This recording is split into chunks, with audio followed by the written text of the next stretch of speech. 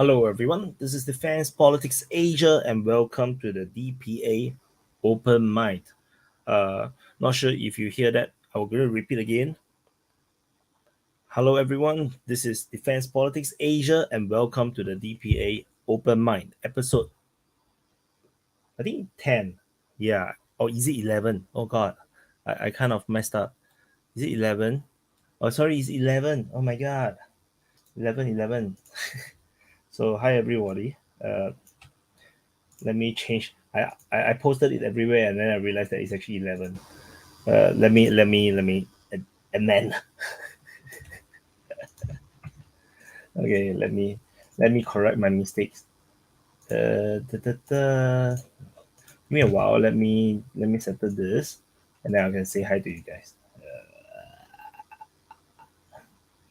God, I always confuse the episode numbers. Like the last time I also 10, I put 9 and all this kind of thing. So currently the open mic is now being streamed on 2 different channels, and the main channel as well as the open mic. And you might also notice that the quality of this seems to be better because I paid for a more expensive subscription. So now the video is HD. So it's like high definition now is 1080 1080 rather than 720. So the quality is going to be better. And so I just want to say hi to the people that has been here for some time. Donetsk People's Republic, Albert, Rick Lee, Theodoric, Ghoul, George Smooth, Flicking Bullocks, Edmund, Sleazer, Barbarossa, David King, Marco, Lex, Date Shot, Fabio. And so currently it's being streamed live on both sides. But my plan is this. To encourage you guys to go from the main channel over to subscribe and watch over at the DPAIRL channel. The main channel stream will end around 1 hour mark or 2 hour mark. So to just force you guys to jump over to the other side and subscribe over to the other side. So I'm not manipulating you guys. So yeah. So too bad you guys are gonna get manipulated. And hi Ugly Toad, hi Rishikiran Devarjoti. Don't know pronounce correct now. So let's. Hi Ocean, how Johnny Bravo, how Marco. And anyway, so now I'm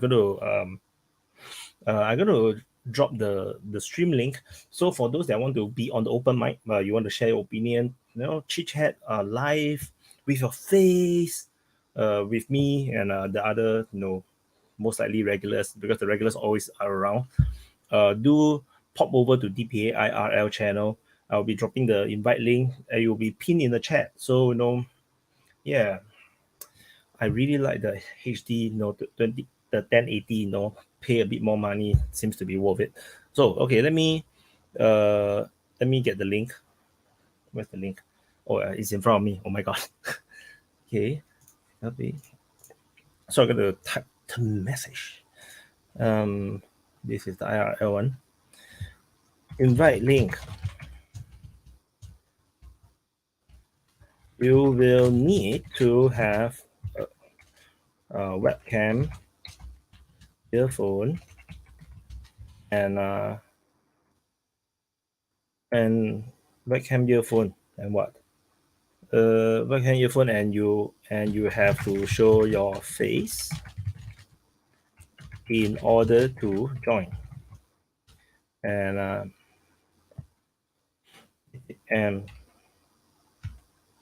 and remember to subscribe. Right. Okay. Show. Oh, I remember one more. Earphone, and then off the stream audio. The YouTube stream audio. I dropped the link inside the DPA IRL channel, and it's now pinned. And give me a while. I also need to take my earphone. Where's my earphone? I'll be right back. I'm going to take my earphone.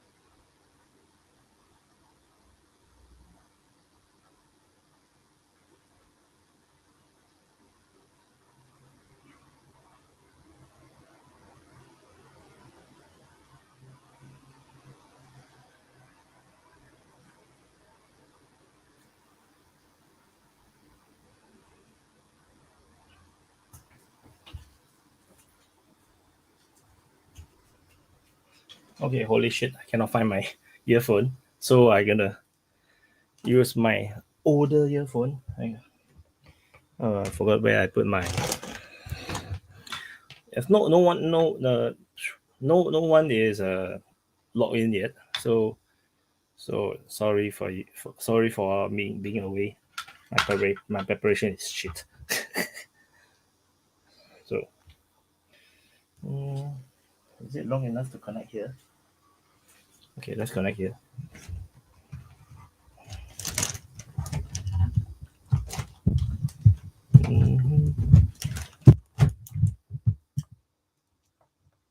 Okay. This is the first time I have to do this. Can you guys hear me?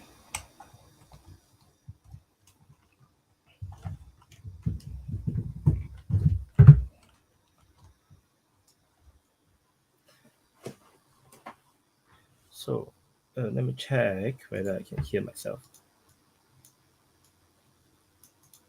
Okay, good. The earphone is working. If you guys hear me, oh, good. Glenn said you can hear me. So cool. So anyone want to talk? You can come on to DPA IRL channel, and the invite link is over there. I'm gonna write the link. Here.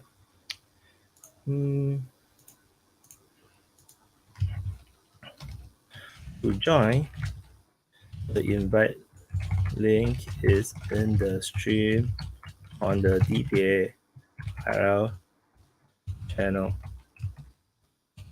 Pin chat. Let's drop the message on the main channel as well. So so since no one is up yet, I'm gonna just address some of the things that people say. So Merry Christmas to everyone. In case I haven't watched any of my videos, Merry Christmas to you. And also today is Boxing Day. So Boxing Day doesn't really mean this boxing. I just thought it's funny, and I actually forgot what's the meaning of Boxing Day. So anyway, there's a tradition. Just Google it, and yeah, Rishikiran Diwajoti say I pronounced almost correctly, so that's very good. I caught his name pretty well. So he said that India and Singapore have good defense cooperation, and yes, Singapore Air Force is actually pretty powerful, and so please don't do 6 hours today. 5 hours is actually quite painful. Hopefully we'll do 3 hours. No, but I will see. I will actually depends on the dynamics. How the chat goes. If the chat goes really well, then I will just extend it. But no, not more than 5 hours. 5 hours is really too long. What else? Russia still taking Bakhmut, of course. Russia is fighting really hard for Bakhmut, and I think DPA for every Russian soldier killed, you will have 5.31 Ukrainian soldiers. I don't know where you get the number, but the safest way to ascertain is that 1:1. That's the best way. So if the Ukrainians say they killed 100,000 Russian soldiers, then they have also lose 100,000 not US soldiers, Russian soldiers. Then Ukraine will have lost 100,000 soldiers as well. That is the best way to put it. What else? So we have someone on stream now. Hi, Fabio. Hi, Bob. Can you hear me? Yes, I hear you. That's the first time Cool. I tried this out. So, welcome to the open mic. You are the first guy here today. hope not the only one. If it's the only one, then it will be like an interview. Then we will just chat all the way until we get sick of it. But I'm All right. sure usually people will join. Where are you from? I'm from Switzerland, and Switzerland. I'm following the conflict of the Ukraine for 8 years now, more Oh, in detail, as for reading the OSCE reports during the Civil War, and moreover, and yes, I'm also interested in your channel as well. thank you so much. So, do you put yourself as a pro-Ukraine, pro-Russia, or just neutral? As I'm Swiss, so you can imagine that my first answer to that is neutral, and but I do understand the less favorable position of Russia as well as the European one. Mm-hmm, mm-hmm. Yeah. So I see Singapore the is conflict in a more in a in a bigger scale. As for um, a Cold War policy which never have ended by the US and which is going on. mm, I think Singapore is also like Switzerland. We actually follow Switzerland for a lot of things. We always aspire to become the Switzerland of Asia. So we are also largely neutral, largely. Although I don't think Switzerland has been very super neutral. I think they have participated in sanctions, right? Yes, we did. And it happened by a huge pressure by the US and European Union on us. And this is a new land for us because during the Second World War, there was also this pressure against Switzerland from both sides just to be on one side. We resisted on that, and this time our government simply flipped and joined the sanctions very easily. And that we see this as very problematic because we are the nation where peace talks will happen after conflict. So Yes. where to go then to Alaska? I don't know, or Yeah. to So the Antarctic. now the peace talks are supposed to happen in Turkey now. Yeah, because Switzerland, I don't think the Russians see Switzerland as neutral now, which is why. They The, do see, but they're a little bit angry, and also the European Union is angry because we are too neutral for them because we don't have not delivered the ammunition for the tanks. We have Mhm, not mhm. delivered all the necessary things the Germans wanted to deliver. And we have been sanctioned a little bit by Germany, by the way. Who's So sanction? I think it's a Can I good explain sign more? that both sides accuse us not being neutral enough. Not neutral, yeah, but the European Union don't really want you to be neutral, right? They wanted the permission to use the ammo Of that course, Germany needs. Yeah, but I think Germany is very happy that Switzerland don't allow. a Then little bit, yeah, and but it's against our constitution to deliver any kind of weapons or parts of it to a warfaring country. So it is simply impossible by our constitution. And it's very strange that they still insist that we should do that. How? Without changing our constitution first. yeah. Hi, Aki. Hey, how's it going? Yeah, good, good. So we were talking about Switzerland and how they are like bullied into taking a side, which me in Singapore knows very well. We also um, take a very unprecedented position on the war. So like Singapore is also like Switzerland. We are supposed to be neutral. We always don't take sides, but or at least since the end of Vietnam War. But we are also forced into taking sanctions on Russia, and that have a tremendous backlash in the population in Singapore. It's like the people are asking, why the hell are we sanctioning Russia? So when we didn't sanction America for their illegal wars, so why we are so special to this? Hi, Alan. Hey, Alan. Yeah. So What? Austria. Aki's sorry.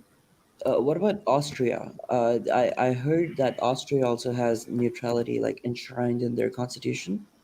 So what about them? Does anybody know? Do you know, Fabio? Limited. It's more limited neutrality, of course. They're also in partnership of peace with NATO, taking also part just because on the military point of view. So they're part of the European Union, part of the political sphere of NATO and the European Union. Switzerland is neither in a military alliance nor in a union as the European Union. So that's the real difference. As for other countries to see if Austria is neutral or not, so they're biased in the point of view of the other conflict nation, as Russia, for example, from the very beginning. How does the Swiss people think about the war? That's what I was going to say. Well, I can only tell you from the German part of Switzerland, the 4 language parts, and we read the German newspapers. So it's a heavy influence from there. So I would say 70% of all Swiss believe that Putin woke up in the morning, ate something wrong, and just decided to declare war to Ukraine. Yes. Seems appropriate. Sounds logical, right? It makes total sense. But that's how a lot of people see it, like, because it's such an easy thing to believe. Pardon?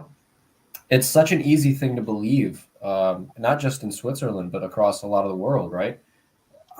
Instead of having to learn about the complex, like, geopolitical chess game that's been played for the last 8, 12, 20 years, Putin's a bad guy. He's just a meanie. He's a bully, and he wants to do mean things. And that's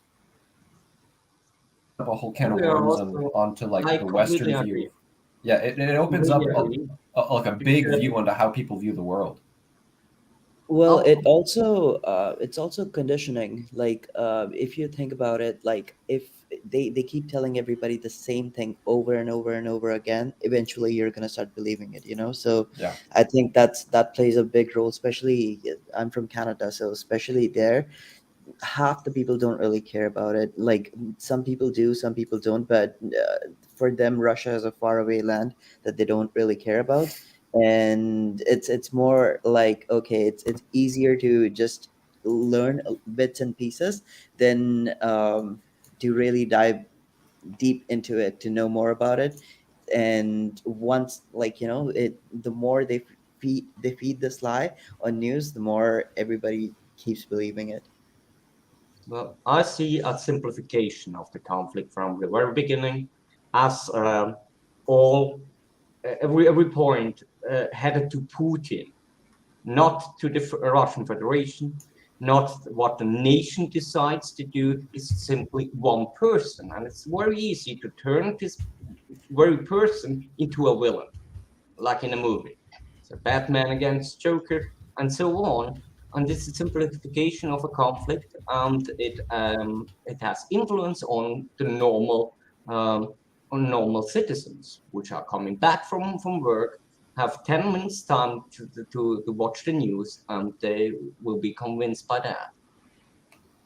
Yeah. So like for my mom, every day she's very religious about watching the news. Like, the times 10 p.m. she will start to on the news and watch the national news, and it and she basically gets all the news there. She don't read newspapers and everything. So it's I can imagine how easy it is to just believe how the world is just by depending on the news broadcast. Kind of just coming to a conclusion based on the information you're given. Hi, Ralfs. Ralph, where are you from? No sound. He muted himself. He doesn't want to talk to us.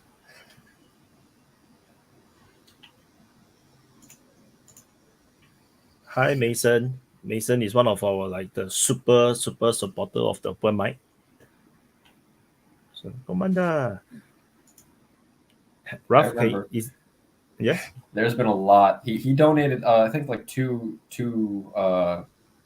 open mics ago. He donated like 4 or 5 times in a row. We're just having like a conversation with the chat, or maybe that was someone else. Yeah, a few. There's I think 2 or 3 or 4 of them. Always very supportive of TPA. So I'm very appreciative. I'd love Ralfs, to I have think them come on though. You know.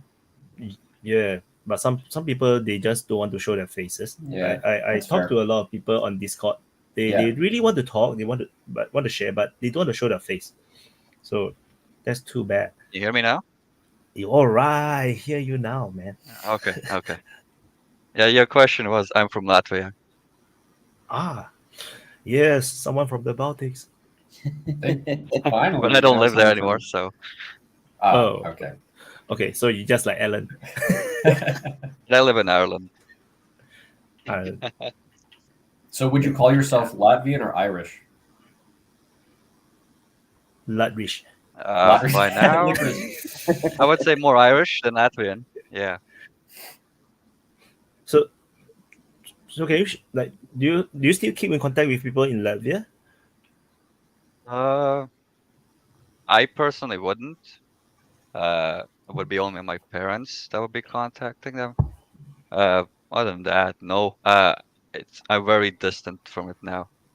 Your parents I've is been still in living in Latvia? Ireland for like. Sorry? Your parents still in Latvia? No, they live in Ireland as well. So there's no reason for me to really have contact with anyone from Latvia anymore. So that's why. So what's your perspective? What's your position on the war? I mean, I could go on a tangent because as Go ahead, man. Latvians, they have a long history with Russians and all other ethnic groups around. But I would say pretty neutral. I mean, you can argue like both sides.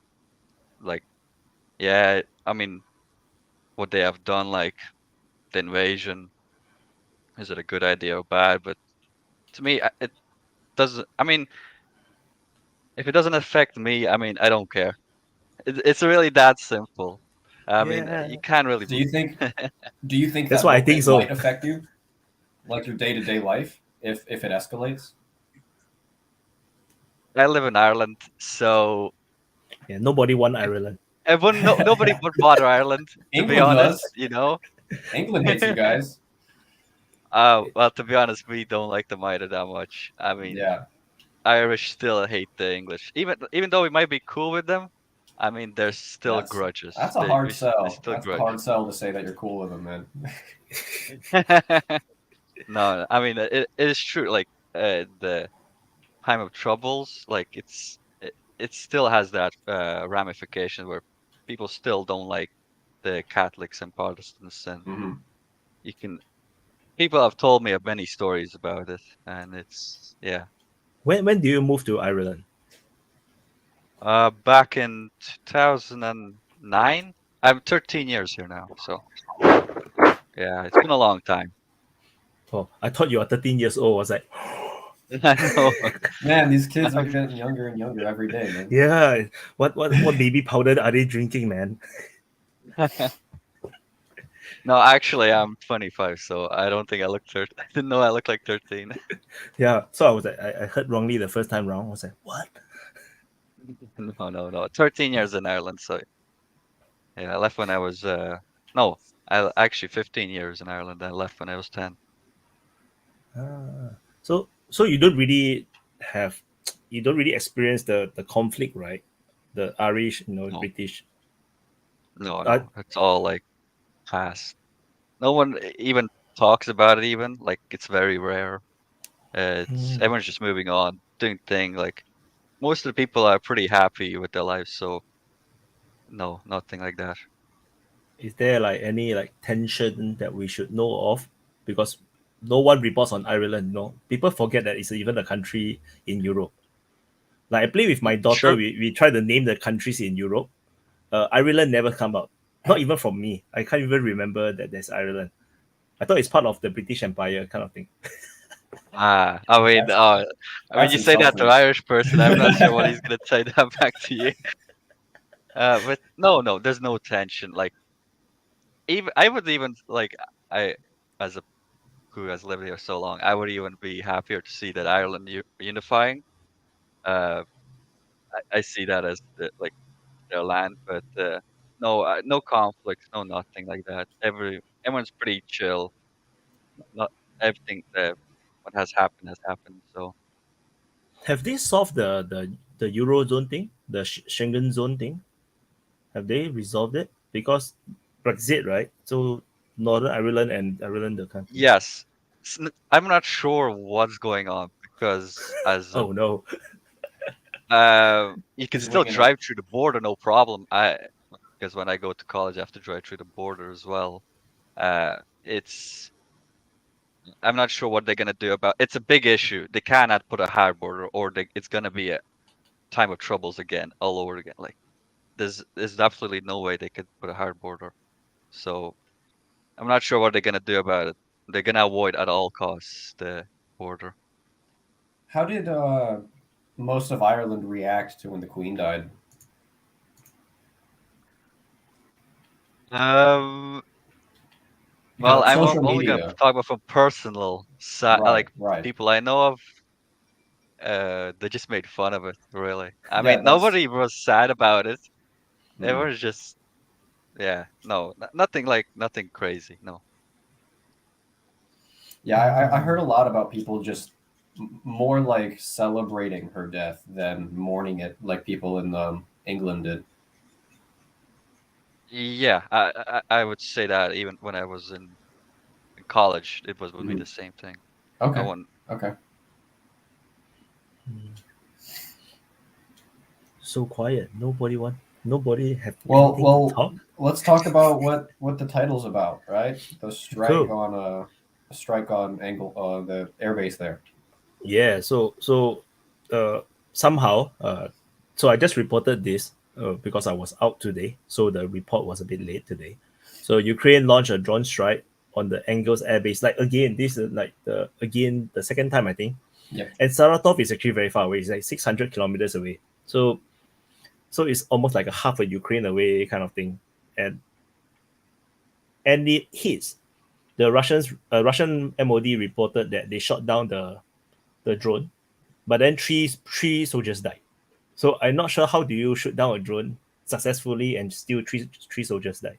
So and uh and I believe that there might be more casualties because three died. I'm quite sure there will be others that are injured as well. Mhm.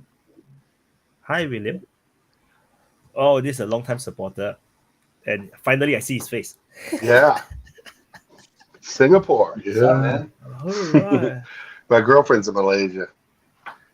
You're in Malaysia, right? My girlfriend is. Your girlfriend. Where are you now? Minnesota. Oh. The middle of nowhere. Actually, Minneapolis is one of the biggest cities in the country. So, Oh. Fortune 500 companies, 3M, General Mills. No defense contractors like California or the East Coast, but mostly food. So, It's not life isn't too crazy out there, which I've heard, right? well, Minnesota's cold, so we don't get as many people who don't work and have homes, and otherwise you freeze to death. That would be rough, man. I heard the North America now having some like very terrible snowstorm. Actually, it was a bomb cyclone, so we're just really cold. Yeah, it Brought was down all really that air. weird. It Wasn't too much like- snow, just really cold, unless you're out in Buffalo or something.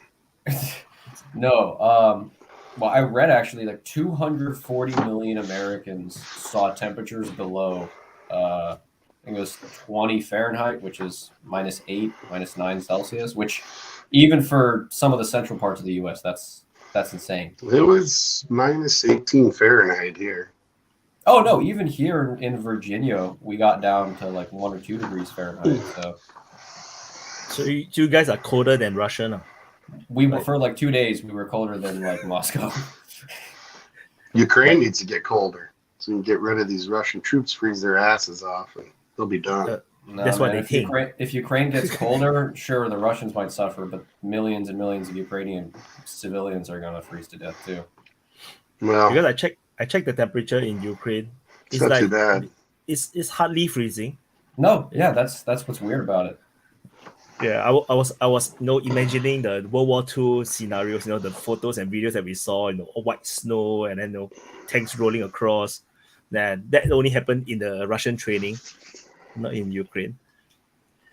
How do you guys think the soldier? Oh, yeah, go ahead. Sorry. Back to the issue Wyatt outlined about drone strikes.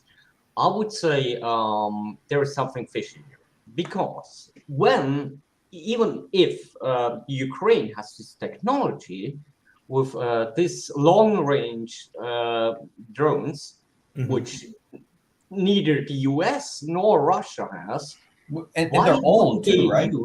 Why wouldn't they use it in the conflict zone? Or earlier, right? Use it earlier. Aren't these drones super old too? Yes, it's the Soviet drones. It's those Soviet. They're like they use rocket powered, right? Or jet powered. Yeah, and I believe that it's like you need to crank some gears kind of thing to do the coordinates. Man. But it's effective. It's like super effective. Like even the NATO air defense did not catch it when they dropped into, I think, Czech Republic. Which is weird. Which is weird. They fly the wrong direction. Yeah. So was it a do you guys know if it was a malfunction of its like GPS system, or was it did they launch it on purpose or something? I don't think there's GPS system. It's all manual. It's like old Soviet pre-computer kind of. Yeah, I guess I was just assuming they upgraded it a little bit. And it's funny how effective it is. Mm-hmm. It still managed to hit Russia, and the Russia have no idea how to stop it. And that's the beautiful part of it. Didn't the last time it got through? Didn't the last time they launched that strike, it went like between a Russian air defense, like they had their system set up and they found like a weakness in it. They sent it right in the middle. That's what I read. That's how they got through. Well, if you fly 50 feet off the ground.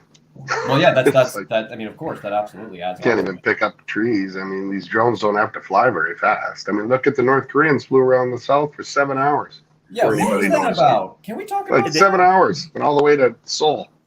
Yeah, there's the big news today, which I saw on the pro-Russian sources, where the North Korean sent, I think, 5 drones across the DMZ, and then the South Korean seems to have zero ideas how to stop it. It's a bit like the Turkish drones that Goran 2 that is flying into Ukraine, and Ukraine have no idea how to stop them. They send the fighter jets. Goran is Iranian. Yeah, so they flew the fighters to intercept, and then they crashed. So the South Koreans actually crashed one of their K1 jets, trying to intercept the drone, which is like hilarious to me. Well, how did that actually happen? I mean, it's kind of funny because you'd think this technologically advanced country could shoot down a couple drones, but it actually opens up a lot more. Is the Ukrainian, is the South Korean military ready for a conflict involving like modern day technology? Because they've been preparing for the North Korea's like mass artillery strikes and all this kind of stuff, right? But could South Korea hold off a drone strike like that? The North Korean army is sick and they're in terrible shape. I mean, you remember that one guy who escaped? They found like he was one of their top units. He had like 10 worms in his gut from trying to eat potatoes out of the field. Remember that guy who made it across, ran and got shot like 6 times and survived? He was one of their elite soldiers, and his whole intestines were just full of parasites. And that country's in bad shape. The only reason they do this stuff is to stay in the news so they can get some concessions, some money, something. Because we're basically ignoring them right now. They hate that when we just get ignored. So like Zelensky have to fight for attention with Kim Jong-un. Exactly. They're both like trying to outdo each other. You gotta stay in the news. Which is kind of morbid if you kind of think about that. Yeah. How do they keep it up? It's through violence and death. I think Zelensky's fine now. We just passed the budget for what, $52 billion for next year. That's what he's going to get next year from the Americas, $52 billion plus how much from the NATO allies. I love $52 billion, man. Can I have Yeah. $52 billion? But It's I not think like they're 90 getting money. We're paying our own defense contractors to produce this stuff to give it to them. So we're basically paying for our own jobs to. But I the mean, this is gonna. military part is only 1 billion. You know, What's that? like there's Yeah. the military part of the aid is only $1 billion. The other ones is all for infrastructure. Yeah.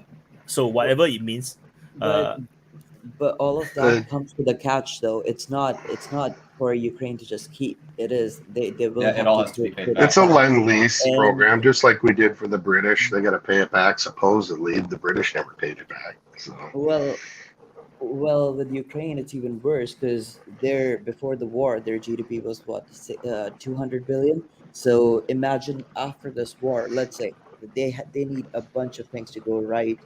They need the war to end faster. They need the population to come back. They need a bunch of things to go in their way to even be able to pay part of it back. So yeah, economically speaking, they're not. It's really, really, really hard for them to survive. but you got to remember, Japan, Germany, they had nothing left. The whole countries were just devastated. There was nothing. Now they're two of the greatest economies in the world, Well, and we rebuilt them. Same with South Korea. I mean, there was nothing. It was just destroyed. So if they come back as a strong, if they get in the European Union and come back as a democracy with the type of food products and they have and stuff, they'll thrive. well, Do it you think depends that they if they're can able come to. out? Oh, go ahead, Aki. Yeah, well, it depends if they're able to really get back the Zaporozhia and Donbass because that's where, well, Crimea too, but Crimea, I don't think they're getting back. That's where all of their natural resources and industries were. Without it, I think it would be very, very, very hard. So I'm in Vietnam right now, and it is the perfect example. They had the will, but what you also need is the resources. There are three things that you can utilize. It's commodity or commodities, natural resources, or services that you can provide. So if you don't have population, you can't provide services. If you don't have resources, you can't provide commodities. So not the economics of it really depends on a bunch of things going right. And one of the most important parts is are people from other that have been displaced will come back or not. It is a huge population that they're losing. It's not just people who are going to different countries. It's also think about the 4 or 5 million that Russia can just take with those the annexed regions. They got to support them. They could barely support their own army right now, let alone 4 or 5 million refugees. So Well, I don't think they would be refugees. They would be people in their homeland working, would they not? the problem is the average Russian family makes about $10,000 a year. Mm-hmm. That's, I mean, it's 56 in America, and most Western countries it's 36 grand. I mean, The cost of living, right? Like, it's America, they're trying to live on expensive. $10,000. We're like, well, they're only paying in rubles. It's kind of like Malaysia. You know, my girlfriend works for the government in Malaysia. She makes 2,000 RM ringgits a month. It's like $500. Well, it's 2,000 there. Well, yeah, but you got to buy stuff that comes in unless you buy locally sourced products. You're in bad shape. So, William, where does she live? Kuala Lumpur, KL. Because when you say average, the average turnover or gains of a Russian citizen, of Russian family, we have this very huge differences within Russia itself. Let's say Moscow, one of is as expensive as Zurich, and it's a high economical metropole as St. Petersburg is. Yeah, And but then these. a huge landscape where you have a complete different economical structure. But So Putin's support isn't coming from these yeah. big cities. He gets his support from out in the rural areas where these people are in bad shape.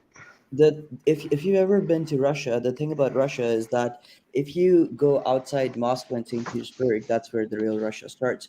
The thing about the benefits of Russia is that everybody there they still have the leftover communism mindset. It's not communism, but basically what as long as they have food, water, shelter, and a job, they're happy with that. Or pension. It's not. It's not. Pension, pay him. Yeah. It's If he not stops like, paying those pensions, he's done. yeah. But It's wouldn't not that like be Hey. any in country? North America where we need a bunch of fancy stuff here and there to, keep our standard of living. People Yeah. are just content with whatever they have. Quick So I question. don't. A What's lot the of your topic world. right now? What's the topic right now we're focusing on? Anything you want. How the Russian people and Russian military Or what was it, Ukraine, like, but how cannot be we supported. started off with whether Ukraine can survive the war, Right. Mhm. sorry, Now we're, Okay. do well after the war, and now and we're then after we talk trying about to figure the out cost if of Russia living. can do the same thing. So okay, Yeah. let's put everything together. What we know all that the Ukrainian economy is in the brink of collapse. So what would it mean for Europe? How much damage would it cause for the European Union to keep that up without Ukraine? You mean keep it from collapsing? Like it's about Exactly. 12 billion a month right now, right? Isn't that like the number? I don't know Yeah. exactly, but it's a lot of money per month. That is You know, how they long sign- can Europe sustain that without getting real serious own problems? Well, I by would Europe, argue I'm longer than assuming you Russia. mean. Well, by Europe, I'm assuming you mean the European Union. Yeah, it's not It's going to be only- Europe it's only who's gonna be spending those- most of that money. It's only going to be those countries really that are going to pour into trying to resurrect Ukraine's economy. Because the countries who aren't part of the European Union, why are they going to care? Yeah, well, at the moment, all the debts and problems Ukraine has with governmental services and so on are paid by now by the US and Europe, and moreover, Europe goes into an own economical crisis because of the energy. So the question is, how long will this sustainable for Europe before saying, well, let's drop Ukraine because it caused too much damage for us. And I think this is a thinking the political leadership in Russia sees very well. So the question here is really on that point. Yeah, but if you're afraid of losing your own country to another country, you're going to spend whatever it takes to defend yourself. And I don't think anybody thinks that Putin only wants Ukraine. That's insane. If he would have rolled in there and finished them in 72 hours, he'd be done with Moldova, Georgia, probably going to Latvia and those other countries. And I He's don't not think gonna he's dumb enough to stop. start Wait, World War wait, III. why would He ain't dumb enough to start World War III. No, because he knows that he has to fight all of NATO if he does that. I'm not. why? sure. Why would he have to fight NATO? We would probably just say, fine, take Latvia and them too. I mean, we don't. No, because you know why? Because if it's that easy for Putin to go and take those three countries that are NATO countries, that it's that easy for China to say, well, if Putin can do it, why can't we just take Taiwan? Then They basically, will. then the U.S. would be a joke and NATO would dissolve. And the The US only can't afford to problem do is trying to get across the ocean. China's Navy is not that good. They put out a few ships, but I mean, now the They have the Japanese largest have Navy in the world. doubled. They have the largest What's Navy that? in the world. They have the No, they largest do Navy not. in the world. They Yes, they do. have Are you okay stop? They actually do not. Yes, they do. Jay, Look it up. They do. they have no The they United have the States has largest 11 one. aircraft carriers. They That's have great, the but I'm saying by largest tonnage and by vessels, they have the but largest. Jay, like I kind of got to play devil's advocate. Just because you have the physically largest by tonnage navy doesn't mean you have the most powerful navy. That's true. Now But that means they can Japan's absorb a lot doubling more their damage, spending though. on Navy too. So That means for every one ship that the U.S. would lose, it would cost them more than it would for every one ship that China would lose.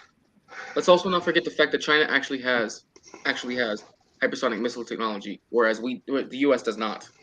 And if they do, you can look it up. a hypersonic missile's not going to be good against a moving They carrier. have It's good hypersonic against missiles. standard They got a whole targets that are aircraft set. carrier. What's that? They have aircraft killers. They have aircraft carrier killers.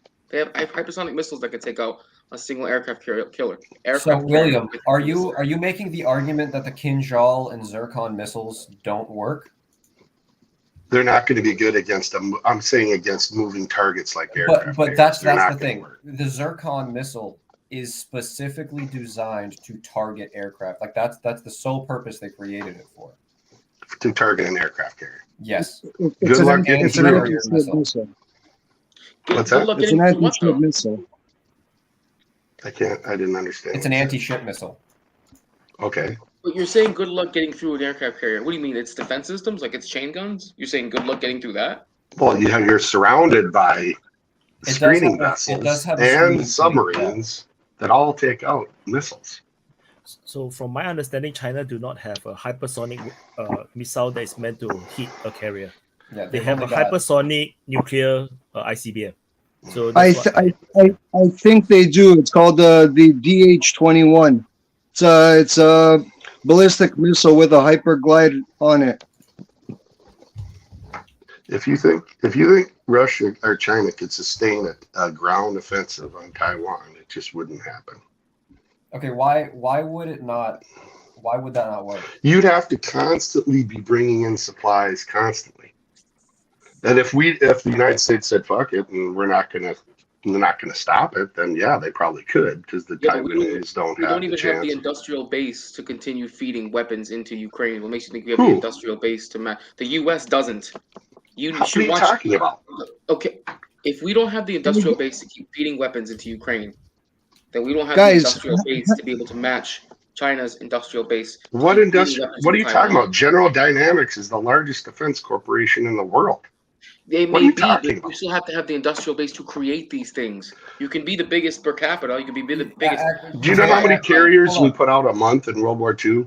One a month. Yeah, World guess War what? II. That was, Yeah, they can that was just 80 ramp up. years ago. Hold That on. was, excuse me, that was like William, 70 years ago. Those shipyards are still 70 there. years ago. They're there, but you need that. You cannot. There's no logical way to connect a World War II era aircraft carrier to a modern aircraft carrier. The difference in technology is Night and day. worlds apart.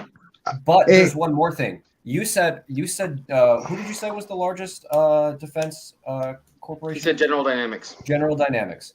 How many hard factories, like hard point factories to create materials, does General Dynamics have?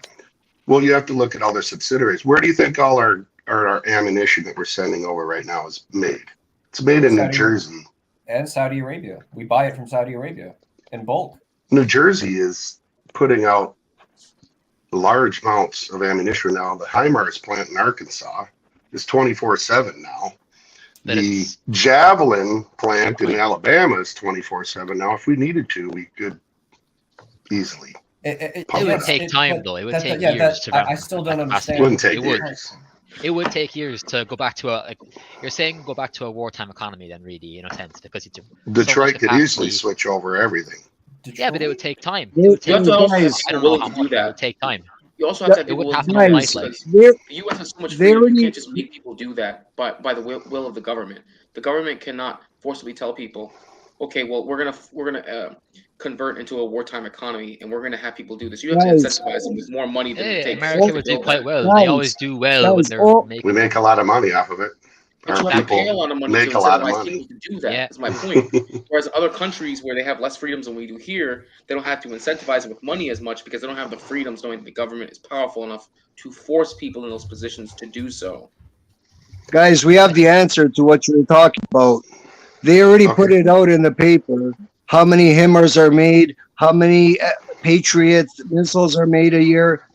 They're in the hundreds, and It's they pretty now small, but it could signed be contracts. increased. They Double. signed contracts to double the production, and that won't start till like 2024, 2025. Yeah. And even if they double the production, that won't even cover a couple missile launches from what Russia is doing today.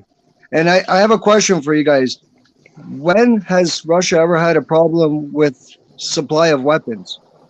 Other than the Never. news that says it, ever. Like, I can't think of any time. In fact, Never. if you look at it, even if Russia was solely using Cold War era technology, right, for this war, even if that's all they were using, they probably outnumbered all of what NATO had. The USSR probably outnumbered all of the stockpiles that NATO had by at least 3 times. But the And problem there's probably is still warehouses quality that shit, haven't though. been tapped yet. one Excalibur round is probably worth 150 of the rounds that they're using. Quality. but You're talking about Okay, sticking a well, GPS on a round and it hits the target. You know what? I You know what mean- though? Yeah, The they Nazis got probably so, had the and same what- ideology with the Panzer versus the T-34, but the T-34 could be mass produced, and you could produce 5 T-34s to every 1 Panzer. And how did That's that true. work out?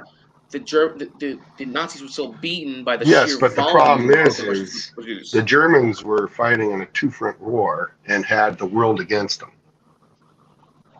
The Russians have the world against them now, so they're not on the side. What? The world being, if you look at the last UN meeting, right, when they were trying to vote on a multipolar world, there were most countries voted on the side of Russia. Do you know Most Russia's countries- GPA is smaller than the 65% state of of the world. California? Excuse me? Well, there is Russia's GPA is smaller than the state of California. William, Okay. I'm sorry, Most but I countries think are smaller than Can I GPA. answer that? Most Can I answer that allies are question? smaller than that. Can I answer Sure, that go ahead. question? Go ahead. Go Go ahead. ahead.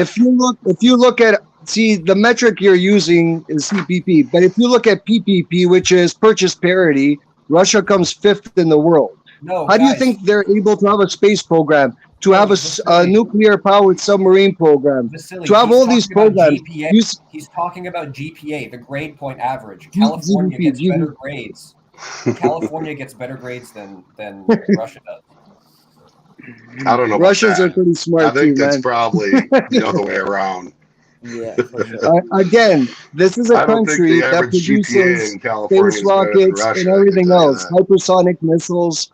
This is not a joke of a country. I'm not sure what you're trying to get at a point. One smarter than the Well, other? You know what's interesting is why did one of their SFB officers get busted coming through Estonia trying to smuggle in sniper rounds and some chips? If they're so set, why are they bringing one guy? Do you That do you kinda sounds really like a believe straw man everything that the news tells you? What's that? Do Well, you they really busted the believe people everything here the in news America too reports? that were supplying it, Yeah, spies get caught. Well, I don't get what your point is there.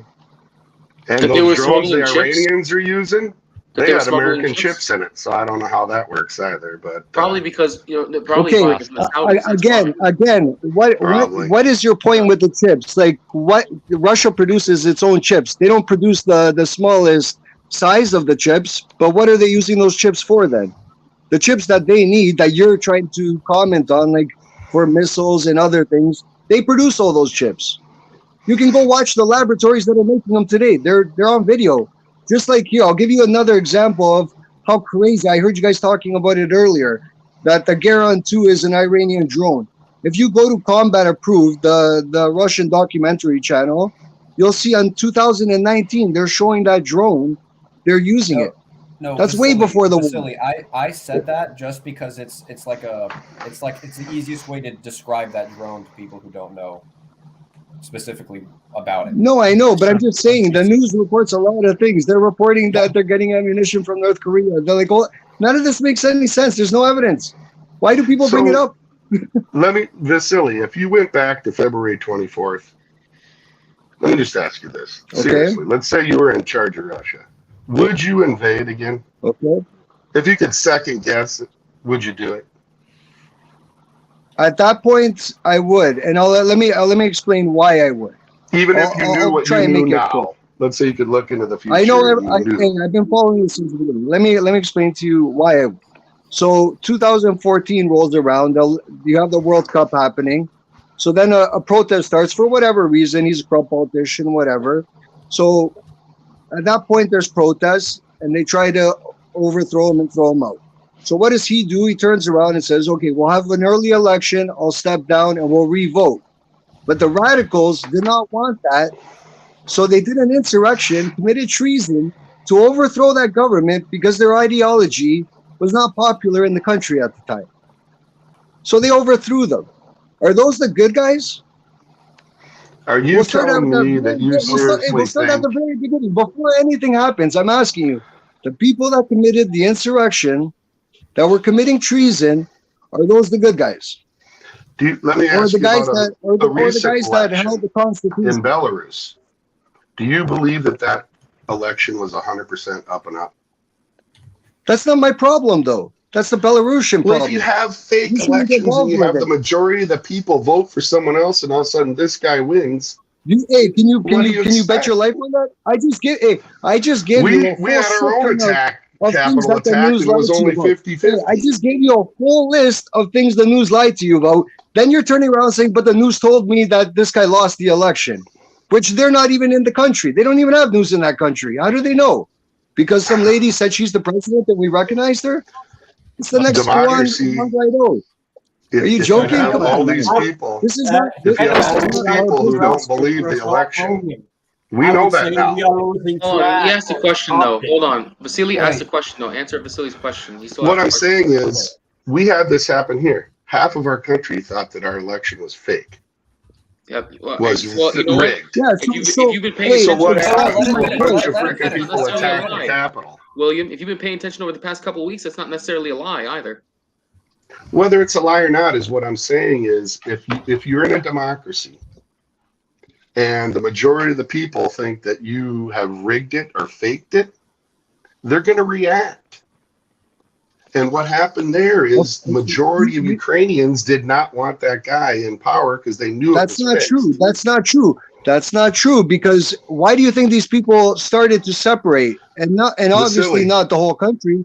It was pretty Vasily, split down the you're middle. going back to 24th of February when Putin thought he would walk in and people would be throwing roses down on the feet of the Russians. Look Who at told you Kharkiv. that? The media? 90-something, Who told you that? The 90 media? 90% Again, who of the told you people that? in The media? Kharkiv speak Russian, let him correct? finish. 90% of the people in Kharkiv speak Russian, correct? Yes. It's 20 miles from the Russian border, right? Or Okay. how many kilometers? They What's your point? absolutely fought tooth and nail to hold on to their city. Who was fighting there? The people in Kharkiv. No, Those the divisions, people in yeah, Kharkiv, William, their that's right. those flesh divisions were are hiding made in up of basements. No, Russian-speaking guys, that's right, soldiers. because the grandmas threw the pickle jars out the windows and they Correct. saved the city. Yes, the grandmas threw the potatoes. Last I checked, Azov was in that city. Tornado was born in that city, and then you have this army that was created from militias since 2014 that was running around the eastern parts of Ukraine, butchering, torturing on video. Did you see those videos? I could send them to you. They're all over the place. This didn't happen. This happened. Did they not massacre like 50 people in a building? Well, who's and torch doing the them on fire? massacring now? Who's launching What missiles massacre? at civilian targets? Today we have a war. Today we have a war. Both sides Well, die. You So mean my it just question to announced you today is, that it's a war, by the way. Did you notice that? There's a long Putin's history speech. of. okay, Finally, the speech William, said let me we're at ask you- war. Yeah, that's because William, What let me happened to the special William, military answer this. operation? yeah, but understand before we William, didn't realize that answer this. there were military contractors from other countries who were in the country, who were in Ukraine, actually guiding and leading Ukrainian troops. Now we know it's for a fact. Now we And know sending it's, in it's for a and fact. sending in $100 billion of weapons. But the point I'm trying to make here No, it's not is quite 100 billion yet. Probably will be by the end of the On year. our end, it is. On the U.S. end, it is. Especially after the It omnibus is, bill it is. just got passed. Well, it's a good test of our so my weapons. question to you is, That's right. Failing Let's everybody kill a who bunch of people predicted to see if our guns work. Really? everybody who predicted an early end to the war predicted it because they believed that Russia would come in doctrinally. They would come in with a big force and actually have a war. If you think bringing 190,000 troops into the country to conquer it is a sufficient force, and then they tell you they're calling it a special military operation, they give you what they're trying to achieve, you could say it's Regime not a change. war at that point. And We know it if was you regime listen to it, and they probably failed. There was some intelligence. I'm not saying that they're perfect. Of course, they did a lot of wrong things too, and a lot of things It was- changed back and forth throughout Can I this just time. say something quickly? Because William brought up a comment there just about like, if you were Russia and you saw the future and you came back, would you still go to war? I would answer yes, but with 1 million men, or a much larger force at least. Well, Right? Russia already had 900K they could have drawn upon. But they would have risked taking away occupying troops throughout the borders of their country. Yeah, They I already So had- what were they would've. doing then? They had understood the rate at which sort of NATO had integrated with Ukraine, and also the rate at which other countries would have gone to aid Ukraine from the their only difference, perspective. I think the only difference would have been that they would have done a partial mobilization at the start of the conflict versus what, 8 months in? And there would be no lightweight just like running down roads. It would have been more of a slow advance like we're seeing in Bakhmut, where they basically just flatten And areas and move and that on. 60 and that was that 40-mile convoy would still be outside of Kiev right now. Would still to this day be outside of Kiev. They No, would it have wouldn't, because that not was had- just Yeah, a feint, convoy. a fake feint. I'm saying they No would not one's have. saying that, They man. would No not one's have saying that, withdrawn. William. Don't They would worry. not have withdrawn out of that city though. Kiev to this day would still be under siege. I Yeah, think they would also. May I ask practically- one or two questions to William? Sure. Okay, the first one is about Taiwan and the Ukraine. You have the contrary problem there. First, Taiwan wants to be is a secession from China, and you support that, as I understood. It's not a secession. What are you talking about? From people who want to be free from its nation. And you support that. Fabio, On it's the not other a hand- secession. On the other hand, you have people on the. May I ask a question first? Sure. And on the other hand, you have the same issue in the Donbass. There, you switching the sides. You say no, a nation has to be consistent. How do a U.S. citizen approach this contradictory? First off, Taiwan isn't a succession because there were two forms of government in China when World War II was occurring, and one of them got defeated and fled there. So they kind of started their own thing. But secondly, let's point it out. I do feel that if there was ability to have a true referendum in the Donbass and Luhansk without any troops there, Russia should have never came in and started that. They could have asked for their own succession or whatever, and had a.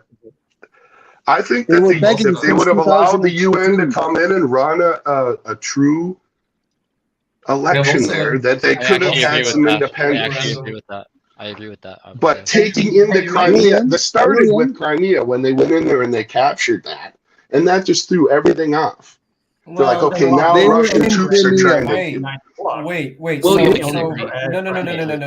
No. So, do you think this last election in Zaporizhia and Kherson and that was true? I mean, come on, give me a break. Come on, straight up. Come on. First off, I will say that at the very least, the Donetsk and Luhansk ones, if they were overnight, that might have been true because most people who lived in Donetsk and Luhansk who supported Ukraine had to get the hell out of there, and they fled in 2014. Their houses got taken over, whatever. A lot of people fled from there. They also dealt with 8 years of civil war in that region. Keep that in mind. That's true, but a lot of Ukrainians fled from those areas in 2014. They have not been back. You don't think Odessa would? You don't think Odessa was given an opportunity? Well, percentage. You don't think Odessa would, William? What's that? If Odessa was given the opportunity to receive, well, they might. They might, but what I'm saying is you got to have an election without military there. You can't have military there and then do an election. Okay, so what happens when you have the election with no military? Let's do this. Let's pull all the Russian troops out. Awesome. Have let's do a that. third party come in. Have a third party come in and do the election. Can I answer this? Russia, and then Ukraine will immediately begin bombarding and massacring the civilians because there's no military there to protect. Not true. Look at Kosovo and Serbia. You have to bring in a force. We can let freaking China and India come in there and be in between.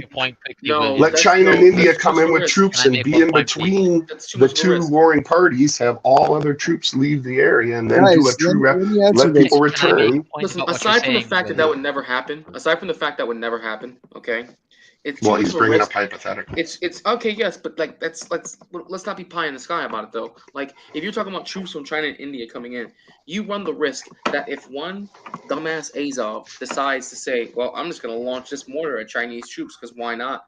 and then they retaliate, okay, and then you have two other superpowers in a region that is already hot that now has troops that have been killed. You now risk having two other major powers drawn into a conflict, and you are throwing jet fuel onto the fire that could be World War III in a scenario like that. That would never happen. There's two. But he brought up elections, and there's no way to do an election in the current situation. A timeline is important, guys. Let me ask a simple question. That's not reasonable. That's not reasonable. Let's go through the timeline here. 2014 happened. So they overthrew the government. Half the country was pretty pissed off, and they started to do a separatist movement, but they're not really separatists because they're standing behind the legitimate government. So what ends up happening at this point, you have a bunch of oligarchs that funded militias that were sent to the east of Ukraine and terrorized it till they burnt those people in the building. Then they declared their independence. And what did Putin say? No, you guys are Ukrainian. Stay with Ukraine. Then they tried to negotiate a peace process. This was called Minsk. Then the first Minsk didn't last more than a couple hours. Then they did the second one. We know they lied about this because Petro Poroshenko, and now we have what's her name from Germany, admitting that they lied about this. So the best person to Ukraine for the last 8 years has been Putin, who's bent over backwards all the way to the end. He even in December of 2021 tried to warn and say, listen, I need a new security framework. This is going to end up in a war. He even sent out letters. He tried to negotiate. He put things on the table. What did we do in the West? We backstabbed them on every single agreement, whether the weapons, START treaty, whatever it is. Look at Iran. Every agreement we ever made, we backstabbed these people.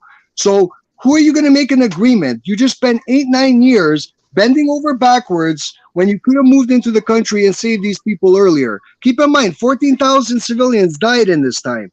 These were Russian ethnic people. So my point to you is, are you saying what more could it be done? We cannot rely on a deal with the West at this point because they don't keep deals. It's a unipolar world that they're living in. Are you going to disagree with what I just said, William? All I know is the report the UN observers said that the separatists were the ones who broke the Minsk agreements constantly, killing Ukrainian soldiers. They did not fire back because they did not want to start the war. Everybody in this room follows this war. Does anybody agree with what William just said?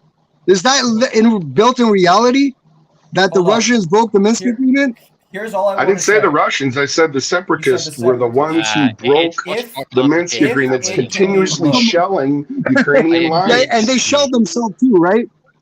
Both sides weren't helping the Ukrainian government never ratified it, though. Without a shadow of a doubt, right? Beyond all doubt, if it can be proven, then I will believe it. Who shot down these poor Malaysian people? Who shot them down? Yeah, who did? Who did? You're right. Who's part of the investigation? Not irrelevant. They were using Russian anti-aircraft guns and shot down and killed Malaysian citizens. Non sequitur. You are detracting from the point. Has nothing to do with the Minsk agreement. I agree with that. And he's wrong on that point too. He's wrong on that too. It's a Western-run investigation. What are you talking about? Whatever. Wait, you think they're going to vote for Russia? When have they? I just told you they can't keep an agreement. What the heck are you talking about? William, they had cell phone conversations with the guy who ordered it. Arrested people in the OSCE for giving information to the Ukrainian army where to bomb. You saw that, right? Vasilije, wait. William, as for with the your information that you have, about with the information that you have, who blew up Nord Stream? Who blew up the Nord Stream pipeline? I don't give a shit who blew it up. Well, Nothing's dead in the water. Obviously, we can't pin it on one country. I don't care. Guys, no. What do I care about Nord Stream? We're not going to be using Russian gas ever again. You should care about it is important. It's just another deal that's got that. Most the American doesn't care. You know what? Germany now has an LNG plant, and we're shipping them a ton of LNG and making a bunch of money. America. Yeah, you're the best friend in the world. Let's charge the country 5 times more for the gas. You guys are the best friend to Europe now. I can sense the imperialism. It costs a little more, but we're making a ton of money off of it. And sure, we don't care about Europe. Okay, listen. The only thing I'm going to agree with William on is the fact that, yes, I'm Team America too, because I live here, and this is my country, it's where I'm born, it's where my family's from. I can agree with that. However, I'm not going to say that, well, to hell with our allies, and they can just deal with the shit end of the stick, while we are the ones who are raking in profits. I don't feel that kind of way about it, because this could have been done a whole lot less dirtier than how it's being We're done the ones spending the most money to support Ukraine. Okay, and I don't disagree with you. Not really. You're making a lot too, and you're going to make a lot more. We were the ones we are making spending the most money before the conflict started, because there were at least 20 countries in NATO that wouldn't even give up 2% of their GDP to pay their fair share for their military spending. So well, that's changed now. That's like, okay, yeah, but it's changed. But look what it took to change, though. Look what it took. Now we got Finland and Sweden joining us. I mean, there's really, literally. So you and they're also it was the getting worst half a million decision Putin soldiers ever on their made. border They now. haven't yet.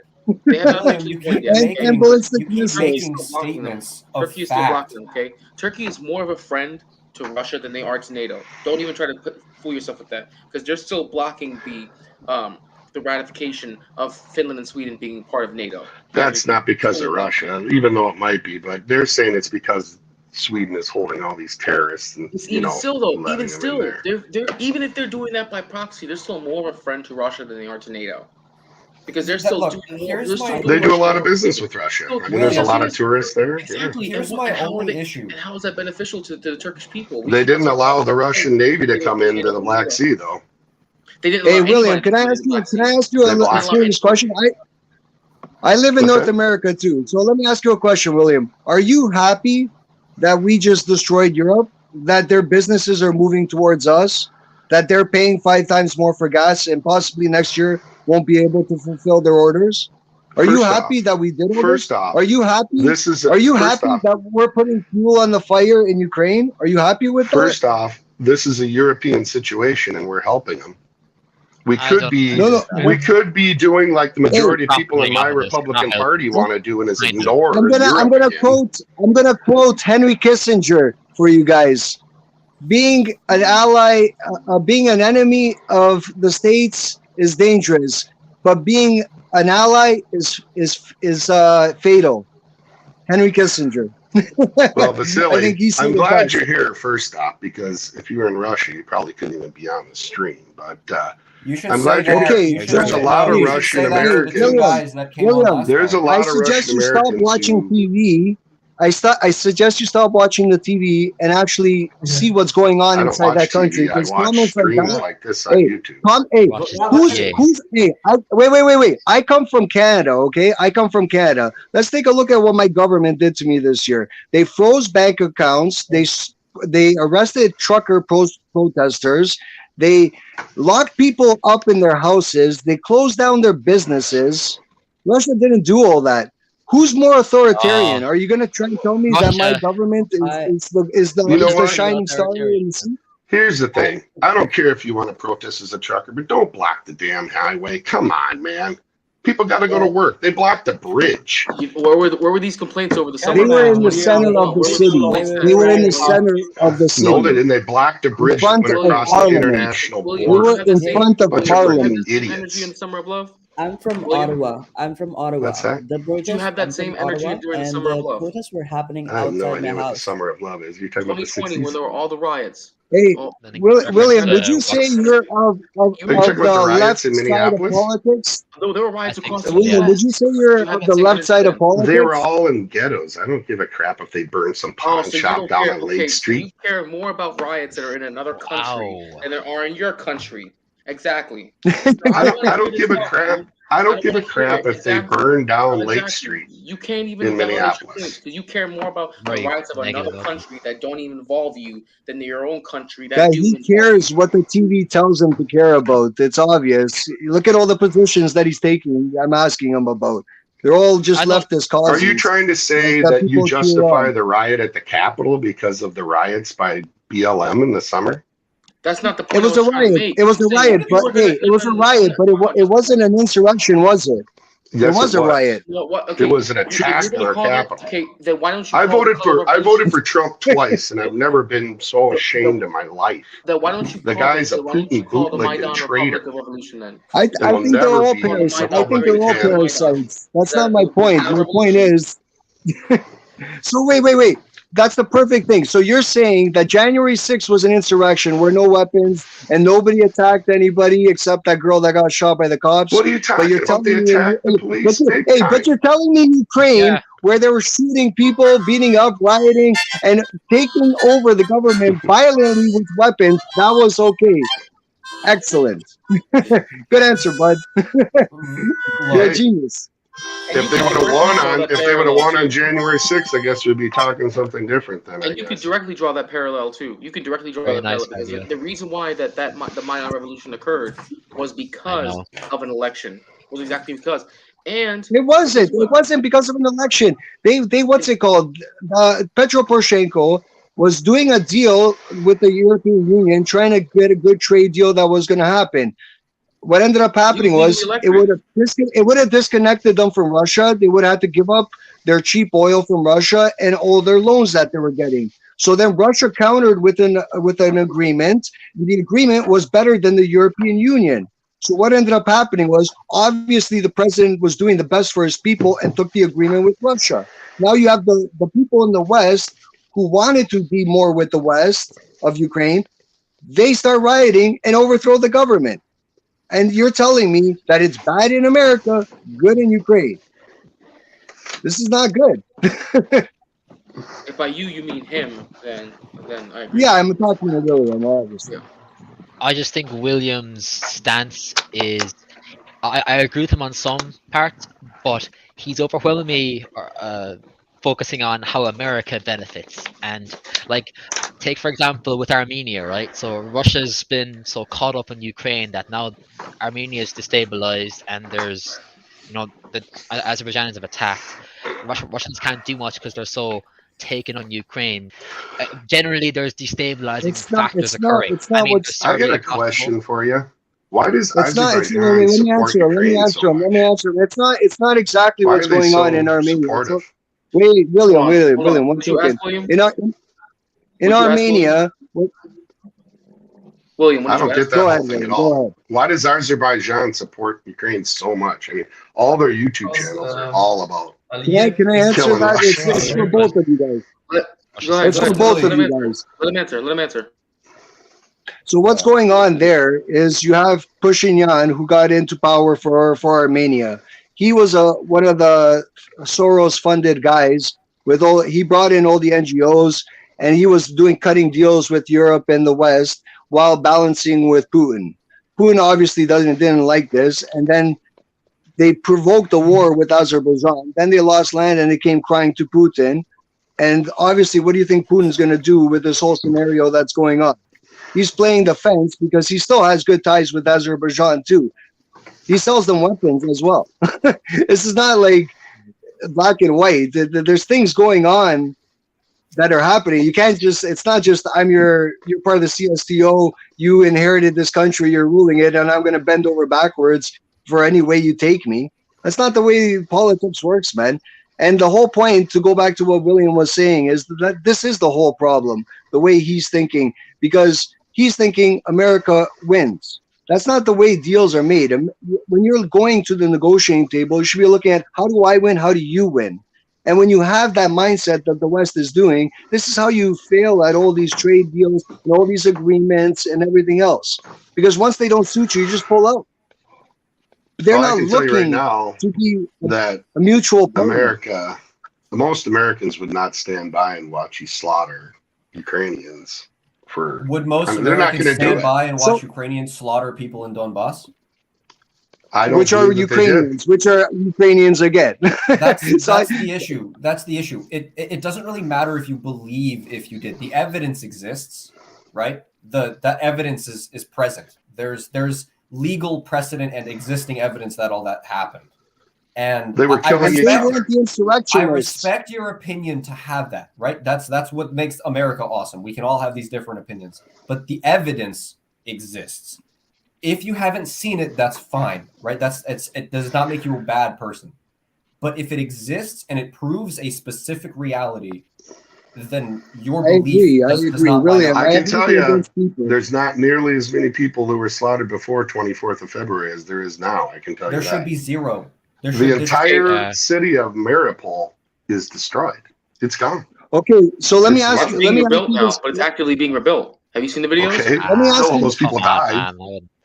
William, let me ask you this question: If we flip the script and let's say it was Mexico, and we overthrew the Mexican government, and now we installed our own puppet, like Russia installed their own puppet government over there, how long do you think it would be before America invaded Mexico? Do you think Well, it would have we been already 8 invaded years them and once. How do you think we 14,000 got Americans? California, New Mexico, and Arizona? No, I'm asking a legit Damn question. straight, Do you think Those I are don't America see freaking would have war. invaded 8 years and condemning that. 14,000 I don't civilians? see you condemning that. I do not condemn that at all. No. Exactly. So okay. So imperialism is good when it The works fact for that you, Texas and but everything it's not else is with okay us, when are it you works for kidding? Am I someone else. condemning that? No. But Good see, old but William, you're okay with it because it works for you. You're not condemning it when it's done with someone else. That's the point. I hope you go back I and don't watch have a this problem video. with people looking out for their self-interests. I don't have a problem with Putin do it. I asked him if it was the 24th of February and he knew what he knew now, would he have invaded again? And he said yes. Why? I mean, that's the dumbest thing I've ever heard. And it would have made sense to do so. Hold on. Wait. William, why would that make no sense if you knew what you knew now to go again? Is it because this is the worst thing that this is probably one of the dumb, besides Hitler attacking the Soviet Union and the Can I answer this for us, guys? This is the dumbest move any leader of any major country has ever made in their life. Okay, let me answer your question. Let me answer He your just question. cost his country 40% of all their energy revenues are going to be gone by this time next year. If you think shipping fuel to India and China is going to make up for that, then you're crazy. So the two biggest populated countries on Earth. Wait, with that They information, have to ship it there. They don't even have pipelines there. Are they building a pipeline? Are they building a Siberian pipeline build it over there now? faster. Hey, Vasilije, They better build it faster. They are. They said that the Crimean Bridge would take a decade. They built it in what, 2 years? But you're telling me you would rather have the Indian market than Europe and the United?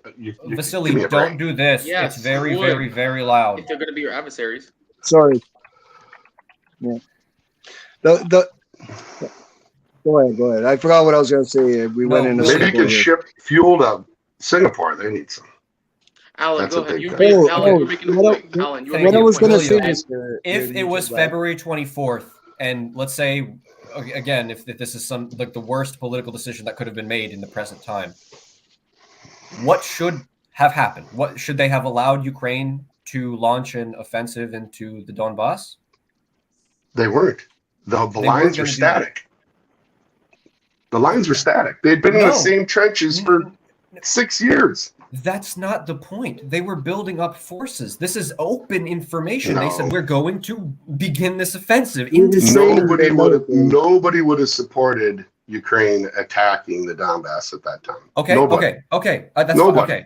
Okay. So what should in that situation right now? We've heard Vasilije's answer. What would you have done if it was February 24th? It's just like North and South Korea. You stabilize the lines, and that's the way it is.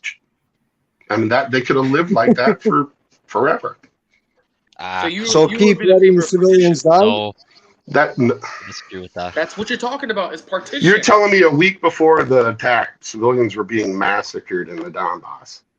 There was 14,000. They were being killed and shelled. Yeah. Both sides. You guys can keep up this all you want. Then why did he try to take over the entire country then? He didn't. He didn't. He said 20,000 troops to Kyiv. Yeah, but that isn't conquering a whole country. That's 200,000 men. He tells you in the Ukraine's address. huge. Leading up Well, to you take over, you take out the leadership, and you try to do it like that. The point was to I remember what. Demilitarize and I remember. Ukraine. He tells you that in the address.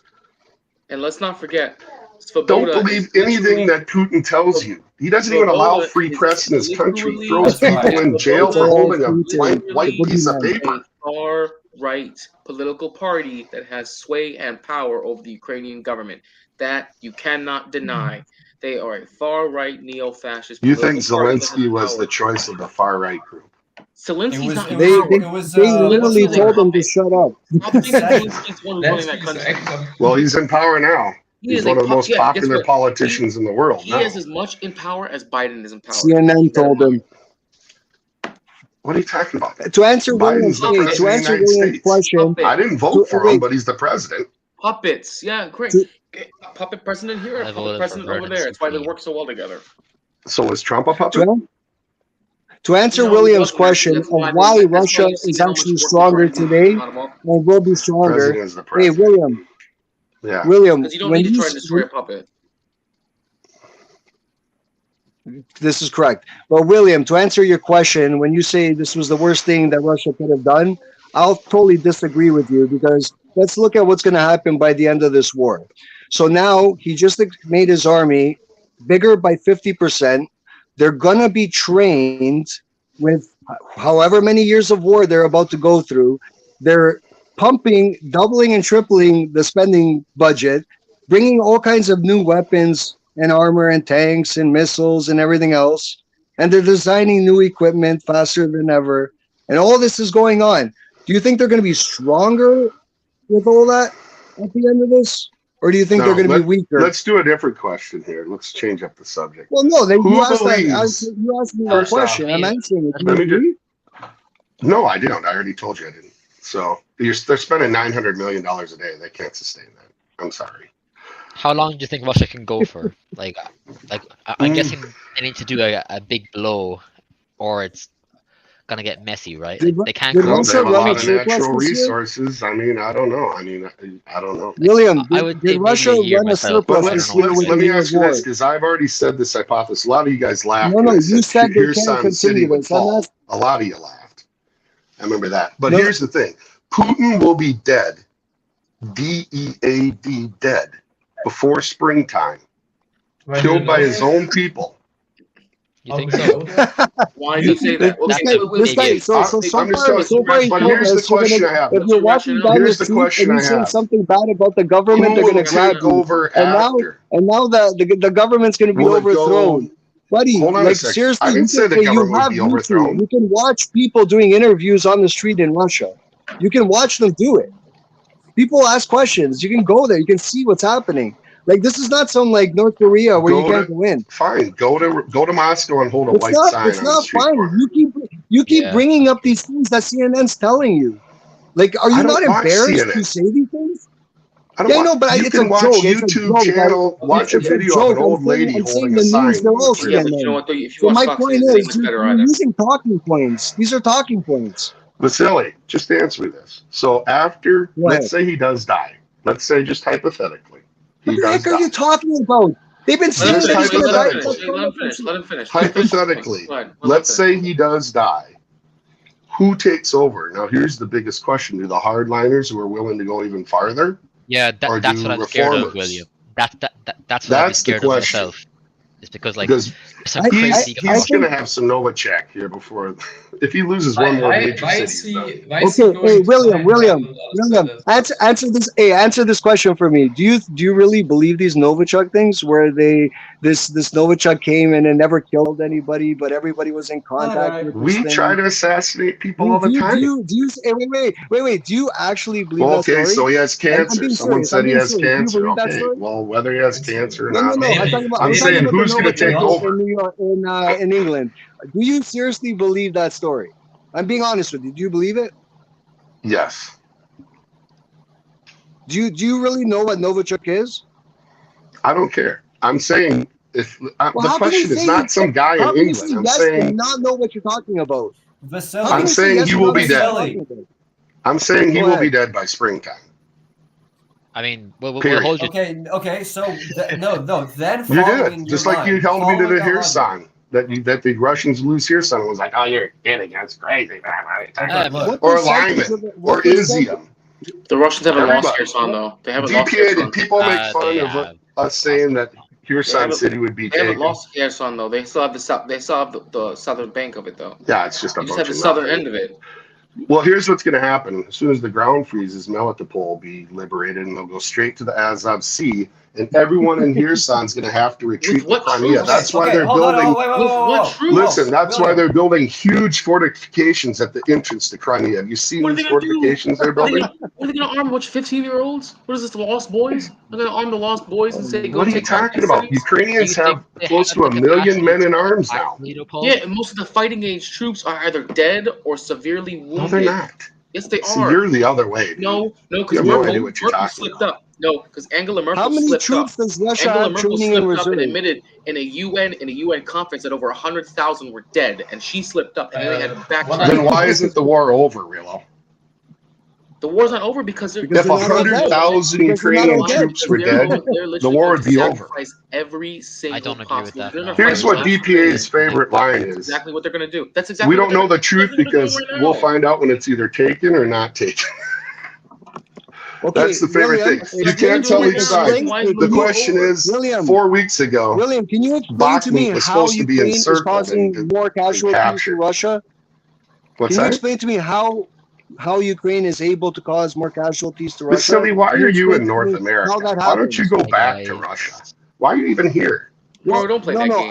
Bro, I'm stop. for Don't the play that. facts. Don't I'm play for the that. facts, buddy. No, you're not. So when you're Don't play that game. when you talk like that, I'm asking you, can you please explain yourself? How does Ukraine accomplish causing more casualties to Russia? I can tell you how Russia does it. They have 7 to 10 times more artillery and weapons and guns. How many men do you think the Russians lost trying to take Kyiv? 30,000. A lot less than No, Ukraine. not that many. Not that many, but how many did they take? Multiples. Oh my And the God, point you got I'm the trying to make, pro-Ukrainian I'm trying to say make not so many. Probably a couple thousand, if that. hey, to Come me, on, there to was me, a you're guy living sitting in the in- woods with a javelin. How hard was it to destroy tanks from 2 miles away? Did you see that TikTok video? That's the whole war. Oh yeah, Buddy, like I'm asking you the a Chechen serious question. TikTok though. warriors. Huh? How do they accomplish what you're trying to sell me on? Just tell me how they're going to accomplish this. The How did they Russian accomplish command it? itself has said that the Ukrainians are massing a large No, army you said north. they're Hold killing on a more second. You Russians. asked me. Hold on a second. Vasily, let him finish, man. The Russian headquarters has said that the Ukrainians are massing a large army north of Zaporizhia area. In fact, today there's video coming from someone who was driving along of Russians pouring tanks and other things into Melitopol area to counter this. The question is, will they be able to? And you believe But that that The doesn't Ukrainians are not tell me- using their mobile force in Bakhmut. They're using infantry to hold trenches and artillery. All their tanks and everything are sitting over in Zaporizhia area waiting for the ground to freeze. Why do you think that there's huge trench lines being built to the west of Mariupol and at Crimea? They're building massive trench works because they know that the center area is going to fall. I'm sorry, you can call it a strategic withdrawal if you want. Maybe they'll strategically withdraw. You can call it that if you want. But they will not be able, and they've also been negotiating. Hold on a second. They've also been negotiating to turn over the Zaporizhian power plant. They're trying to get something out of that because they know they're going to lose it. So they're like, well, okay, if you guys allow gas to go through Ukraine over here, we'll give up the Zaporizhia power plant. Have they not been negotiating that? Do you believe Hey, that they're not giving up the power plants to people that they call Nazis. They're not giving up. They're the giving power up to the plants IEAE. that Okay, they they'll give it up to believe the will International blow things Atomic up. All right. Agency. Do you They're believe not that giving up the Russian losses plant. have been higher than Ukrainian losses? Yes. By how much would you say? If you had to guess. Knowing that probably- Angela Merkel slipped up. Absolutely fucking ridiculous. Angela Merkel slipped up. Actually, I don't know how many. Well, let's say Ukraine lost 200,000 men and the Russians lost 100,000. Let's just say that. It hurts Ukraine way more. The obviously. yeah, but Ukraine's fighting for their life. How do you think we lost What's Russia Vietnam? doing? We weren't willing to. You know how many people we killed in Vietnam? About 1.5 million. We killed a shitload and we About 1.5 million. lost. You know why? Because they were fighting for their lives and their territory, and we weren't willing to lose 50,000 men. It was about 1.5 million. Vaun wants to speak. I'm gonna mute myself. Go ahead, Vaun. You're not going to win just by win. Go ahead, Vaun. Yeah, I was going to say, I mean, you can say that the United States lost the Vietnam War, but if you look at it on the battlefield, the United States won that war. It was lost politically because we That's true. had a I agree. Democratic Congress that didn't follow through with the support we were supposed to give the You South. could have just Vietnamese. invaded and took over the Hanoi if you wanted. Yeah, I my guess. dad was in Vietnam in '69 and '70, and he said that they should have invaded North Vietnam and it would have been over in 6 months. But that was back then, and now he's not really, I think he realizes that there was a lot of bullshit going on to get Vietnam started. So, Well, if we knew now what we knew then, kind of like I said about that, we would have never went to Vietnam. I can tell you that. So. Okay, so there's going to be an offensive generally from the Zaporozhye area down south towards Crimea, right? Not towards Crimea. No. No? Towards Mariupol? Mariupol and then straight down to the Azov, like Birdie ends. Cut it in half. And So there will be no reason to hold that Kherson. They'll have to pull out of that and just pull back. Right, reasonably, because they'd be cut in half. So how would this offensive proceed with a undermanned artillery force and no air cover. What? Are you saying the Russians have air superiority in They'll Ukraine? use crickets. On That's what they'll use. hold on. During an offensive, you have to move your forces, right? Which means you have to expose them. Period. To maneuver, you have to expose yourself, which means you would be easy pickings for this is a fact, the greater numerical forces of the Russian artillery. That's not debated. Russia has more artillery than Ukraine does. And while maneuvering, you'd be easy pickings for the Air Force. How would this offensive proceed if Ukraine does not have a way to protect themselves from mass artillery fire and air cover? Don't forget the rockets.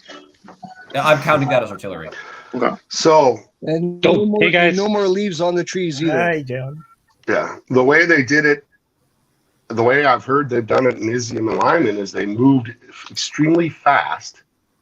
Here's the thing about artillery. If you fire it and they're moving, you have to move it up.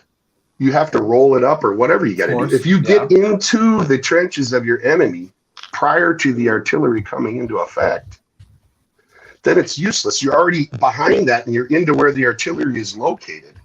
Okay. How do you think they've lost so many of these systems in Lyman and from what these I others? They understand, moved through. So the And in argument here is Kherson, they lost a bunch the of Russian intelligence will not know when the Ukrainians begin to move. They will not have They time to might. react. They haven't done so well so far, but they might. They sent up a new satellite a few weeks ago, a month ago. Well, one of them just giving crashed them Earth that they technology sent up in not to October, track by the way. Wyatt, They've been moving it up, and we're sending a whole bunch of them once in a while. Yes. you know, I'm sorry. Sorry for interrupting. I love all the speculation and all, but it would actually be really interesting. I'm sure that there is a contract Russian soldier somewhere out there who came from the front line and won't be back after a while, who would be more than willing to share his experiences in the show and just clarify everything we're speculating on. Or maybe even a Ukrainian. That would be really interesting. No one would believe That's it. it. It's a No problem. one would believe would That's a good idea. You have to have video of it, of your actual. Did you see those poor soldiers in the DPR getting beat with a stick by their commander yesterday? Holy shit. No, didn't see that. Sorry. You didn't see that? Sorry. I'm sure It it's was on not as bad as Telegram. having They their were- commander they shoot were them beat for like wanting to fall 20. back. It's true. They ran, and so he beat like 20 of them with a stick while they were held at When they put out a gunpoint. recording of a so-called Russian crying home. Now, those are my favorite propaganda. Like the Ukrainians don't speak Russian, and they can't just fabricate a call. I don't know why. Now, people this is a share that. video on Telegram of a DPR commander beating his. Wait, you think troops. all those phone calls are fake? Obviously, gonna happen. They seem pretty realistic. Yeah, they do seem pretty. He's Real. They're just talking to troops their calling girls. home. They're That's saying, very common. "Bring me home a washing machine." They all want washing machines, and they're in toilets because they don't have any toilets in their houses, I guess, in Go Russia. watch the companies that produce them. They're on video producing the chips you're talking about. Like literally, they're on video. They have factories building these chips. You guys are So I don't literally know why you're talking in about Canada, chips man. Why don't you that go are home on to Russia? video. What I heard is Russia does have chip No, manufacturing I'm telling capacity, you the but truth. You're not but telling still me the how majority how of their Russia's chips losing are more men. You're imported. saying, trust So me. even among the higher nanometer chips that they are able to produce, they don't produce 100% of what they need. I believe that. That's what I heard. As They far only have as a few chip plants. as far as like the And you are the washing you are machine correct. story I'm not goes, saying I don't you believe are they're correct on mass that. stealing washing machines. I could believe that they took washing machine chips out so that way they could study them and produce those. I could believe that. But as far as them like needing to buy washing machines, All armies loot as part of their. All armies have looted over the history as part of their pay. Okay, I It's agree always with you. happened. But there has been talk The of they're chips- looting as many washing machines, as many refrigerators as they can to take the chips out. I could believe they took a couple because Russia probably doesn't know. What about the poor raccoon? And here's some. Guys, the chips that they're producing are for the military. The chips that are going into products that are being sold, those get imported. I agree with you. They're not producing chips for the whole country. What I'm talking about, chips that they're producing domestically, that they're using in their military industrial complex, they produce those. You can literally go look up the companies. They're not hiding. They're there. That's the point I'm trying to make. Leo, Yeah, that but I was my mean, we dad's don't name. really That's a know. great We don't name, know by if the way. 100% are covered or 50% or what. There's no doubt they're making some chips. But are you arguing that they have Well, absolutely no shortage of No, chips the- for military the- purposes? The point I'm trying to make is the chips that are used in majority of the military equipment is not the most complicated chips to produce. That's the point I'm trying to make. These are not something that are crazy to make. That's what I'm trying to tell you guys. The West is 2 or 3 generations ahead of Russia, China, and the rest of these countries. I'm not denying that.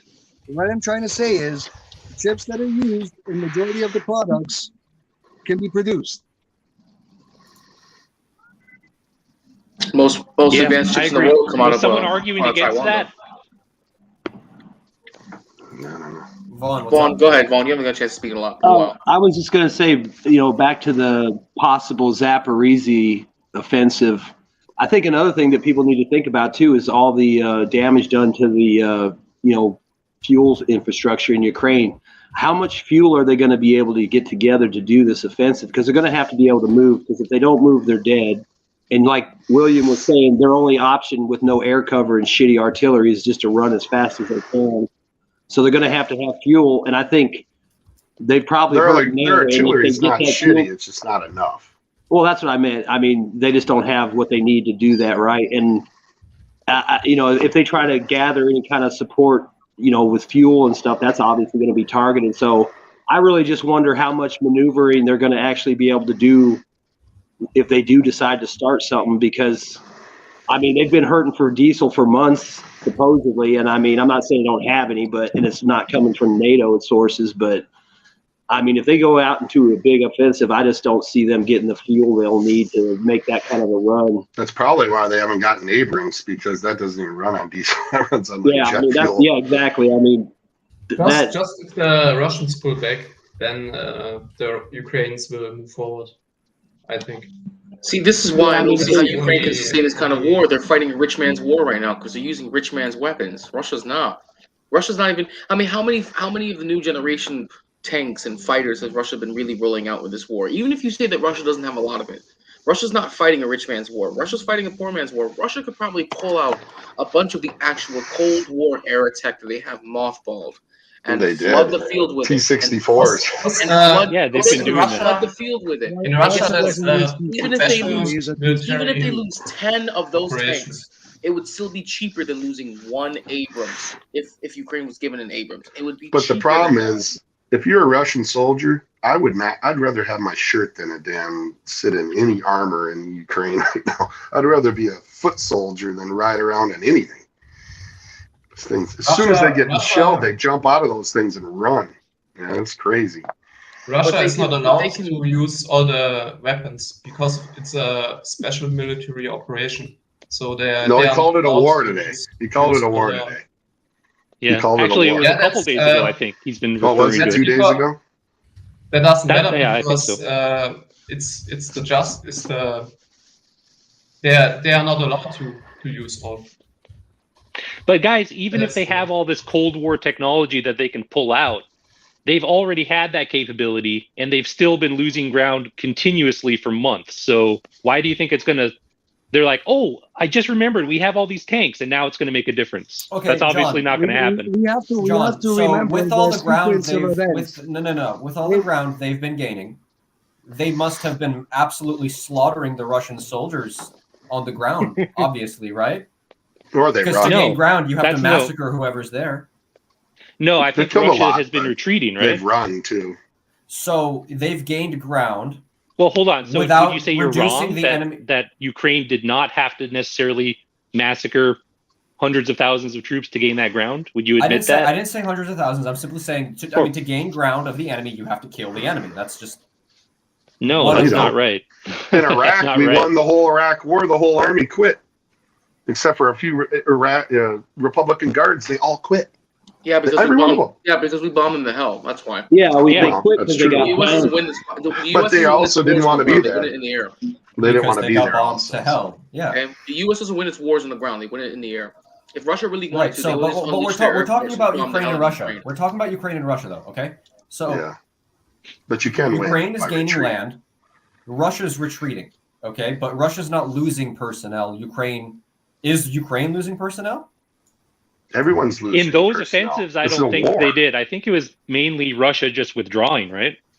But Ukraine didn't No, lose not Museum many- and The Lyman. They main caught them with their troop pants attrition down is in the there, places like Bakhmut, where it's like it's been a standstill for Yeah, months. that's The huge just- well, territory that's gains bad either there. way are not coming at the expense of huge casualties, as far as I've heard. They As could far fight as in I have, Bakhmut they for have 10 come years at the and it expense would of stay the massive same, Ukrainian just going casualties back and because forth they like move that. across open areas and they get bombarded. Guys, tell me Okay, if you so agree if we with admit that, just to continue the conversation, what's your point? My point is Ukraine then winning if they're losing a lot of personnel to gain this ground without actually doing any physical damage to the Russian military, I guess, machine? Well, last time I was on, I said the same thing about you have to define your victory criteria. If you want to regain the land and it costs lives, then yeah, that is winning. It's an If objective. Ukraine's goal is to regain their territory, then regaining the territory is winning. I don't know how else to explain it. But that's If why I'm Ukraine asking that, loses right? 10 million troops and Russia loses 0, but Ukraine regains all of their territory, they've won by their criteria. But you're drawing a line. Hold on, territory. no. You're drawing a line. If you again using this insane scenario, right? 10 million troops. Now you have no troops, and Russia losing 0 can just walk all the way back to the whatever they originally had. So I get what your statement is, but a victory criteria needs to look at the long term, not just like a single line. Yeah, right? I mean that was a hyperbolic statement. I don't think you're saying they've lost 10 million troops. No. Right? But, So, okay, so I mean, let's- the point is Ukraine can lose a lot more troops, but still be winning. And I don't think that it's necessarily the case that if they lose, I don't know, a more realistic number. I think so far people are saying they've lost 100,000, 200,000. I don't Closer think to that's at the 200. point where Russia can just walk in and take everything without a fight. So yes, the fight's I going to agree. continue. That's not there yet. I agree with you, but the best troops they're going to have are going to probably die once they take the rest of the Donbass. Their best troops, their most hardened veteran troops, are going to die. Either die or be severely injured, which is Well, the Yes, it's entirely elite possible. of the Russian 100,000 army's gone. okay. If They you have died 100,000 troops, at an airport north of Kyiv. if you have 100,000 troops that have died since the start of this conflict, that means that even if you're generous and you say half, that means half of those veteran troops have died. Half of the troops that have actually been dead are veterans. You mean tell me you have 50,000 grizzled veteran troops that are dead? 50,000 out of how many? How many active troops did Ukraine have at the start of this war? Active that were veteran 240. troops. Active veteran, maybe like 90, 100. Okay, There's so about say they have 100,000 veterans. 300,000 at the beginning. Say But they have that's 100 all personnel. That's not Okay, but even still, battle all hardened. right. But that means that you Civilian had fighters. 100,000 that were dead. Say you have the law of numbers is what? It's 3 to 1. Dead, wounded to dead. Correct? It's 3 It's to the 1. average. It's the average. Okay, It's the so average. say you have 400,000 that are either dead or out of commission. Okay, and even if I'm being generous, I'm saying 50,000 of those were your vets that are dead. You have 50,000 vets left. Your vets, your best troops, are going to be in either Bakhmut. They're probably going to be They're probably going to be in Kramatorsk. They're probably going to be fighting in Liman. Your best troops are going to be right now where it's hottest. They're not going to be near Kiev, worrying about invading Belarusians. They're not going to worry about that. They're not going to be in Sumy. They're not going to be in Kharkiv. I mean, they might be. You know, maybe you probably have your best troops also fighting in Kherson. Maybe if they're still doing more offensives there. That's where your best troops are going to be at. They're going to be fighting in the hottest zones, and the troops that are going to be dying are going to be a mixture of the troops that are already your established veterans and the troops that are training in the UK that they're bringing in over to that are being trained because they're training what was it 10,000 every 3 months was the number. Well, they're they put training out. in Spain. They're training in Germany. They're training everywhere. It's like 10,000 every 3 months. It's something like that, right? Yeah, it's not You much. can't. And if Ukraine is losing troops at a clip of what was the last number? It was like 800 a week, right? Something insane like that. Those are Ukrainian numbers, so whatever you They want to were- do with that. Okay, but even if it's 800 troops a week that they're losing, that means they're losing 2,400 a month. You cannot sustain that even if you have trained troops, even if half of those troops are fresh Oh, troops hold that are on. dying. 2,400 a month. If that's your worst case number, that's sustainable for many years. Yeah, they What have do you 20 mean? million men in Ukraine. Yeah, I mean, But you not all guys. men are not all No, men they can have fight not though. 20 million. Ukraine is Well, not you a can tiny keep pulling them. country. Not all Ukraine men are is not a fighting tiny age country. men. You can turn They've them already into had No, they're not all. soldiers. They're not all. They've already had Ukraine's already had what 18 million people leave the country. 18 million. women and children. Okay, women and children, Yeah, right? sure. That okay, but that would include the number of men that's in there. They include males. When they say men Rillo, in there, they're not saying they have Rillo, 20 there's million zero fighting against men. chance, zero No, chance men that of Ukrainians military have age lost were more men than prevented Russia. from leaving as refugees. Last I heard, Zero. that was a law they passed very early on that men were Yeah. not allowed to leave. But fighting So age men just if means 10 you're legally million an adult. people have That's what it means. left, that's pretty much all women, children, and maybe old men. I don't know what exactly the cutoff was. Males of age means that males of age just means you're an adult male. That doesn't mean you have some fighting capability. That just means I you're believe above the age. current draft is William. going. The current draft is pulling 18-year-olds to 60-year-olds. So I guess that's how you would calculate that. Yeah, there's 20 plus million men. Yeah, there's a lot of men, and they haven't left, and they're according to opinion polls, They're Ukraine pissed. is like #1 in the world right now in terms of who is willing to fight for their country. Like higher than the pissed. U.S., higher than Russia. They're #1 right now. So let So me ask you this: you think that they're you not think that grizzled veterans or whatever, but Okay. any guy with a gun Can I can ask- kill can I a just grizzled ask- veteran. Once Ukraine Right? hits a million Can I ask one deaths, question? once Ukraine hits a million Can I ask deaths, do you this think there's gonna be men who want to keep on fighting?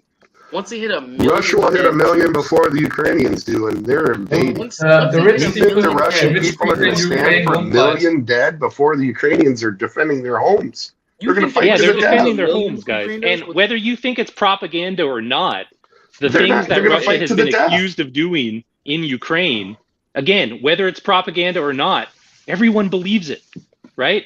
If you That's see these propaganda. horror stories about It's Buka propaganda. or whatever, yeah, and like I said, if you admit that it's propaganda, if all the Ukrainian men believe it, it doesn't matter that it's propaganda. They're still going to fight. Doesn't for matter. it.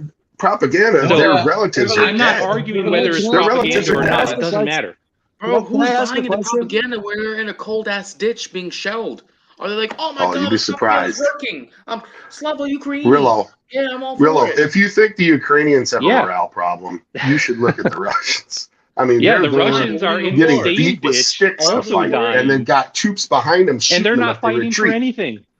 William, this entire conversation, you've used anecdotal videos with almost zero actual physical reported evidence. And every Ask DPA. Do I link the videos all the time on my comments? The Ask morale is so DPA. low, they're doing I link human the waves. videos all the time.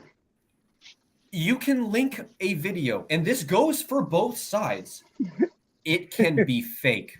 It is everything you see in this war, if it has a Ukrainian label or a Russian label, if you see it, you've seen it for a reason. They're showing it on purpose.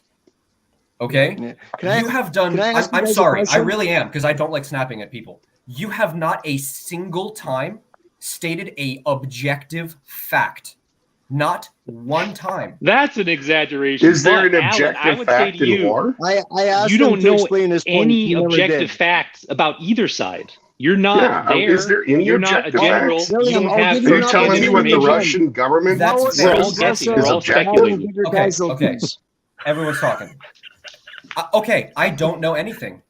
Let's see how this goes. We all have our predictions. That's why I like quoting DPA. They either take it or they don't. Right. And when I said they That's take okay, your and I'll Sun back City, up everybody and was say like, that. "You're crazy, you're crazy." Guess what? They took it. I never They said still haven't that. taken the other half. This one. Who No. said they would never take Izium? Who said they would never take Lyman? Who said they would never Can I ask retreat you guys from a question? Kyiv? I never up made till these. a couple I've been in months here ago- since the very beginning with DPA. People said they'll never retreat from Kyiv. Kyiv's fallen. Boom. Then they said, "I'll never take Izium." Boom. Never take Lyman. Boom. They would never retreat from here, son. They're going and they're going to take over Odessa. Mhm. That's what they Yeah, were but we saying. didn't know they were going to leave a few thousand men on that part of the line. We didn't know that. You know what? No, let's They spread broaden themselves this thin. out. They moved their that's best exactly- troops and they had 20,000 there. Then they But that's retreat. exactly William's So, point. Why are you trying to talk? Why are you trying to talk? Why Let are me you ask trying to my talk? question. Let me ask my forget- question. Hold So on. why? Let Wyatt so speak though. up to- Let Wyatt speak. Go ahead. So Go ahead. that's exactly what's William's point, you see, because like no one knows what is the truth. So no one knows that the Russians will actually run out of soldiers because of the contract had finished, then they left only militias defending, and then the Ukrainians have a we know breakthrough. they weren't there though. No one expected. I didn't expect that because the Russians had been defending pretty decently well, like for example in Kherson. And then, but the thing is, every time we hear of a Russian reinforcement, the next thing is a Russian withdrawal. So he has a point where Yeah, he does, but that's not what I said, and you guys ran away with before I could even finish my sentence. Go. All right. Do it. I stated you have not stated this objective fact, and I never claimed to know them. That's the first thing. Okay? Now, secondly, you have continuously stated things that you have said. You have repeatedly stated, as if it is a fact, as if it cannot be challenged, as if No there's sources. It doesn't matter about sources. You can't really It quote doesn't. sources in the live Right, discussion. right. Yeah. Yeah, it's tough. I mean, really, you can't speak from a point of authority if we're all going to admit that we can't speak from a point of authority. Alan, tried. I totally agree with you, but wouldn't you say that the pro-Russian side often does that? I mean, how many people just in this discussion have made statements about what's going to happen with no evidence and no admission that it's just speculation? The whole point of this is speculation, though, so who cares? Okay, sure, it's fine if it's speculation, but it's the volume that it comes out at, right? If Vaun says two things and some people are like, I don't know, and if I say if I get out loud and everyone's like, oh, that doesn't make any sense, and then I, for the rest of the conversation I sit back and I listen and I try to learn, that's one thing. But William, I'm sorry, you have not at all sat back and said, hey, you know what? Let's try to analyze your information compared to mine and find that middle ground of truth. You have continuously said there is only my truth. That's why I can't really really push these boundaries, because I don't know where to go. Well, it's not that, guys. I don't think it's fair to single out one person and have this kind of discussion. I mean, I think we should just move on to a point. Like, do you have an argument to make that counters what William said that we could respond to, rather than just criticizing 30 minutes have been? him personally? Is this not what this whole 30-minute conversation has been? The past 1 hour has been, let's grill William session. But the thing okay, is, you know what? I'll Alice apologize said- for that. You know what, William? No, I should not be calling you out like that. No, it's anybody who does that, right? But I'm using you as an example because for like in my head, gotta remember, I have these headphones on. I hear only the voices of this chat, right? And I'm hearing your voice over and over again. So it's in my head. I have that bias that I'm kind of, it's data set, right? But John, you are right. It is everybody. See, I'll step back and I'll admit that. William's living rent free in your head, Alan. Yeah, I think because this is on my head. I think I don't think so much that we've made predictions and stuff. I think a lot of us just sit around and we talk and we look at the situation and we're like, well, why is Russia doing this? This doesn't make sense. I mean, I was in the army. I was on tanks. To me, I'm like, I was really surprised the Russians didn't go out and bomb the shit out of everything like they do and then roll. But they're obviously doing different tactics. And I don't think so much people are making predictions like, oh, they'll never take Kherson and stuff. It's just that if you look at the situation and the forces arrayed, you're like, surely the Russians will never withdraw and give up this territory. But obviously they decided it was feasible and it was better for them to give it up and pull back. And I can't say because I don't remember anyone making it, but I think that's a lot. But we sit around and like, where's these 20,000 or 30,000 paratroopers? Where's these aircraft? Where's all, we see the videos of tanks coming in. And I think a lot of us are like, well, they have to be getting ready for an offensive here or there, and I think that's just a lot. We just sit around and we kind of shoot the shit and try to spitball what's going on. And, maybe it's interpreted sometimes as a prediction or not. But I think a lot of it's just us sitting around trying to figure out what's going on or why is this guy doing this? You look at some of the stuff Ukraine's doing, like those assaults down in Kherson and shit that were just ridiculously suicidal. And somebody who might be in the military with experience is going to be like, what the hell are they doing? I was in the U.S. Army. I'm trained to the NATO standard. We'd never fucking do stupid shit like that. But and then you look at the Russians the same way. They're not practicing their traditional doctrine. They're doing things. They're pulling back. They're not doing like idiotic things that they might have done in World War II, where they didn't give a shit about casualties. So I think that's a lot of it. I think a lot of people are just trying to figure out what the hell's going on, and obvious moves don't get done. Less obvious moves get done. Things out of left field happen that you don't even think. I agree. One thing that's frustrating for me as a Ukraine supporter, talking with pro-Russians, is what you're saying, Vaun, is exactly right. There's all these things that are kind of inexplicable, but it doesn't seem like it ever decreases the confidence of the pro-Russians. It's like, well, we don't understand why any of this happened, and yet there's no universe where Russia doesn't win this. I mean, that's such a common thing that I hear. Let me answer that question. I will only say, since up till a couple of months ago, would you say that Russia was fighting with a smaller force this whole time? The amount of troops? Up to a couple months ago, were they fighting with a smaller force? Till they mobilized and they stabilized the line. Would you say they've been fighting with less troops? Honestly, I don't know. I don't know how big the Ukrainian military was. And actually, I have a question for you guys, because you guys know a lot more about this than me. China was around 700,000 to 1 million. That's what everybody claimed. Ukraine had up to 1 million troops? That's the highest number I heard. I believe everyone agreed it was about 700,000 is what they started the war with. And then whatever. John just ran away from the question. Like, I'm not going to answer this question. No, I mean, I don't know, so I don't want to just make something up. The point I'm going to make is, if you add up everybody together on the Russian side, let's say 300,000. So they were pushing them back all the way till summer, till the trained troops and the new NATO equipment came in, correct? So you could say this was a type of a game changer. So the game was changed. Then Russia went on the defensive, and they had to change the game. So what did they do? They mobilized. Now we have 300,000 plus troops training, mobilized, plus some that entered the line. They stabilized the line, and they seem to be pushing back a little bit now. So when you ask, why is Russia confident? Because Russia can keep doing this. They can keep escalating. They can keep countering in any way. See, that's my thing. I mean, that's the way I look at it. Is just, barring some weird, unforeseen event, I just think most people look at it like, in the long run, there's no way Russia's going to lose, because they just aren't going to allow themselves to lose. They'll do whatever they got to do to win, probably up to and short of nuclear weapons, which I don't think either side wants that to go. And I don't think realistically right now there's a scenario where that would happen unless NATO got really involved. But that's just what I think about that. I just think that. Would you guys agree that Putin calling it an SMO, a special military operation, going in with 190,000 Russian troops, we're not talking about the rest of the groups, that was a small force compared to what Ukraine had. So he had not a war that he was thinking about. He was thinking about something else. We can guess whatever that was, and you could even argue that it failed. But the war hasn't really started up till now. People are dying. But what's about to come now, when you see all this equipment and all these troops surrounding the country, waiting for an offensive, whatever they're going to do with them, you got to admit that this is going to be pretty rough for Ukraine, no matter which way you slice this.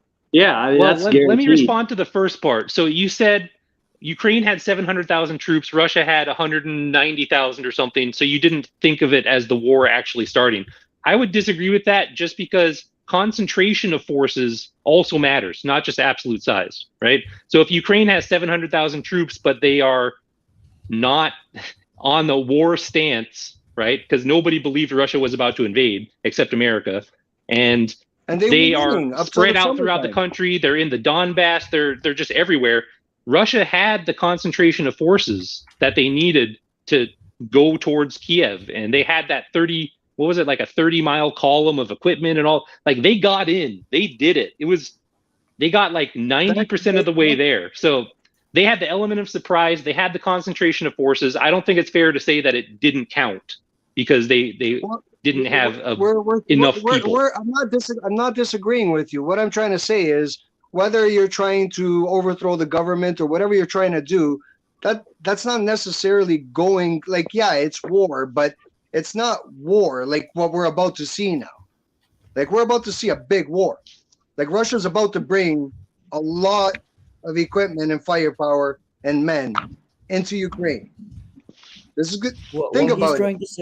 What he's trying to say was that Russia wasn't 100% in initially, and over the time they have had to increase their involvement more than they wanted to. Originally, they just went in with 10-15%. Because the game changed.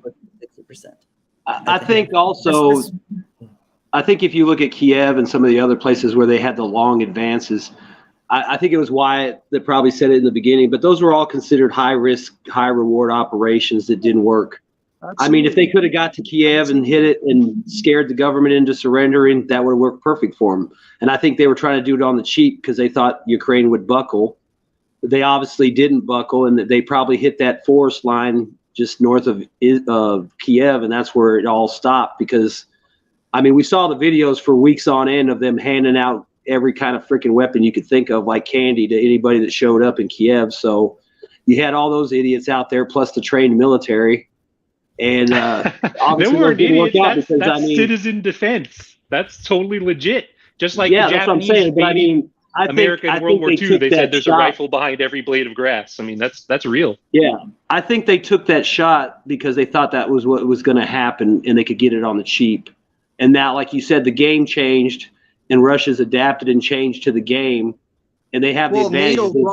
They're going to always have more pieces to throw in the game. So it's just not going to end until Russia ends it, because I don't think the U.S. or NATO is going to let Ukraine negotiate. And Russia, I would believe at this point, they're probably like, unless something bad happens where they start losing a lot of troops, like if they can, clean up Bakhmut or whatever. I mean, hold on. I think they're just going to be like, fuck your negotiations, until they get in a better position. Let Wyatt speak. Go ahead. So we're gonna, let's say goodbye to the main channel. We're gonna do this only purely on our DPA IRL channel. So for those of you guys who want to continue to watch the debate and discussion here, please go to the DPA IRL. I'm trying to boost the channel. Bye bye main channel. It was a nice to have a conversation. I gotta go do some work real quick, but maybe I'll jump on later if you guys are still around. Thanks a lot, Dave. See you guys. Bye. Hey, William, I've got a question, because I remember you say a while ago. Is William still here? Oh, there he is. Yeah. Hello? He's muted. But he's getting back on. I'm here. Hi, hey, Manny. I was going to the bathroom. I didn't think you wanted to hear me shit. What's up, you guys? Anyway. That'd really freak out Alan if I was in there. Well, I just came back from New York, actually, traveling this Christmas. Go ahead, Leo. That's my dad's name. Because you were you mentioned quite a bit a while ago that there was no way in hell that Ukraine lost more troops than Russia did, and I just wanted to hear your reasoning behind it. Not stating anything, I just wanted to know what your thoughts on it. Because for the majority of this war, Russia's been on the offensive, and especially entrenched troops. If you're attacking entrenched troops, you need 3 times the number to be successful taking on defenders. People are like, well, they've got artillery. Well, they had artillery in World War I. They didn't just roll right through anybody. You need 3 times. You lose 2 to 3 times as many troops attacking as you do defending. What about Desert Storm?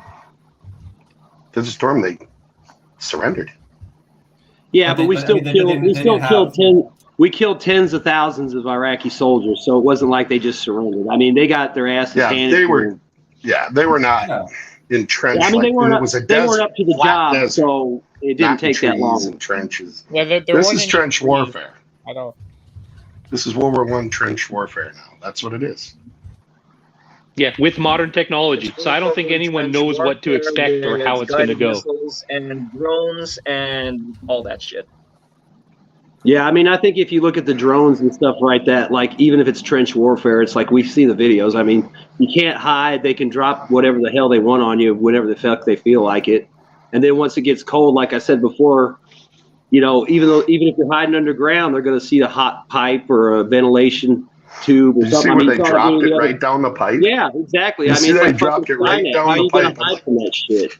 On either side, I mean, You're just the only difference is Ukraine might have less drones to do that, go around hunting people than the Russians do. But it's like nobody's going to be able to hide from that shit. I mean, the Russians got nice bunkers with roofs and all that shit, but I guarantee it probably looks hot as fuck at night. So you can't hide. Doesn't matter how good a protection you got.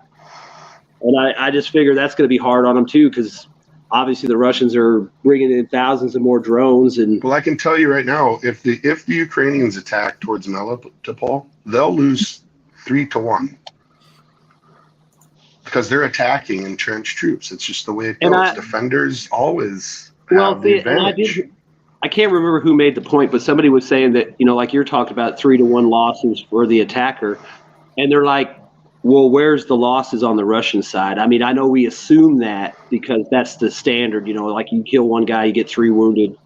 But I've heard some people, it might have been McGregor or somebody like that, but they were saying, you know, that's the formula, but that formula is not actually in practice because of all the artillery and other stuff they can use to kill the Ukrainians first.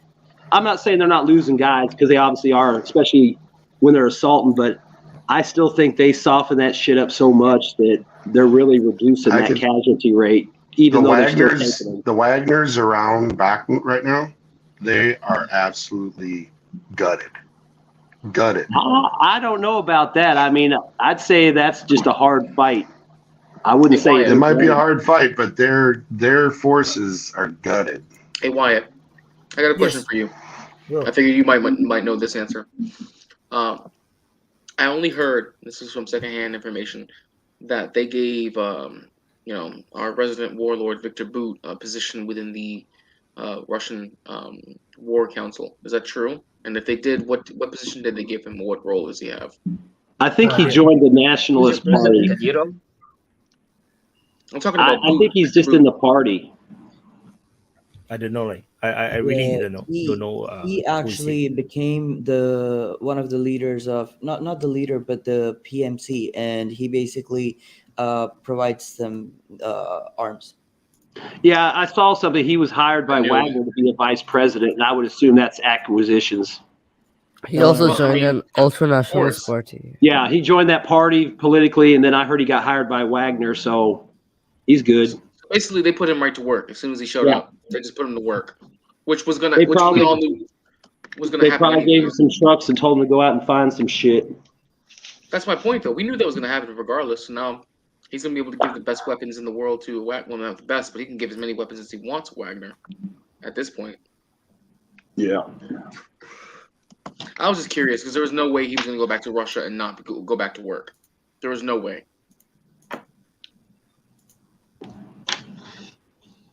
You know, he's the I doubt merchant of Wagner death, was and business restricted is in what good. weapons they could get, though, were they? Excuse me?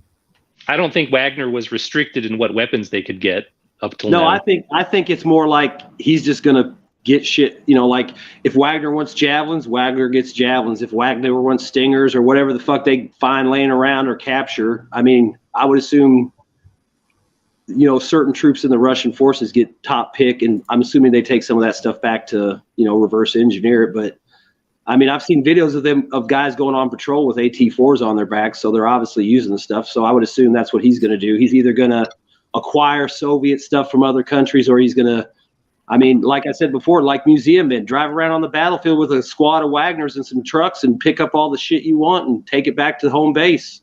We do have evidence of Ukrainian soldiers selling javelins and javelin launchers. Yeah, I mean, hell, on the web. Yeah, we do have evidence of that. You saw that video early in the war when that guy drove out in the field with a BTR and sold it to some fucking Russian. What websites can you find those places off of? That's got to be dark web.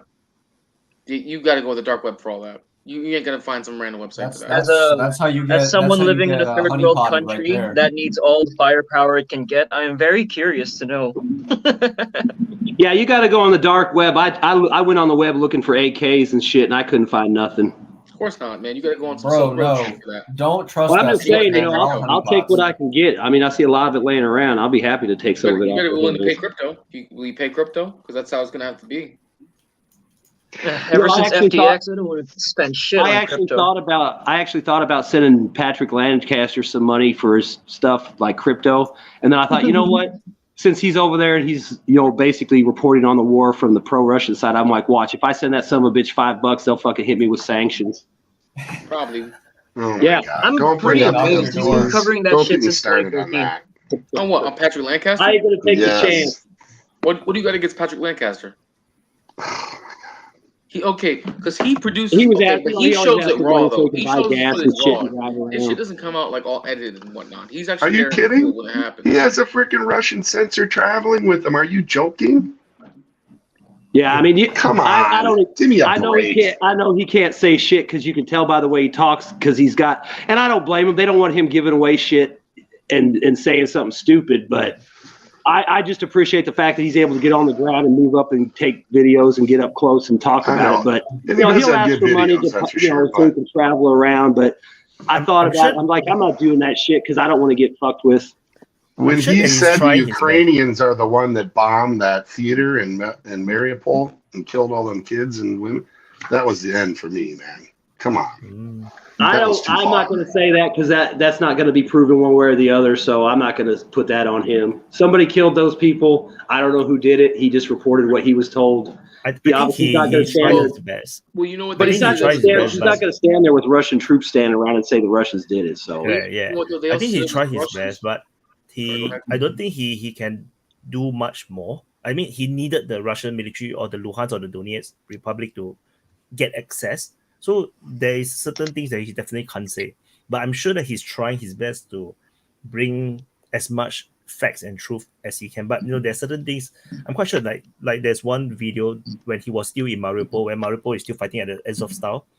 Then he was interviewing some people. Then some of these people that are still living there. Then suddenly there is two young dudes, these young couples that came out, and then he was asking, what do you think? Then they say very propagandic kind of things like the Azov battalion are bad and all these things.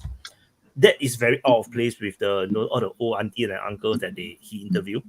It just stands out to me. So I know that there could be certain parts which is not real. There are certain parts that is planted by he's being forced to broadcast it by the Donetsk People's Republic or the Russian Federation. I'm quite sure there is definitely this kind of thing because it's very weird. When you interview people, you see a lot already. Suddenly you have these two young people who are still in Mariupol or just came into Mariupol, and then they'll say very pro Donbass thing or very anti-Ukraine thing. It's just very weird to me because we To will. me, one another thing is like sometimes they would probably say that like I guess the Azov was a bad also, but the way the Russians came in, it was way worse than they expected. Sometimes artillery and all to Russian artillery could hit at like sometimes they'll probably hurt civilians. Like obviously it's gonna happen in war and mistakes happen. It could happen too. So maybe they have like other stories and other truths, but overall we just don't really know what really happened during the Azov styles and what they're trying to say. I'm not sure what really happened in there, but I guess you're probably right. There could be more truth to the story right now.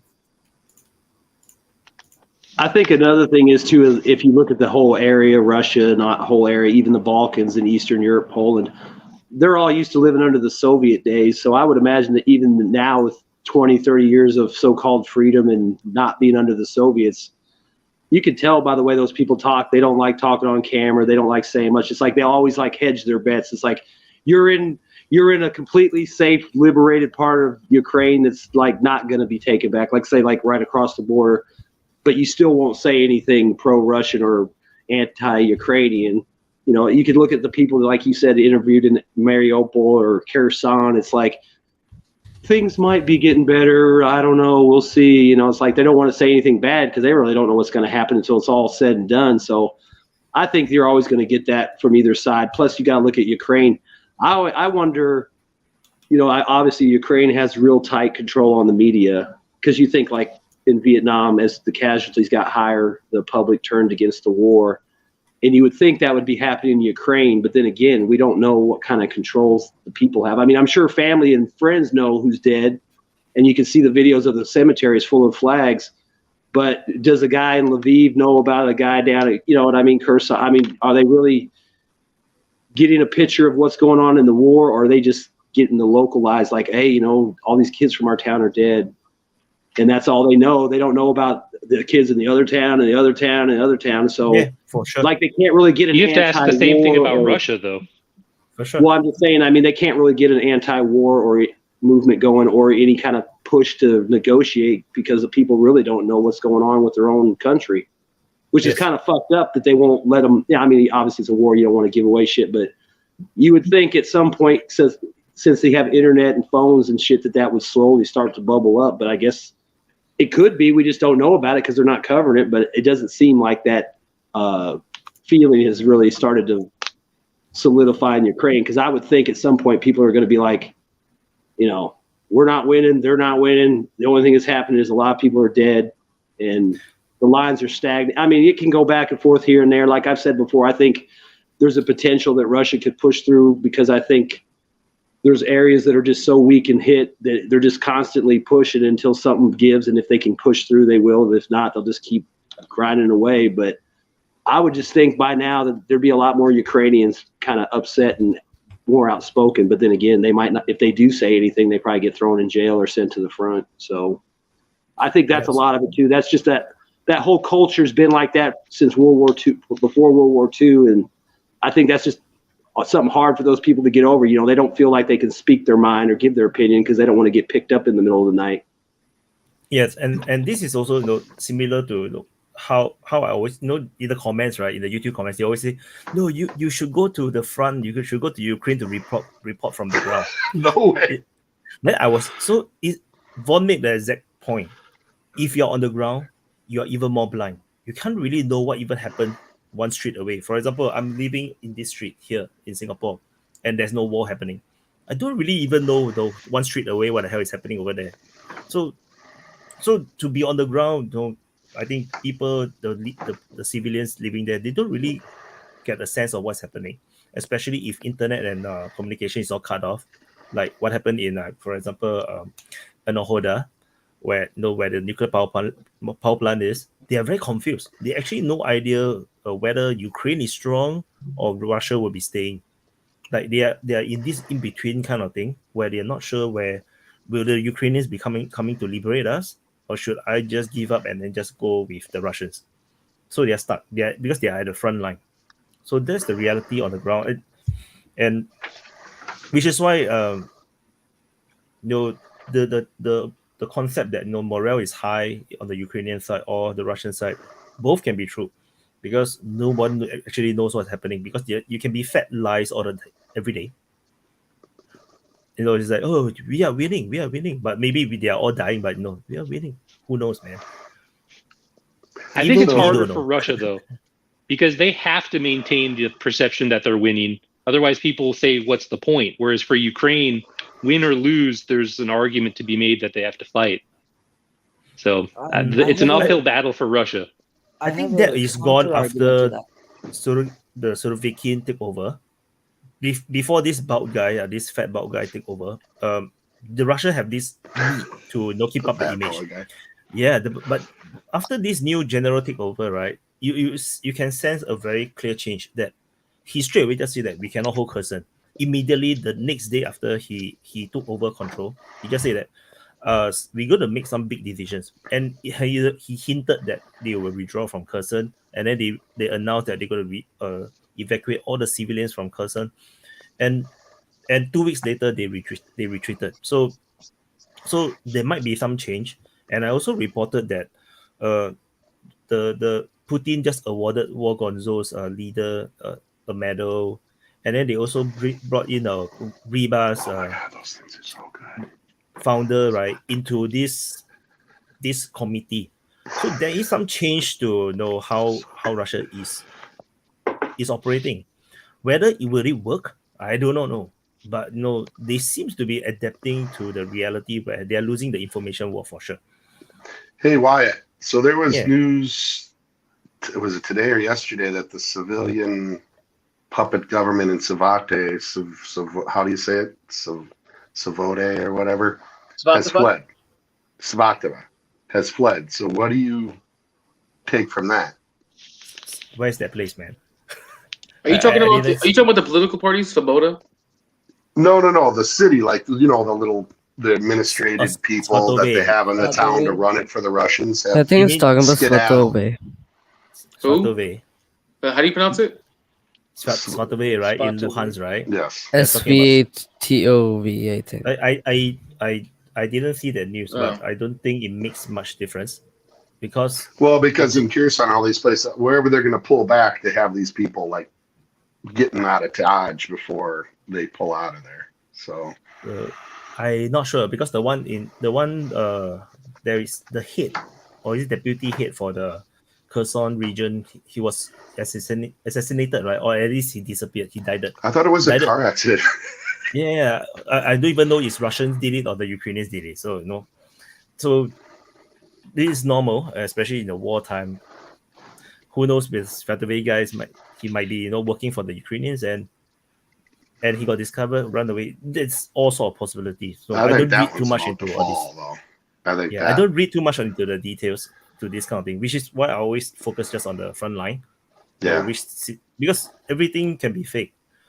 So, like, because from your perspective, from a very pro-Ukrainian or pro-US perspective, you're not wrong. I can totally understand from your point of view. I know that why they are all pissed off with you, but because none of this can be ascertained with 100% truth of facts. You don't know what is real. Everything that is coming out from the battlefield is someone want us to see it. Like you say about the spanking, I wish I didn't see.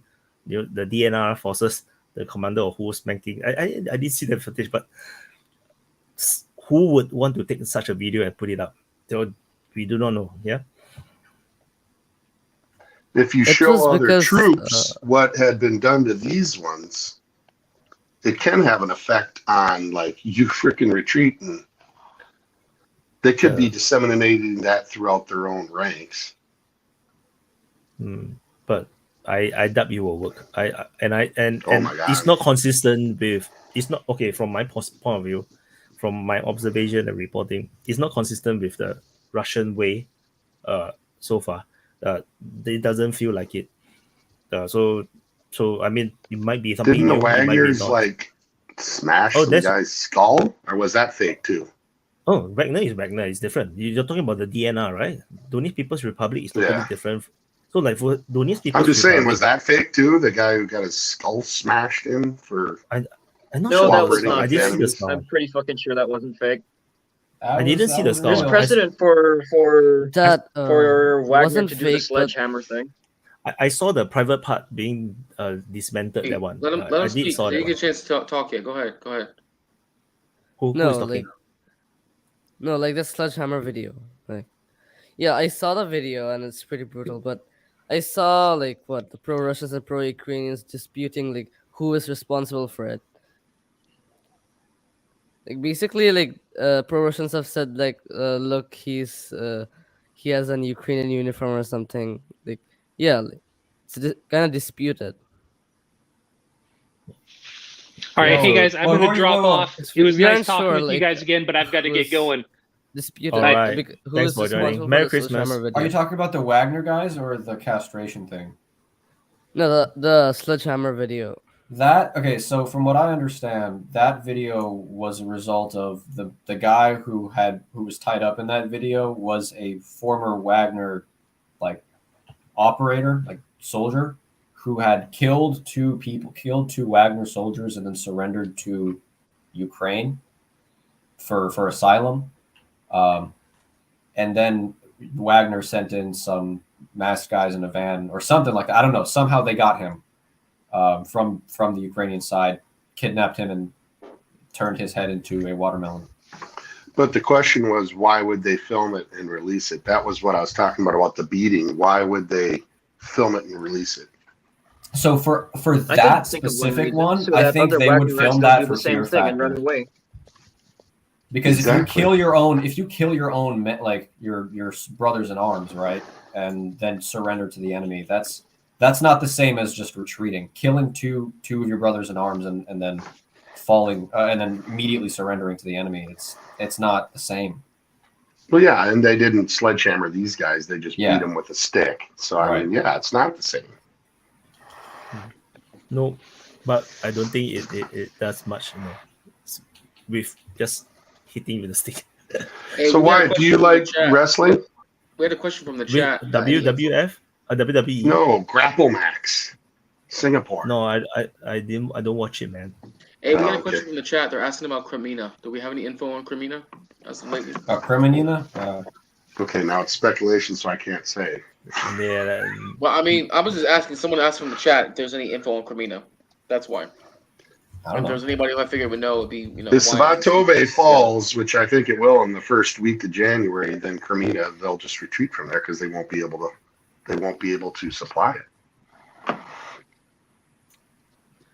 What highway is Svetove on? Like what cities lie behind it? Yeah, that's that main highway that goes right down to Okay, Crimea do you guys from want? Saratov. Can I say something about the sledgehammer video? Sure. Oh, okay. Okay. Yeah. Yeah. So I. Oh, we're watched gonna the stream the information sledgehammer video. And No. we won't no. do that. Wait, Wyatt, That. come on, make it spicy. But, Come on, make your channel a little spicy. The whole channel will be But- demonetized or deleted. Instant ban. Yeah. But the owner of Wagner, like Prigozhin, you know him, right? You guys know him. Basically, he appealed to the Prosecutor General of Russia with a request to conduct a pre-investigation check in order to establish the fact and circumstance of the murder of Nuzem, like the guy who got smashed, basically. So wait, basically, Prigozhin? like filed a requested them to like investigate. Okay. I don't know if they will. So, because a lot of people were saying that Prigozhin admitted to doing this, but I don't think like that's dumb. Is he investigated himself like after filing a case, like for investigating it? Oh yeah, just asking. Do you guys get like most of your information from Telegram? Because that's where I get my information from most of the time. So I my one's mixed. Mine's mostly kind of Telegram. I try to stay off YouTube for that kind of information as much as I can, but also just kind of trying to speak with family there. But that's definitely anecdotal. I mean, it provides slight context, but that's I kind of try to see both sides on that specific part at least, because I know it's definitely anecdotal.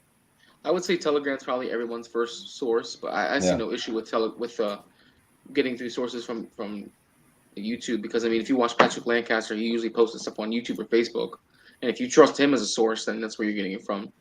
I would say another good source is probably going to be the Duran. If you watch those guys, I think they're the Alexander. Yeah, but Duran's incredibly anti-West, so all the information you're going to get from him is tilted towards anti-Ukraine. Wait, Wyatt, I mean, most sources we're not talking about YouTube Wyatt. Wyatt's definitely good. Most basically sources depends on you're your going to find are going to be anti-Russia. interest. So, I mean, For example, Wyatt, the point is like, watching both sources and ciphering out what you can in the middle. No, the thing, it depends on your interest. Like, for example, Wyatt, he mostly puts on Telegram because his main interest is the front line. He doesn't care about like what Russian forces that committed this war crime and stuff. He doesn't care about that. But if you're a person like me who like is like what interested in those stuff more, you're gonna use like what differences. Like I use Twitter more because I can see the argument of the both sides and come to a conclusion. But that's not like always possible on Telegram. I mean, maybe Twitter now. Maybe Twitter now that Elon knows that you can do that. No, Twitter's for me. Every time I go on there, that's why. Like, I mean, Twitter is not Twitter, not a good source read it for and the you're like, if wow. you're interested in frontline. Yeah, well, if you're reading Twitter frontline reports from like 8 different channels, you'll get 6 or 7 different realities. Yeah, that's why. Like, for example, Wyatt, he doesn't depend on Twitter, of course. He will never do it. He will, of course, depend on Telegram. But I for example, use me, Twitter as well, man. It's yeah, just that but not eventually Yeah. eventually all the Twitter sources stopped being reliable, which is why I ended up only have Telegram. Yeah, I know that. I never get my frontline news from Twitter. Long time no see, Craig. Yeah, How true was it that you could very easily acquire Ukrainian war bride at the start of the war? I mean, refugee bride. That's messed up. Probably very easily if you're living in Europe, because about 10 million people that left within the first month of the war. Yeah, I was seeing posts about that so much on Facebook. It's less than that. Honestly, hey, look, you know what, though, man, that's par for the course throughout human history. So if you get yourself, a young hot Ukrainian bride because of circumstances, hey, man, you're winning at least. That's messed up, bro. No, that's an underexplored element of this conflict is that, and you look about why wars continue. It usually is because all sides involved are gaining something. And even though Europe has lost energy supply and is kind of cut off from the post-colonial world now, which is 75% trading with Russia and only 25% not trading with Russia, they are gaining. And one thing they're gaining is demographically. They're bringing in a large number of white, young, marriageable women who are not coming in with their men, but are coming in with their children. And that is to the great demographic advantage of the countries that are absorbing the refugees. So this is a reason why Europe would tolerate things that look very bad militarily and economically, look very good demographically. And the United States and Canada gain even more because they are traditionally countries that absorb a huge amount of refugees, and Canada especially. And these countries are also in something of a demographic crisis. So they're benefiting from chaos and harm in Eastern Europe and leaving Ukraine a complete wreck of a country that has a 50% of the GDP and probably at this point maybe only half the population. And that kind of suits both sides as a long-term buffer zone. So this demographic element is important. And from Russia's point of view, even if they lose those people who go west, they don't want the people that are going left, east, west. They want the people who are staying or going east. And they also would look at it as a demographic boost to themselves, to the fact that there's 2 or 3 million of those refugees, at least in Russia now, out of the 10, or maybe it's even more now. So as this continues, we have to consider the demographic shift as one huge economic question, and we also have to look at the refugees as a weapon scenario. In the short term, it's hard to absorb that many people, especially if they're not, the breadwinner of the family historically. So you then have a lot of women and children that need homes, and they need maybe re-education or help. And that's a big burden on the social services of these countries. So that is a short-term pain issue that helps Russia, again, make the case for some kind of negotiated peace where large numbers of these people might either go home or at least the pain of the energy crunch is reduced. So enough airtime for that. But I do think it's an underestimated issue, the population shift.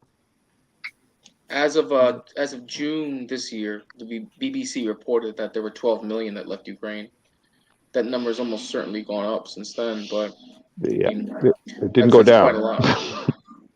I mean, I can only imagine it's gone up. Maybe not by a lot, but it's gone up. Yeah, because of the blackouts and stuff, I think people are moving out of the country. Yeah. Oh, that's going to drive millions out, the blackouts alone. I mean, your country runs on electric heating, usually fairly efficient, Soviet-era water circulation heating. Maybe some of it's geothermal, but ultimately still relying on electric sources. So that's... Once this winter goes into full swing, if you don't end up seeing mass migration outside of Ukraine, you're going to see mass death.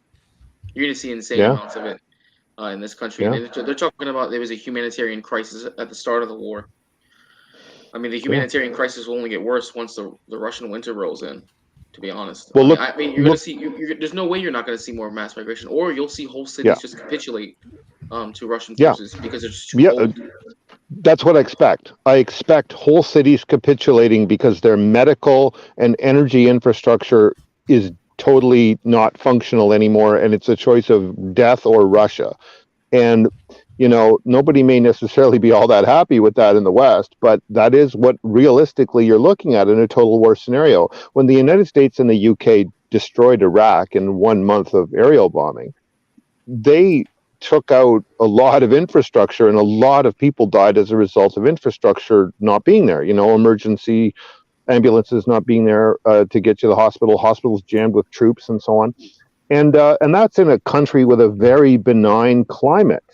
Ukraine does not have a benign climate in the winter time, and things amplify. So, and those hospitals are jammed full of wounded troops that are getting priority. And to top it off, I don't mean to open this as a general topic, but in 1919, 1920, after the Spanish flu, and presently after the COVID, you have very significant immune system depletion of people. The reason we're seeing high excess deaths and RSV and flus causing larger numbers of hospitalizations today is because of the after effect of a whole lot of asymptomatic cases that have ripped through people's immune systems and they don't know it. We saw this in the 20s and we're seeing it now. And so this also means a huge load on hospitals that wasn't there, say, 5 years ago. So between the traumatic war casualties, the complications of being without power and exposure and food supplies and other issues, and then on top of it, infectious diseases rampant, you really have a country that is not going to be able to sustain itself at all through this winter. And I think Putin realistically and ruthlessly counts on that, and on literally, as you just said, the collapse of whole cities that will capitulate and sue for peace. I expect that more than I expect to see Putin dead, which was William's prediction. Yeah, we'll wait for half a year and see whether it happens or not, and then we can throw him online, like in the open mic. The title will be like, William is wrong, Putin did not die after half a year. Or like Albert, he'll just repeat the same assertions in the chat without actually, changing them, even though they keep getting debunked. It is sad, though, the disinformation. I mean, I'm not going to pull both sides on this. I think Ukraine has desperate over-reliance on disinformation to make its case. And I don't believe anything from them, honestly, without seeing it really investigated. So I admit to sort of having a bias towards, against the Ukrainian story at this point.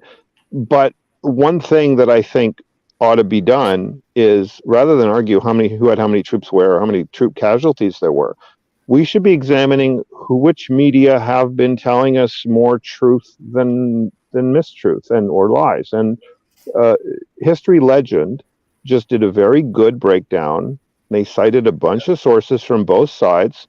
They did a from-scratch analysis, obituaries and stuff for Russian soldiers, and they came up with a number that was credible, that apparently BBC and some Estonian media had verified and did from scratch. Some decent journalists involved and had numbers for every single one of the Russian Federation's communities, how many losses were attributable to soldiers from each place.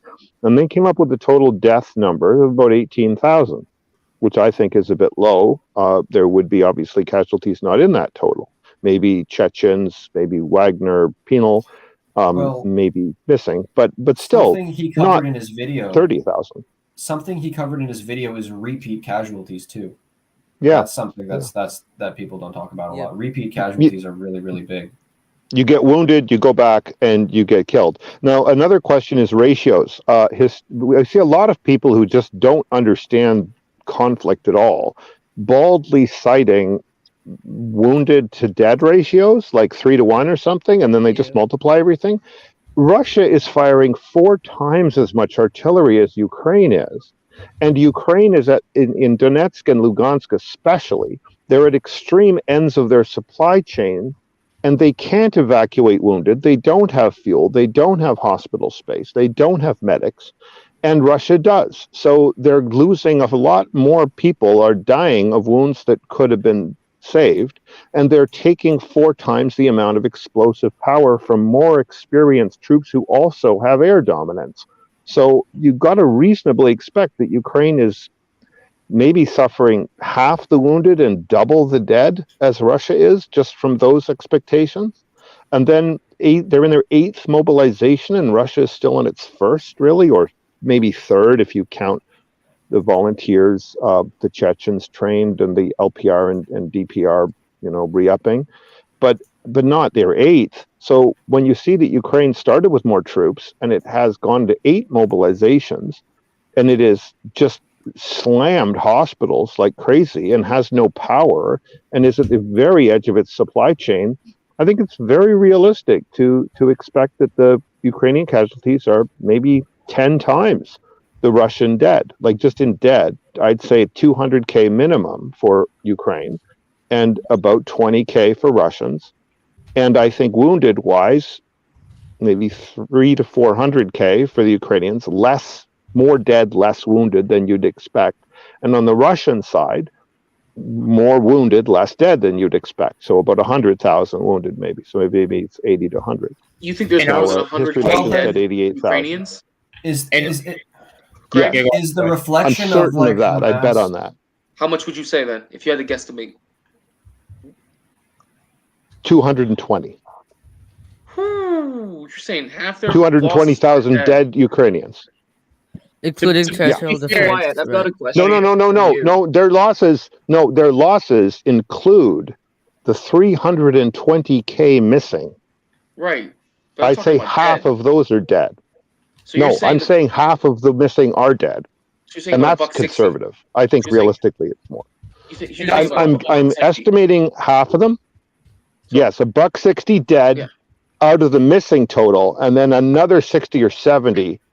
So maybe 220 total. But you know what? Honestly, if I'm wrong, I'm going to be wrong in what percentage of the missing are dead. It could easily be 80% or 100. 200,000 deserters and 300,000 dead. Now, what's really interesting to me is that some Ukrainian lawyers, okay, not pro-Russian anything, not biased, lawyers working for families of Ukrainian servicemen are investigating these 320,000 missing people. And I saw early reports of this, and then the story was absolutely squelched. So I'm trying to find what's happening with them and who they are, and if those lawyers are still alive, or if Kraken Battalion killed them, or whatever is going on with that case. Those missing people, that's an explosive story. That could cause the West to crack its support in half 1 second. And also, the main reason Ukraine needs to put a lot of disinformation basically to get support from the West. Like, they need a lot of weapons. Like, they also need to admit their problems. Like, they have their artillery capabilities is inferior than Russia's one, so they can get more artillery support from the West.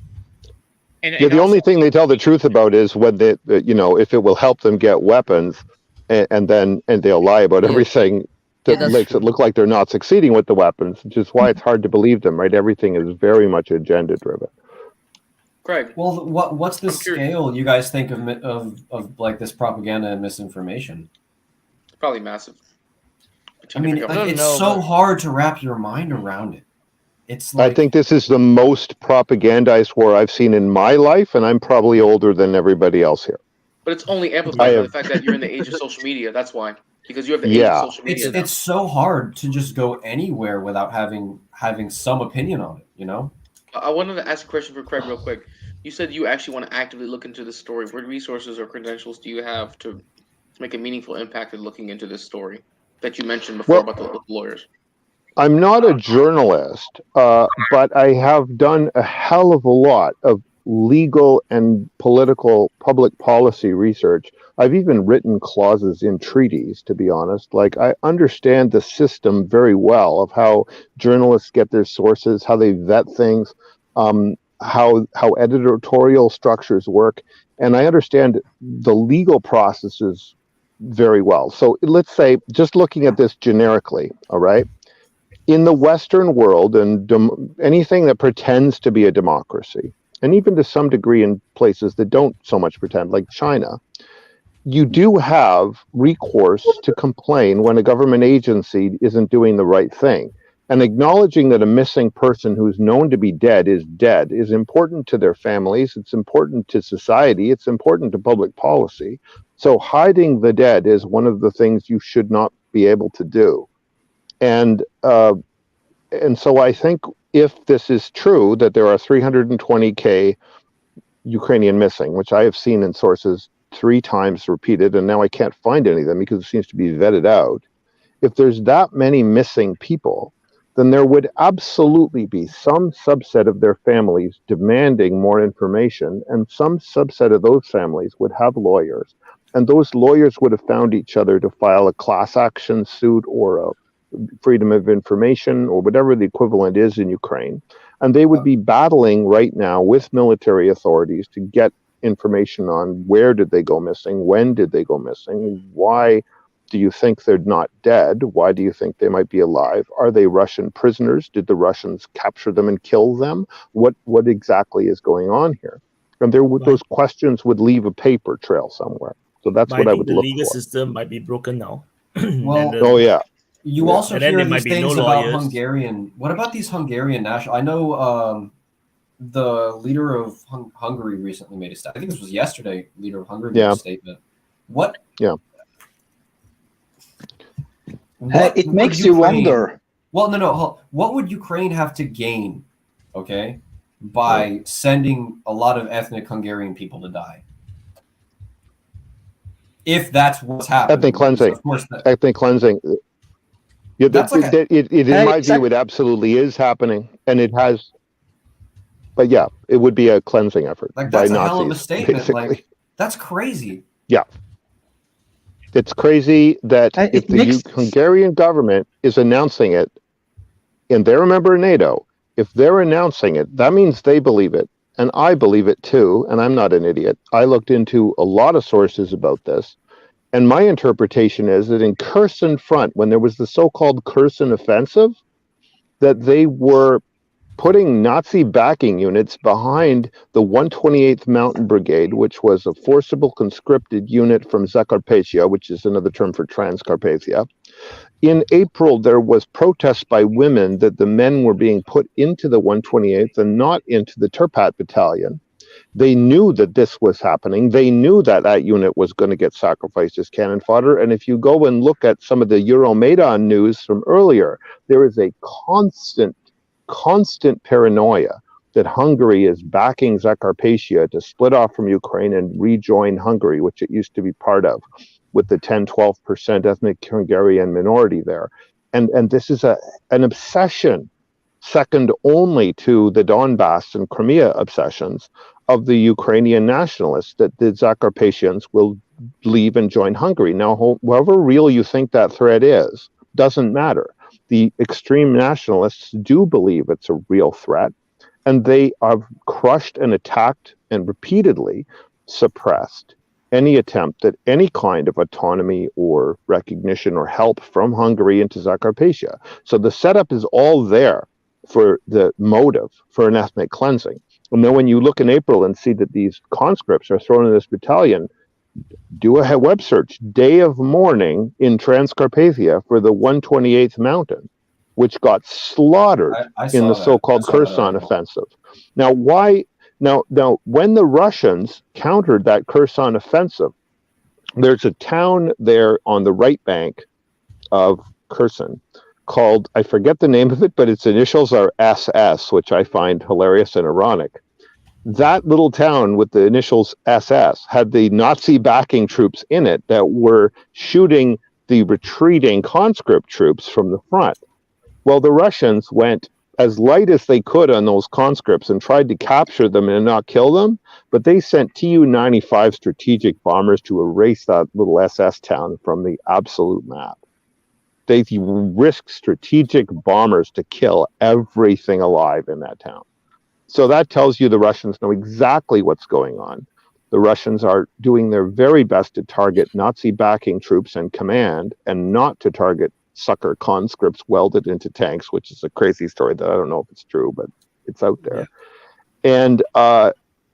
And I think in those cases, it's realistic to expect that you would see deaths or losses on the range of 20 to 1 right? Like, it would be normal to see that in a formal assault by conscripts against experienced troops, when the conscripts are deliberately given shit weapons, when they're deliberately have guns at their back and all they're trying to do is surrender or hide, and then you're being pounded by artillery like the Russians have. Yeah, you could easily see 20-1 in that situation. So this is the kind of thing that elevates the Ukrainian casualties catastrophically high. Now, it would also explain why they would want to hide that, right? Because even though it would make them look in more desperate need of West help, the fact that they would sacrifice minority troops makes them look very bad. And it's the usual tit for tat. They claim the Russians are doing this to Dagestanis, for instance. But you don't see the same kinds of protests in Dagestan as you see in Transcarpathia months in advance. The counter to that would simply be they're crushing the protests, right? Sure, but they trust the protests in Transcarpathia too, but they were still reported in Russia-friendly media. They were protesting Dagestan after mobilization, but I think some people... How long did they last, though? I'm not saying they didn't happen. Yeah, that happened, but some people found proof that they were backed by Ukraine or something, like in Telegram. I'm not sure about that. I didn't fully research it, but some people found proof of it. Well, okay, they but lasted you could for also, like a week or so. You would also reasonably claim that Russia or Hungary could have backed the people in Transcarpathia who cares? Because this is the actual relatives and friends of the people being sent to be slaughtered. Now, I think in the case of the Dagestan, that the Dagestani-Chechen conflict is more at fault there. In other words, the Dagestanis kind of fear that they'll be put into battle where Chechens get to push them into the front line. The same as the ethnic Hungarians are worried that they don't want to be pushed in the front line by a bunch of Banderites from Lviv, right? So this is more of a localized issue in both countries that has more to do with worry about who's really in charge and who's really going to get them killed. That neither case indicates that all ethnic minorities in the country fear becoming ethnic cleansed. And we all know that the minority that's going to get ethnic cleansed from Ukraine is going to be the Russian Orthodox minority, which is what they say. If you identify with Russia, go to Russia and don't take your land. We're taking your land, you know. And I think personally, the biggest barrier to peace is this ongoing claim to Crimea. You know, Crimea is 80-90% Russian Orthodox. It's special in that it had autonomy for ages, and the only real issue there is the Crimean Tatars ought to have a little more autonomy and special rights, but that could be negotiated. And the other issue is the Black Sea resources, but you can negotiate that too with money. You don't have to genocide anybody. Speaking of like the ethnic cleansing of the Hungarian population in Ukraine, what's the difference there? And then the fears of like possible, like would the Chechens ethnically cleanse Dagestan? Would they do that? Is that something that would be, I don't know. No, but the Dagestanis feel that if they're in a war and military age trained Dagestanis are junior in seniority to the experienced Chechen troops that Putin relies on quite a lot, that they would end up in the position of the ethnic Hungarians, shoved into the front with Chechens behind them with guns at their backs, gleefully willing to shoot them in the back, because it just means less Dagestanis in case of a future conflict. Now, I'm not going to say there is ethnic cleansing of Hungarians going on, but it's very notable that the Hungarian government is saying that there is, right? Even if they don't believe it and they're just saying it as a political trick. That's a political trick to get Transcarpathia. What gain would the Hungarian government get if that's true though? They'd get Ukraine can't pay them back. Ukraine can't get punished for it. Yeah, it can't. It just loses Zakarpattia in the inevitable breakup of Ukraine. When Zakarpattia goes back to Hungary, when Galicia and Volhynia go back to Poland, which they were in prior to 1939, maybe Bessarabia goes back to Romania. These are all places that were kept by Stalin after World War II. And we broke Stalin's borders when we didn't accept Putin taking Crimea. That was Putin restoring Stalin's border, which had Crimea in Russia. We could have stopped it there, but if we're going to reject Stalin's border, we're going to end up rejecting all of Stalin's borders.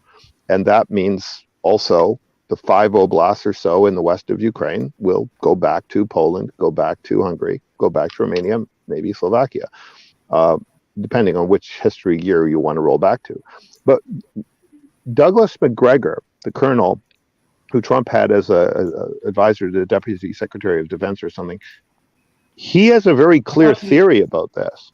And his theory is that the Russians are going to launch from Belarus south through Kytomyr, all the way to Transnistria in an out-of-supply strike to cut the country into 1/3 NATO supplyable West Ukraine Banderite territory that Poland and Slovakia and Hungary can fight over, and the other country, including the entire Dnieper Valley and Kiev, out of supply, unable to be supplied by NATO, everything cut and scorched earth, railways, power lines, nothing left in something like a 50-kilometer corridor.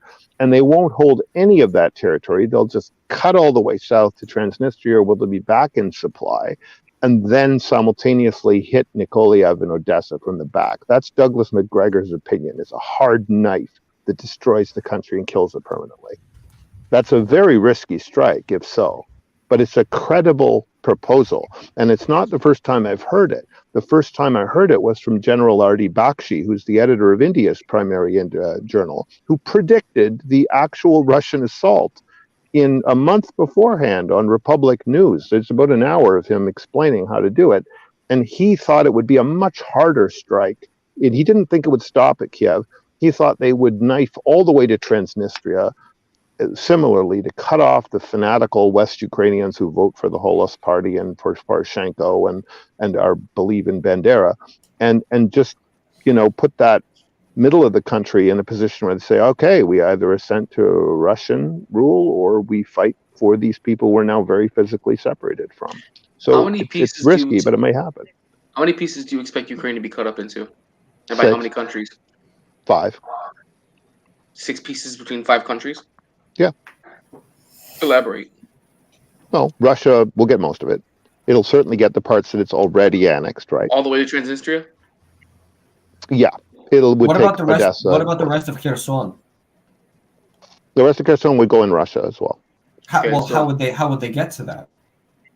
They'll get it by going at it from the north. If McGregor is right, they would come at it all the way down Kytomyr, and then they would grab Odessa and Nikolaev from the Transnistrian axis. It's kind of. I mean, it's a very risky move, right? Like, it's very risky. You're saying Russia gets the majority, right? So Yeah. what, Poland gets the northern end. Poland gets what Poland historically had, which would be Lvov, Galicia, and Volhynia, where Ukrainians massacred Poles, 250,000 of them in a genocide in 1943, that they still don't apologize for, and so they don't deserve to hold the territory. These are the 3 oblasts, just go straight to Poland, no question. There's historical brutal crimes against Poles in those places, and they have and the Poles are setting up for it. My evidence for that is this. If you look at the demands Poland has recently made of Germany, like, you still owe us $2 trillion for World War II.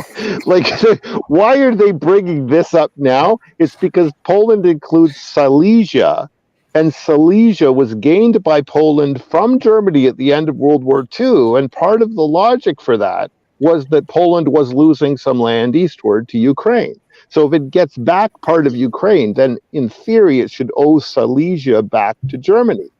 But if they have this $1 trillion claim against Germany, they're forestalling the chance that Germany, in the event that they get 3 oblasts of Ukraine, Germany will then be offered forgiveness from this war debt for giving up a counterclaim on Silesia. So that's the only motive I can think of. For the you mentioned stuff with Colonel McGregor, right? I think he's made good points. I'll give that. He's obviously he's experienced. He knows a little bit about what he's talking about, if that's an understatement. He's the commander from 73 Easting, which is the largest tank battle in modern times. He's not a nobody. He has made claims I remember watching the videos of him making claims over the summer of Russia launching some like massive offensive in August, and then he moved it back to like another time period. He's been wrong, right? And that's why I'm kind of I don't consider timing claims to be wrong at all. Okay. And the reason why I don't is because as soon as somebody's out there predicting a time, you change the time. So remember the German MP that said we would all remember the 23rd of September. It would be a date burned into our memory. I think it was the 23rd, he said. Well, they blew up the Nord Stream pipeline, I think, on the 25th. I think it was going to get blown on the 23rd. But then the German MP opened his mouth, and so they blew it 2 days later. So timing being wrong is something the enemy can easily do. You can predict their move right and then make them wrong. And if somebody as credible as McGregor was out there saying summer offensive, I'd think, shit, you know what? Maybe we shouldn't do summer offensive, because if McGregor, an American commander, could conclude that, then other American commanders must also know that we're going to do that. So we shouldn't do that. And then I don't think August. The things I think the McGregor has maybe been a bit wrong on has been, I think he underestimates the degree to which Putin, an economist, is playing the pain of the refugees, the power, the energy. And I also don't think he's necessarily seeing the benefits that Russia gets out of dragging this out. BRICS is becoming much better organized. More deals are signed every day outside the US dollar complex. China and Saudi made $50 billion of deals last month. This is what happens if the conflict continues. And so it's to Russia's benefit to drag this out, as long as economically we're seeing this unraveling of the Western world's control of economics. So the military person would reasonably expect an attempt to minimize casualties rather than an attempt to drag out a politically ambiguous situation that actually is to Russia's benefit. More Eurasian integration, more deals with China, more deals between China and Saudi, more reconciliation between Saudi and Iran. All of these things are huge. And a right-wing government in Israel that will start to alienate some of its supporters in Europe and in the United States. This is all massively Russia's advantage. Just let that play out. Hey, Craig, but going back to the question I asked, you said that Russia would take most of the country. Poland would take the northern part of it. Who would take the rest of the in that scenario, okay, so Poland and Russia, Belarus would probably get a small amount of swamp just for being involved, right? Just so that Lukashenko can say we gained something, right? It would not be a significant piece of territory. It might even just be Chernobyl, right? But it would be something. So that's a pretty trivial, funny side effect. So that's 3 countries, right? And Hungary would get Zakarpattia just because it's sitting there waiting for Zakarpattia, and it deserves Zakarpattia for just not doing harm to it, which everybody else has done. Now, that's a qualified statement. I'm not including World War II in that, because when Hungary had Zakarpattia as a Nazi ally in World War II, it did help genocide the Jews there to a very horrific degree that the USSR did not do in Poland. So, there you go. So they get part of Zakarpattia. Romania, there's 2 parts that Romania could reasonably start to claim. The better claim is actually to the southern part in South Bessarabia on the Black Sea. That is historically part of Moldova, historically part of Romania, and it's only attached to Ukraine by what Wyatt has called the world's most hated bridge, which, why not have that bridge as the border? That would be fair. And 30% of the people there are Romanian, so it's a better claim than Hungary's.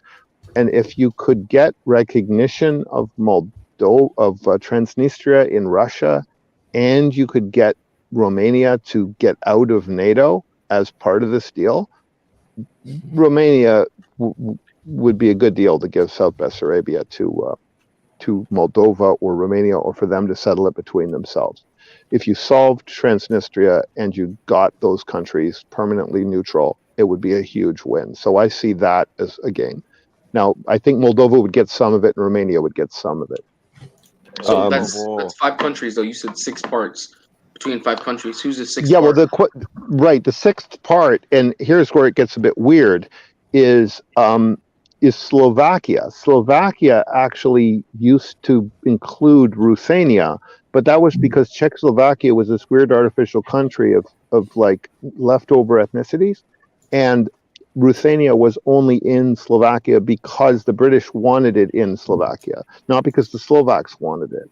And the Ruthenians were oppressed somewhat by everybody. The Hungarians kind of forced them into the Catholic orbit, and then the Ukrainians in the Soviet area forced them into the Ukrainian orbit again. And they're really a separate ethnicity of people. And so you could reasonably say that Slovakia having them, but then that's another relationship like Czechoslovakia, which was unlike people kind of forced by outside forces into one country. So I think that's the situation that's very ambiguous, but I think Slovakia might get something if the Ruthenians were not comfortable staying in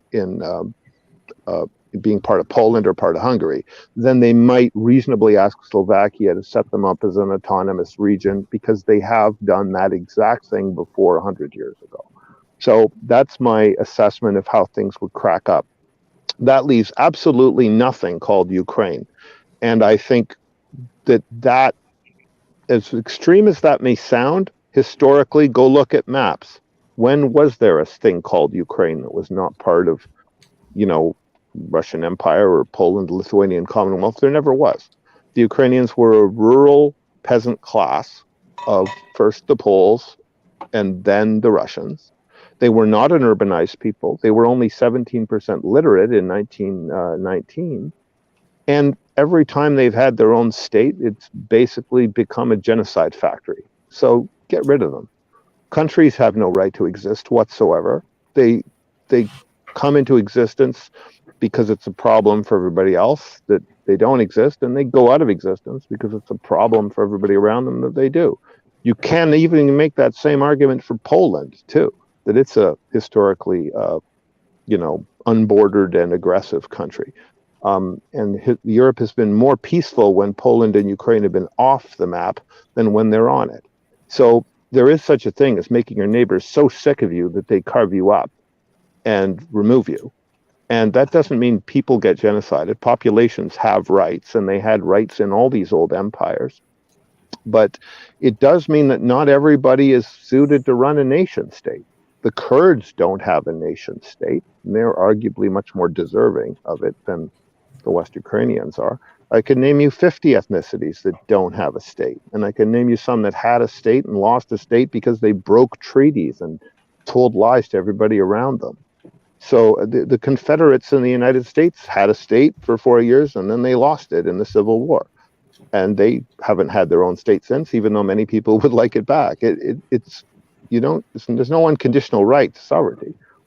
And it's just, to me, foolish to talk. I'm with John Mearsheimer on this. You don't talk about states having rights. They don't. I would like to actually ask. Territorial integrity is always like prioritized. Yeah. Well, territorial integrity has to be. It's a nice byword, but it's conditional. Since World War II, it's been very clear that your territorial integrity is absolutely conditional on your adherence to the United Nations Charter of Human Rights.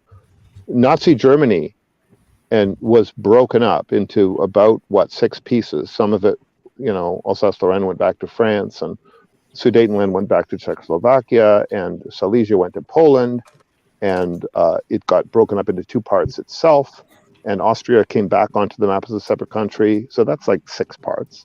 We busted up Germany as it existed in the 1930s for this very reason, for an intolerant behavior towards its ethnic minorities. And it was cracked up. There was still a thing called Germany. I'm not ruling out there could be a thing called Ukraine, but it's probably a province of Russia, if you know what I mean. Is there any idea for the timeline for these events to separate Ukraine in 6 parts? I actually think the United Kingdom disappears from the map before Ukraine does.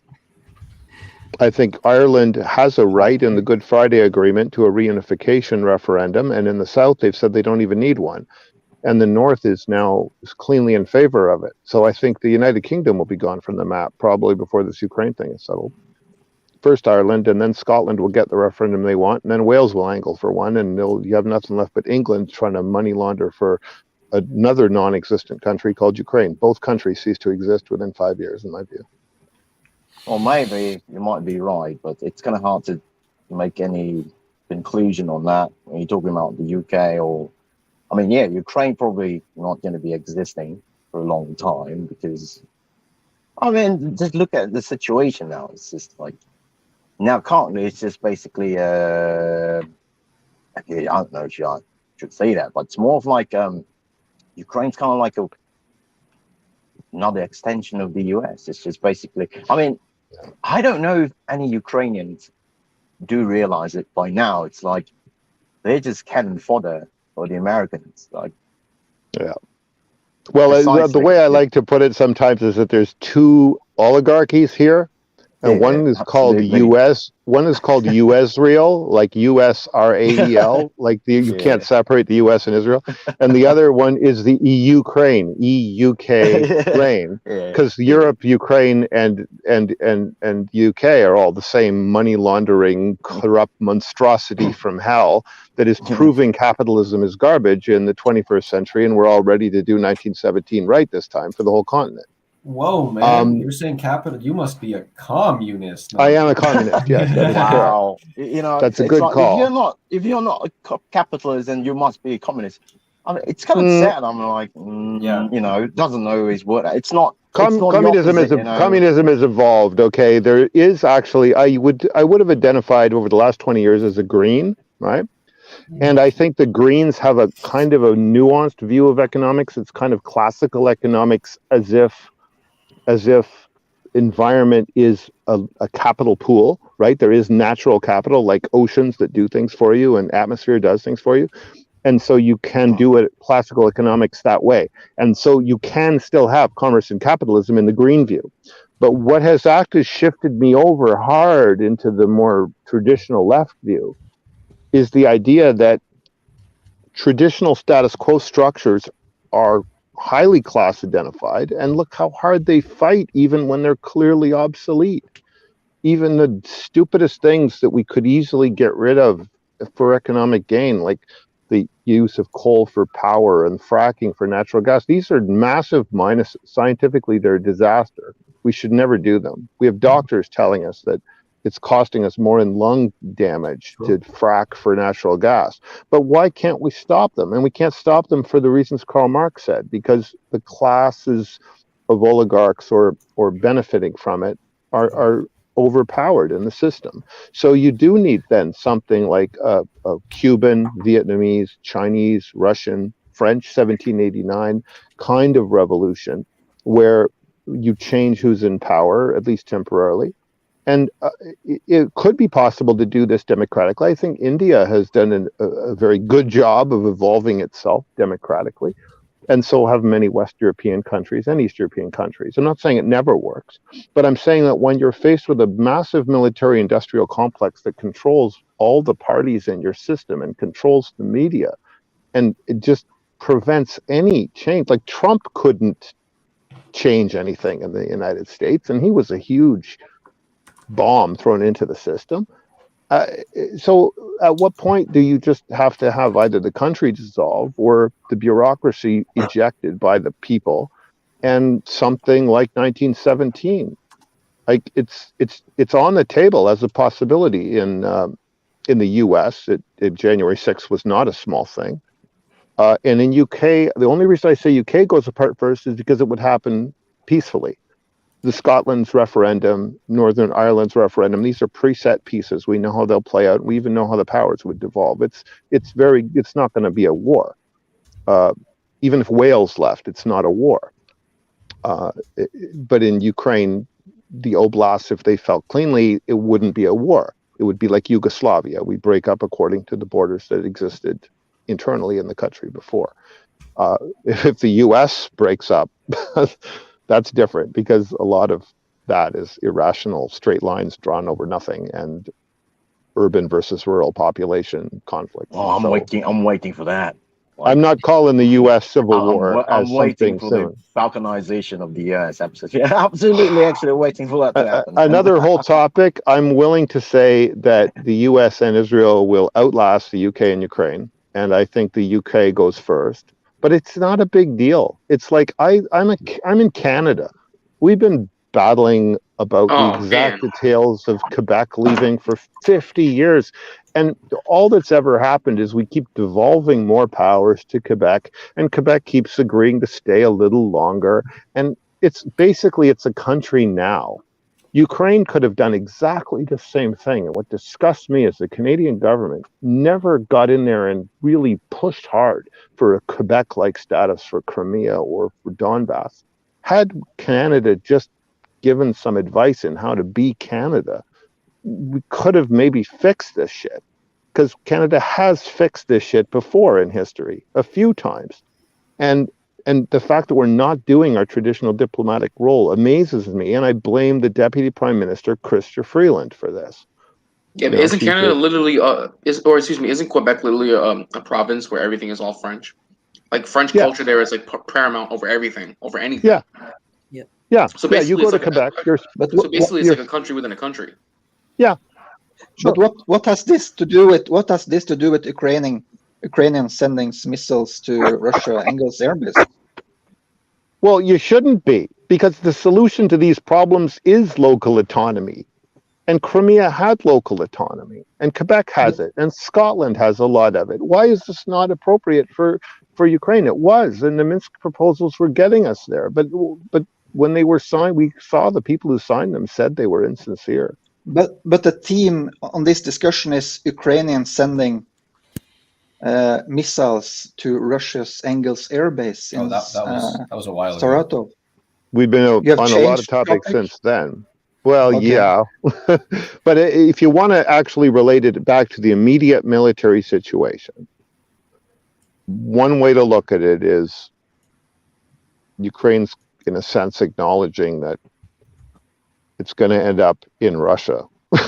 Because if they really believed that they were going to have sovereignty at the end of this, they would not be taking on the monster directly by It seems like this conflict's going broader than these small details, historic details. It seems this conflict starts to get a broader view. It's like two sides. It's a two-side conflict. I think this is Europe as a whole at war. It really boils down to conservatism against this new democracy, social democracy system. I don't know if it's that simple. I mean, look at Ukraine is what? I don't really believe that. Ukraine is like 39th in the world for, like, say, LGBT rights, and Russia's 46th. Like, they're not fighting over those 7 points different. Like, that's not what this is about. But it's in front in the medias, like. Well, yeah, the media is always lying to you about what it's about anyway. But like, that's how they have to sell it, though, right? Yeah. I mean, can we dismiss it so easily? Sure. Yeah, for the I do dismiss it. Yeah, there's religious nuts on the Russian side that all think this is like, because Russian Orthodoxy and not anti-gay propaganda laws and whatever. They're all in favor of that stuff, and they love Putin for those reasons. I'm actually Russian Orthodox, so you might want to just. I'm not even thinking that. I'm not even thinking that the people who are Russian Orthodox are saying this. But I mean, American fundamental evangelicals who admire the Russian Orthodox Church because they like the idea of those laws are sort of sitting vaguely in the pro-Russian or pro-Republican camp outside the neocon camp because they like Putin, right? That is not a motive for the war. Because these people think that, oh, wow, look, like, hey, wow, we're like the same. No, we're not the same. Like, I mean, I understand, yeah, like, wow, look, the Russian guys, hey, wow, this Russian of us, wow, they're like supporting the same stuff as us, like, hey, you know, LGBT and stuff. But then when it gets to the actual execution, whatever, what should we do? Like, hey, these guys are like the RCs and like the Catholics, hey, same crap. Exactly. You know? They will not be your That's the friends in thing. the long run. Exactly. And like, I'm also, because I argue fairly often against things like expanding Israeli settlements in the West Bank, okay, on when I argue against that, basically anti-militarized Zionism, I have Nazis on the same side as me, right? There are actually anti-Jewish people who claim that that's inherent in Judaism and that they're all bad and so on. So I'm used to having bad people by coincidence on the same side as me, and I don't care, right? I think it is one of the reasons that I am strongly against continuing the Ukrainian crusade to go attack Crimea, because I don't trust Nazis around Russians at all, and I do think you're a Nazi if you let a Bandera statue stand up. But absolutely.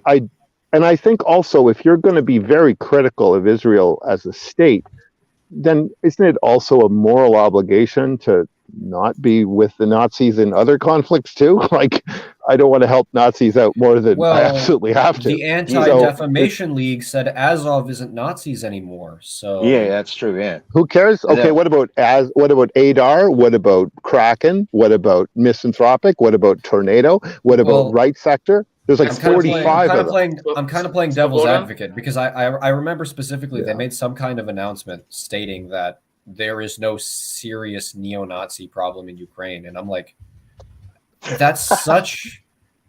Well, you just put that journalist on your list of quacks to ignore. Like, they're just lying to you. It was the ADL though. Fuck them. The ADL is nothing. They've been a front organization for a decade. They're not. All NGOs get taken over by somebody's politics, right? I don't think it's supposed to use the F word because it's YouTube, right? Oh yeah, okay. Oh man, you shouldn't fucking use it, man. I tell you. But Wyatt can use it because it's Wyatt's channel. You guys, I'm gonna have to go, but nice see it's up to you guys. Happy New Year, you guys. It's 5 a.m. man in Singapore. It's 10. One is Here's a question. Hey, can you Here's a question. Hey, can you hear me? I want to ask Wyatt something important, which is, people keep relating this conflict to Taiwan and the Straits of Malacca and the South China Sea, and saying if we don't contain Russia, then China will do whatever it wants somewhere else in the East Asia, right? But like, in my mind, the situation in the Black Sea with Sevastopol and the Dardanelles and all that is only the vaguest analogy to the Straits of Malacca, because you can get out other ways than the Straits, right? You could go around Australia. You have land routes. It's not quite the bottleneck that the Dardanelles is. So what do you think it's just craziness and propaganda to relate those situations? Yeah, it's two different things altogether. Taiwan and China is actually not Taiwan and China. It's China and China. They are both Chinas. They are both one Republic of China, one is People's Republic of China. It's a civil war that has not finished. They have not finished the civil war. The communists have not conquered the entire of China, which is leaving Taiwan and some parts of the islands just off Kinmen. So it's a different situation than Ukraine and Russia, where it's basically an interference into a civil war. So it's a bit different. And I have to go. In terms of guys. Oh, why? He's actually. You could say Ukraine is 100-year civil war, though, right? Because they started fighting in 1919, right? Yeah, and but they kept losing, but they keep claiming to come back. Yeah, because I don't view it in that way, because Singapore is merely like 50 over years old or 60. So we are a very new country. Singapore has not really exist much like a independent country. So I cannot say I deny Ukraine their statehood. But So as long as you can defend yourself, you can maintain your borders, you are a country. That's my point of view. So, but in terms of the Black Sea and the Malacca Strait, it's a bit different. So, because it's an open sea, like you said, the Chinese can actually just sail around, just impractical, and that's why the which is why it's a very different conflict. If you want to watch China or the Southeast Asia or Asia Pacific, you have to watch Indonesia's action, because Indonesia is being very vocal nowadays. They're basically, their defense ministers basically is saying that, we want to expand Charat, the exercise, the biggest exercise with the US military, and they want to expand. They want to bring in more countries. They want to bring in Vietnam as well as Thailand. They want to expand this exercise, and he straight away just said that it's targeted at China, and Indonesia has like no chills. They just say that no, because of China, so we have to expand our military. We have to do our exercise more. And if Indonesia say you are not allowed to go through our waters to China, then they're screwed, because Singapore is not going to contest Indonesia over the travel through some of this open sea, because there is of course international law saying that Malacca Strait is international waters. No one's supposed to close it, but if Indonesia forcefully close it, Singapore is not going to fight for China. It's not going to fight for China. We are not going to antagonize Indonesia. Nor should it, right? Malaysia. Like, why should it actually put itself at risk? Turkey did the right thing in closing the Dardanelles to NATO. There was a French nuclear aircraft carrier floating around helplessly in the Med, because the Turks said, you're not bringing that into the Black Sea and getting it sunk, and then firing nuclear missiles at the Russians who are sinking it. Because in the Black Sea, half of the Black Sea is actually Turkish. So, if anything happened in the Black Sea, Turkey will be the one have to face all the problems. Don't know how many S-300s is going to fall into Turkey accidentally. So Turkey did the right thing. Can Turkey hold the Dardanelles though? Yeah. You mean militarily, or are you talking about militarily? Because I don't see them playing kind of neutral forever. Turkey got the biggest army in NATO after USA, so no one dares to go to fight against Turkey unless they are crazy like Russia. They'll take on Ukraine. In terms of what though? You say they have the second biggest in terms of numbers? Numbers. They also have a large industrial base. They didn't deindustrialize like a lot of European countries did. Yeah, and weren't they the ones selling Bayraktar drones to Ukraine? Yeah, and they have a lot of influence over Europe, because they're holding back the refugees, and they are going to be the gas hub where all the European gas from Armenia, Kazakhstan or Azerbaijan is going to go through Turkey. There's no other way to go through unless you want to go through Russia, which is kind of dumb. So Turkey holds a lot, basically holding Ukraine by the throat. Europe by the throat. And say that you either let me be me, or okay, then I will join Russia. Then we open the gate to Europe with the refugees. Have you guys heard about Greece wanna transfer S-300s to Ukraine? Yes. Yeah. It's a bad deal. No. It will last 1 month at most, and then all these S-300s will be gone. But I'm very interested about relationship of Greece and Russia, actually. Greece is in a bad place because Turkey is a NATO country, so no one is going to protect Greece. So they need to find a protectorate, a protector for them, be it Russia or USA. But USA is never going to defend Greece, and Russia not so sure as well, because they need to maintain a good relationship with Turkey as well, because Turkey is a major power in the region. So very complicated situation for Greece. I'm not sure how Greece is going to navigate this, but I think it's a bad idea to give away their S-300, because you cannot depend on the US to provide you Patriot missiles where you may not have control of it. So if the US negate from their promise. They say, oh, sorry, we need to take out our Patriot. They will have left with nothing. And under the geopolitical situation, Russia may not sell Greece any surface-to-air missile, and Greece will be screwed. What would Europe do if a conflict escalates in Greece? Samar, where are you from? I'm from Slovenia. I think if there was an escalation between Greece and Turkey, I think NATO would side with Turkey, just because. I mean, they really got to do whatever they can to keep things together and put the united front on. So I think they would obviously side with Turkey. I mean, isn't Greece in NATO too, though? Yeah. And how the hell did they get S-300? I mean, it's like, did Russia just say, hey, who wants S-300s? And everybody just fucking held up their hand or some shit? I think pretty much. I mean, yep. That's I'm right. just saying, They're I the mean, best. Greece That's has S-300s. it. I'm kind of wondering why the United States hasn't taken them apart and looked at them, or we don't have one on display at a museum somewhere.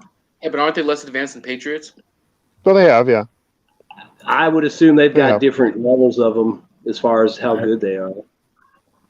I mean, we've got what, 3 versions of Patriot or 2? 2. I But think the we're on a reason block that- 3 now. The reason the Three now? United States takes stuff apart is to figure out how to charge 50 times as much for exactly the same thing, right? Like their motives of the U.S. military-industrial complex is 3 things. 1, how can we charge 50 times more to do the same or less? 2, how do we disable this if we end up in conflict with those same people? They literally can't ship something like the S-300 because the S-300 is totally under the real control of the country that has it. This whole Ukraine conflict is great advertising for Russian gear because the Ukrainians are using it against the Russians, which, India could also use it against the Russians. But it's try using American gear against Americans, right? You won't get the spare parts. It can be disabled from a distance, There's always back doors of the electronics. Like none of this is true of the simpler, more basic real stuff the Russians ship. So it's not possible to ship a simple standalone technology transferable locally manufacturable air defense system the way the Russians did with the S-300. Which is why I'm in a Greece, very independent country standpoint. I really against Greece giving away the S-300. It's not about helping. Greece Ukraine got their alone. S-300s from like Cyprus, like basically Cyprus got it from Russia, and they gave it to Greece. Yeah, because they didn't buy it from the Russians. How long before we hit the critical mass where these countries can no longer give any more weapons to Ukraine without We're at absolutely it hurting now. themselves? So now we're at critical mass. If Russia, 20 tanks. I think so. Russia could just roll with Belarus through Poland right now. Poland can't handle. They're out of ammo. They've got nothing spare. They've got no reserve. Well, aren't there like a shit ton of U.S. troops in Poland? That's all that would. Well, shit ton meaning what? 10,000? I mean, there's a couple. There's armored brigades there with M1s, and there's. I don't believe there's any M1A2 V3s there. Poland got M1A2s to hold them over until those are completed. Actually, those would last a week in a real fight anyway. There with the Americans, but they just started coming out. I've got a question about the Abrams, Vaun. Did you work on them, Vaun? When you So I was a crew. Well, I mean, I worked on them, but when I had to, but I was a crew member. So we had maintenance that we did, and then they had maintenance that mechanics did. Yeah. So my question is, driver, like the armor above the driver's head versus high explosive rounds seems to not work from what I've read. Is that not an extremely dangerous aspect for an armored vehicle? I'll tell you what. I mean, they always show like the angle of the metal, will help deflect away the round. But I mean, I wouldn't want to be in the driver's hole and get hit with a sabot round or a heat round, just because. I mean, if it hits the armor, like in the turret part, it might not. The jet might not go down through the roof into the driver, but I mean, you're talking about armor that's only a few inches thick, and I mean, the angle helps with certain types of rounds, but like I said, I think like the M1's vulnerable from the top, probably more so in some ways than the Russians tanks because they don't have reactive armor on them. But then that's again, why I asked. we're going to have active protective systems, so that's a whole nother level there. Right. Does anybody the driver's hole is a vulnerable spot, and the roof is a vulnerable spot. Well, not even that. From the studies I've read, there's a YouTube channel called SY Simulations that does a bunch of like that. They at least whether they're trustworthy or not, I don't know. But from what they've said, even an explosion at the turret, right, non-penetrating, the shockwave will kill the whole crew. Yeah. So I mean that's possible. Yeah, because I mean, when we're in the tank, I mean sometimes they'll give you like ballistic, like a vest. You have your helmet on with your stuff, but it's not going to protect you from that concussive wave. Yeah. And like you said, I mean, certain rounds, I mean, even though it stops the round on the outside, that shockwave will go through, and it's considered a lethal, shockwave on the crew. But so yeah, I mean, like you're talking about, especially around the turret ring there where the driver's hole is. And if you can get in there, I mean, you're taking off the gunner's legs, the commander's legs. You're probably blowing the shit out of the loader, and then it's going right on and back into the engine. So is it even relevant to talk about them? Because but and the Leopard are both way too. Craig, you're breaking up bad. Yeah, I couldn't hear. The reason I ask is because like we had talked about it before, and you guys brought up Abrams. I'm like, oh, now's the time to ask the question, I guess. I mean, it's a good tank, but I mean, it's going to have vulnerabilities. Just as I understand it, there's 70-ton tanks. Yeah, I mean, and that's the other thing I think too. I mean, I don't think. I mean, I'm not. They obviously operate in all kinds of conditions, and they would have to in the war, but. That tank is so fucking heavy, and it just doesn't seem like there's going to be good places for it to be utilized properly. I mean, if you're going to take an M1 and try to engage Ukrainian tanks at like 1,000 yards or 500 meters coming out of wood lines, you might as well just go get a T-64 and do that shit. Because at that close, everything's going to over-penetrate. You don't need a special tank or a special round. But I mean, if you want to sit up on a hillside on the Kherson side and like smoke T-90s from 2,000 or 3,000 meters away, yeah, that'd be great. But that's not probably going to be a situation that presents itself. I just don't see any situation where the American tank would be able to kill at long distance like it's made to do. I mean, yeah, we could go in there and blast and point blank, but like I said, we start doing that shit, then you're just as vulnerable as a T-55 or anything else. Because I could throw a grenade in your hatch. I could. I don't want to talk about. There's a lot of ways to disable an M1, including small arms, if you really were like insane and wanted to try. Well, but that kind of gets into the concept. You're never going to really see tank on tank purely. Right.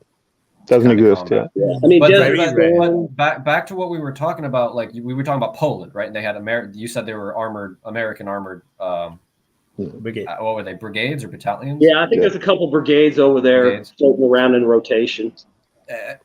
Is that deterrence? Is it there for purely deterrence? Because I don't see America just sending it, into Ukraine, going full send. But you hear it talked about every single day.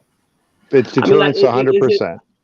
I mean, it's deterrence in a way, but it's so far away from the front lines. It's not that kind of deterrence. I mean, it's like they're there and they can come in, but they're not like just over the hillside, right? Like, oh shit, we better be good because the Americans are there, So like the Belarusian army, they're there, but they can come in, but what do you guys think about Belarus kind of making these statements that they believe that they're about to be invaded from Poland or something like that? It's cover for what the actual last ditch plan is, I think, on the Russian side, which is if Belarus was going to get hit at all, then if they really believed that there was going to be an incursion in Belarus, then I believe there's an operational plan already sitting on the Russian table to take all the Baltics in 2 days and hold them until they give up Ukraine. It's like you get the Baltics back for the Ukraine, end of story. Conventional invasion, take the Baltics completely off the map. That's what would happen if they put a foot into Belarus, in my opinion. The dinky little Chihuahua Baltics would all just be occupied because they are the exposed dick of NATO, sitting out there completely indefensible. You can't protect them from Belarus, Kaliningrad, and Russia all at once. It would be impossible. And I don't care how many even soldiers there are there. There's no strategic depth. You've got the Russian Navy in the Baltic Sea. You can't. There's just nothing there. The Baltics would fall in days, and then they would be hostages. Would NATO not No. act on it? NATO has nothing. If there's 5,000 troops there, that's just 5,000 American prisoners. Like, that's it. You can't stop it. Kaliningrad, Belarus, and St. Petersburg, like, they're surrounding you. You're done. It would be the 2-day invasion. And then they wouldn't hurt anybody. They would kill as few people as possible, and they would hand the Baltics neatly back to Europe in exchange for Ukraine. That's the last ditch. And that would be triggered by any attack on Belarus, which the Poles, being kind of stupid, might do. Yes, I always thought that the taking the Baltic states into NATO as an alliance is always like a bad move. Like, it's a wrong move, militarily speaking. Yep. Because Kissinger. you trap yourself into a situation where, because they are already pretty anti-Russia, and then you take them in, and then they are weak. So they doesn't add to you. They only give you some space to put your missiles, and then they have a chance to cause you the war that you're trying to avoid. Yeah, they're just your dick sitting out of your pants there, waiting to be cut off, and that's all they are. And most of those Baltic countries, all they bring to the table is infantry. I mean, if you want to look, their armored forces are minuscule. Their armored vehicles minuscule. You know, a lot of them have armored cars, but most of the Baltics, all they're going to bring to the table is infantry, and they probably ain't got a lot of that either. Infantry and belligerence. Yeah, and I do want to say, I know there's some people in the comments talking about like anti-tank missiles and stuff, and I do know they have a longer range, and I'm just saying that if you're in an M1 and you got a clear shot, you can reach out and touch somebody, but the same can be said with the ATGM too. So I'm not saying it's invulnerable or you can shoot from way far away and not get touched. I mean, if I can see you, you can see me, and we can both shoot at each other. So I was going back to the Baltics. I remember, last time, Command and Conquer. When you play the games, right, the missions, then they have the map come out. Then they will have the icon, they appear, then they will explain the situation on the ground. Then they'll describe the army, how threatening are they. Then I remember, like, when we talk about Baltics, it reminds me of like the term laughable, the military level laughable. But I mean, again, I'm playing devil's advocate like a lot now, because I just want to ask all these questions from every perspective. Didn't Russia not move into Ukraine with the objective of killing as few people as possible? Yes. And we're stuck here 9 months later. But Ukraine is much bigger, and it has strategic depth, and it's really hard to take a huge country like that quickly. And they thought there was a real chance for diplomacy if they just did a decapitation strike. They kind of hoped that Zelensky would take the ride and not the ammo, right? So, but the Baltics, they won't be under those illusions. These are little puppy countries that are belligerent, that are constantly trying to mess with them. And they need to end that finally and forever. And they would do that by not making any of those mistakes. They would go in hard. The governments of those countries would be dead. Anybody that had relatives, who had been Nazis would end up probably in a ditch. We would see quite a bit of people fleeing for where they're really from, which is Canada, the United States, and Britain, where a lot of the elite class of the Baltics grew up and only came back after the Soviet era. So they would just go in hard and, be brutal for once. And they would, by killing as few people as possible, I mean, not random people, targeted people. There'd be a list of their long-standing political enemies. Wyatt is correct that taking the Baltics in was a disastrous mistake for NATO. George Kennan, Henry Kissinger, and several other old U.S. statesmen argued strongly against doing this in the 90s. And the unfortunate consequence of it is it enabled a group of people who really think that they can trigger some kind of massive destruction and dismantling of Russia. But that's such a geopolitical disaster in the world that the cost of it might be several thousand targeted killings in the Baltics just to prevent that from ever happening. And it's ruthless, but it saves all of North Asia from 100 years of civil war. Right? Okay. Yeah, I was going to say. Speaking of like the breakup, though. Actually, Vaun, go ahead. I'll go after you. I was just to say real quick. I think the only way that those high risk operations would work, like going back at Kiev, is they would have to do what they should have done, which is just indiscriminately bomb Kiev with whatever they want, and just basically creep up online with tanks and just. What they didn't do, where they'd have to have no regard for civilians and just say, fuck it, let's go. Yeah. Then that stuff probably would have happened and they would have pulled it off. But I think they did go in with the intention of not killing civilians as a matter of policy. And they went in light, and we can see why we're here 9 months later. If they'd gone in hard like everyone thought they would, it probably would be over with, because even the NATO stuff wouldn't have had time to come into the theater to change anything or keep them propped up. Especially if they had already lost Kiev, let's say, in a couple of weeks, or the city was surrounded and destroyed, even if they hadn't captured it. I mean, it would have been a whole different story. And but most of the anger about the war in Russia is that this wasn't done. That this wasn't done earlier. Right? Yeah. Yeah. Well, I guess for the question, like, what do you guys think about this point where people are saying the ultimate goal we should be shooting for is to break up Russia into some states? That's completely insane. But it's becoming more and more popular. So why do people keep talking about it?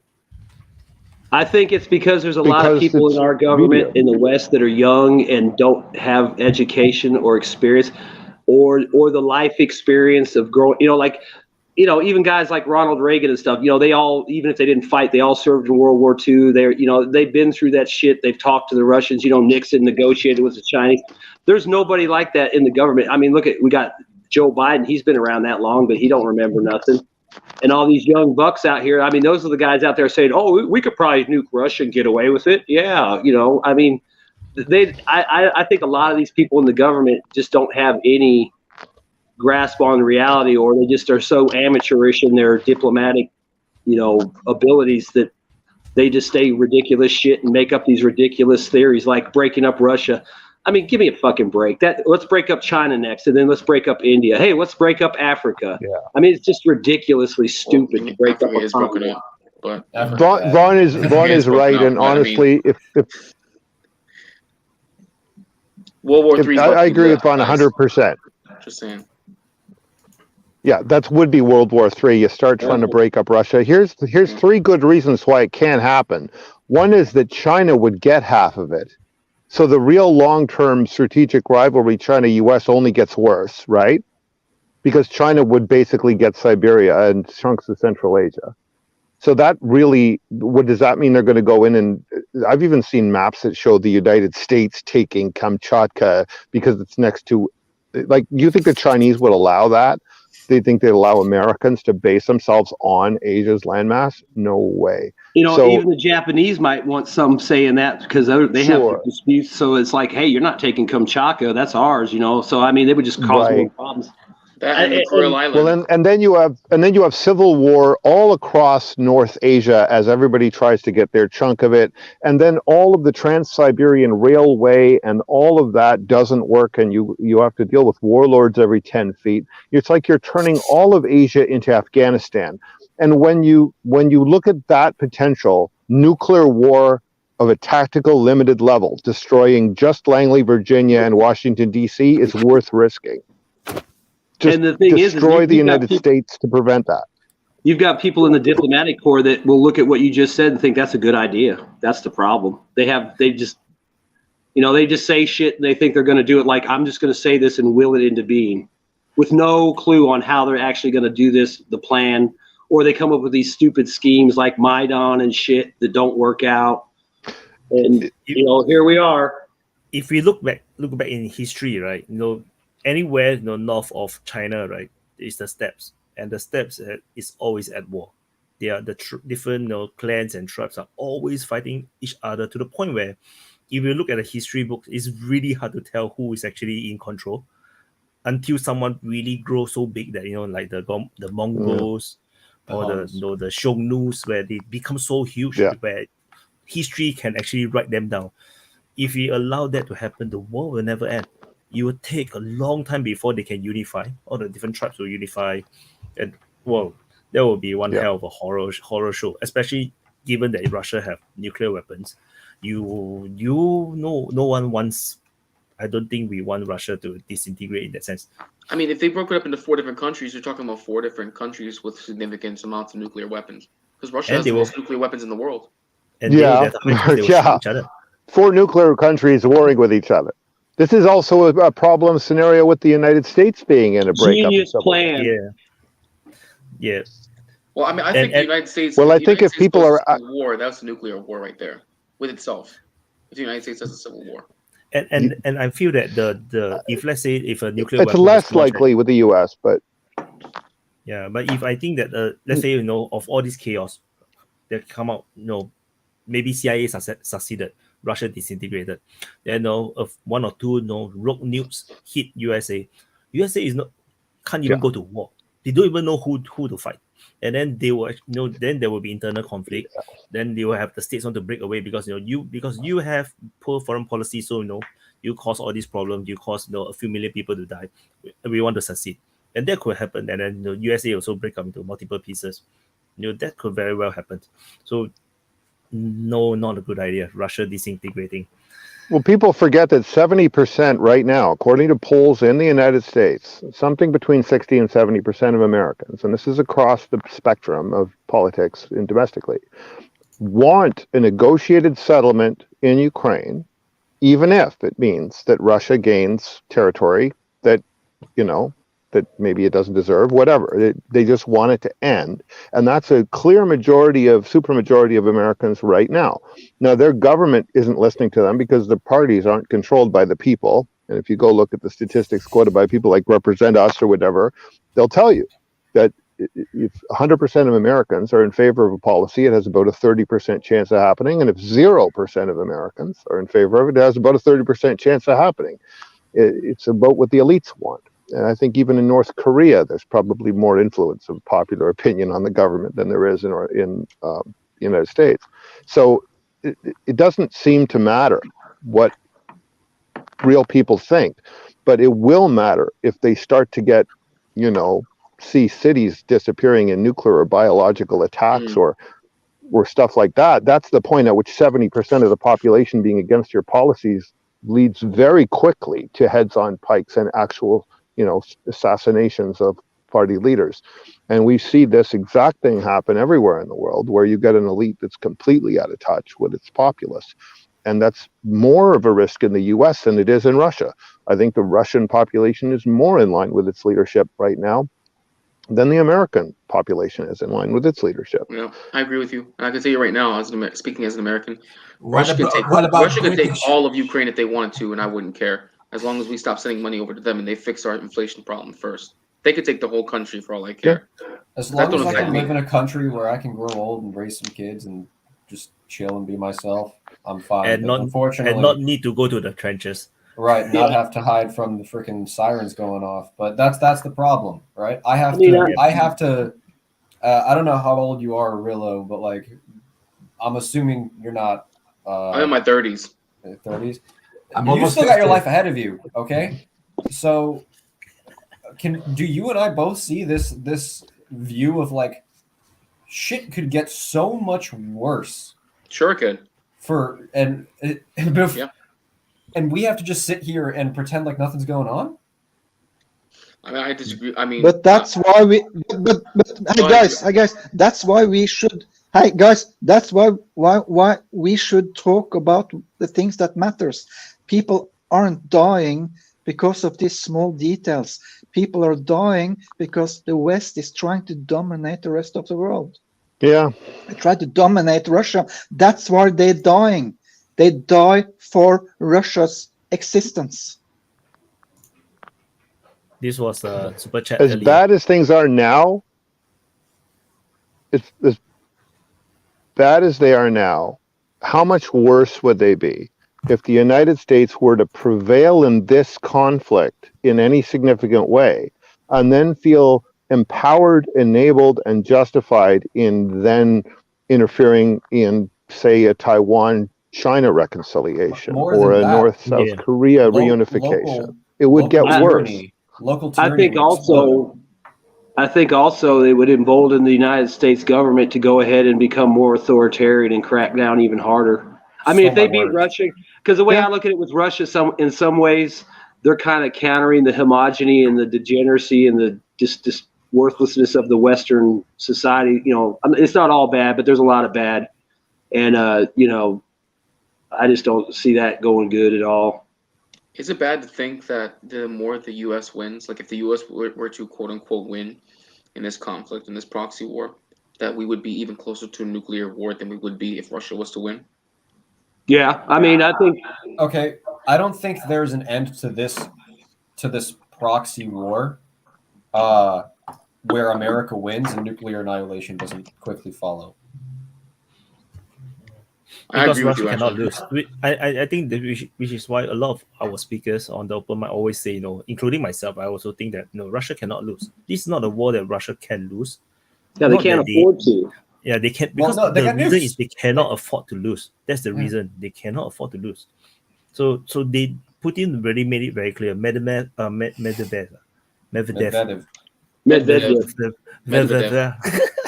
Call him Bear Man, because that's what that translates to. Yeah. So Mad Guy, the Mad Guy did also say, you know, we are that we are the more the West try to prolong the war, the closer we are to World War III. He himself is giving the warning as well, and he's actually very, very powerful within Russia. So it's not looking very good. And I think RT also came out with the advertisement, right? You know, giving the warning to Europe about prolonging the war. I mean, Medvedev and Putin have been together forever. So, I mean, if he says something, it's probably with Putin's blessing. And who knows, he might have a long leash and he's allowed to say whatever he wants because Putin knows where his mind's at, his heart's at. What happens when Putin dies? I mean, he's not immortal. I think he will take over. The Mad Guy will take over. Medvedev. Medvedev. Yeah. Because now Medvedev will come back. Yeah. He behaved a bit differently from when he was really was head of state. Now he's talking a lot like Kadyrov. Like he just speak whatever he wants. He just telegrams whatever he wants. It's very brash and very blunt. Yeah. He's very, very blunt. And then he will actually go on Twitter to throw on some of the people. And like, you know, Argentina won the World Cup, and then he just added like, you know, okay, and remember to return the Falklands, tell the UK to return the Falklands. It's like he's very different from where he used to be. He's unleashed kind of thing. Yeah, I think because if I think of him back when he was first starting out, I always thought he was kind of dorky, and he always kind of seemed like he was just a sidekick. And now he's like his own man. He's got his own opinions, and he talks way more shit than Putin does. Putin's imagine if Putin talked that much shit. Yeah, I mean, just Putin's subtle. Medvedev is not. No, that sounds like Trump, right? Right. Yeah, but the difference is Trump doesn't make nuke jokes. Yeah, Rocket Man. My bomb is bigger than your bomb. Not jokes, no. Although he did talk about them fairly loosely. If you remember the Kim Jong-un Trump Twitter exchange about nukes, that was very alarming. I but this is actually really it isn't really funny, but because both of them are kind of volatile personalities, and I don't think the world needs to be alarmed that much. Oh, because I view them differently. Personally, here's the reason I don't like joking around about nukes, and it goes back to the 80s. Sorry, you can carry on. Sergey Lavrov can become the president? Too old. Yeah. Who? No. Lavrov, too old. Yeah, I'm thinking Viktor But. Why not? Well, okay, why yes? I mean, you could, you know, if I would think, you know, in the Nationalist Party, he could probably play up the fact that he was a prisoner of the West and oppressed and victimized by the West, and he's the man to lead Russia against the West because he knows how they are, because he's been in the belly of the beast. He knows how degenerate America is. He was in our disgusting prison system. Kind of like I know. Oh yeah, I mean, look at all the shit on RT. I mean, when they had the press conference and they were talking about the trade, and they're like, you know, they traded a war here. You know, they traded an arms dealer for a basketball player, and you know, who can't, you know, control herself for 10 hours without smoking hash. and they left a war hero there. You know, they know how to push the buttons, and I mean that's what they'll do. They'll just push the buttons and say the right things. It's just like when you hear Russia talking about, oh, we're a Christian nation and we have family values and stuff. That appeals to me, but you're also an authoritarian state, and I can't own a gun, so kind of like fuck that. Yeah. You know, if I could own a gun and live in Russia and I could have the kind of liberty I have in like Kentucky, then, you know, maybe that would be an option down the road. But I mean, that's the thing for me. Like people are like, well, where would you go? It's like, I don't know where I'd go, because I don't know where I would ever have the same experience. I think Russia is free to own guns, right? In Russia, I mean, in the Siberian area, no. It's more like if you own a gun, then don't kill anybody. Yeah, because there's no one to really enforce it. But see, I can't be like, you know, if I had an AK, I'd want to go out and bust off at a Target and stuff, and then some farmer would rat me out, and then the FSB would come and get me, and that sucks. See, that's, you know what, I'm in the exact same boat, because like I love my guns, right? I love the liberty that I have here, whether you guys believe there is any here or not. But like realistically, it's like there's got to be some like middle ground, right? Social issues are a bit of a red herring, but honestly, I'm going to say this, and since I look like Alexander Dugin, maybe I'm the right guy to say this. I don't think this war is anything to do with social issues or conservative social orders versus secular ones at all. But I do think that we should look at one thing which is important, which is that in 2000, same-sex couples didn't have equal rights to non-same-sex couples in Canada. And in 2008, Obama said he was in favor of the Defense of Marriage Act, and marriage was one man, one woman, right? So there are good legal reasons in the English common law derived systems why we changed that and redefined that word. And I don't want to get into that argument, but it's accepted by all the Supreme Courts of the English-speaking world that that's the case. But it's recent, right? It's the last 15 years. So where do we, if national sovereignty is going to mean anything, then surely it means that in contentious social issues, the countries are allowed to be 20 years ahead or 20 years behind, or 50 years ahead or 50 years behind, and that they can't just do what the EU seems to be wanting to do to Hungary or to Poland, and take policies that may well be objectively right or fair, but force them onto people who aren't ready for them generationally. Like, one of the problems the West has is it's trying and then force everyone into a change this week that the West only made last week. And that's clearly not what a sovereign multipolar world would look like. It would not, everything wouldn't change at the same pace on the orders of the same people.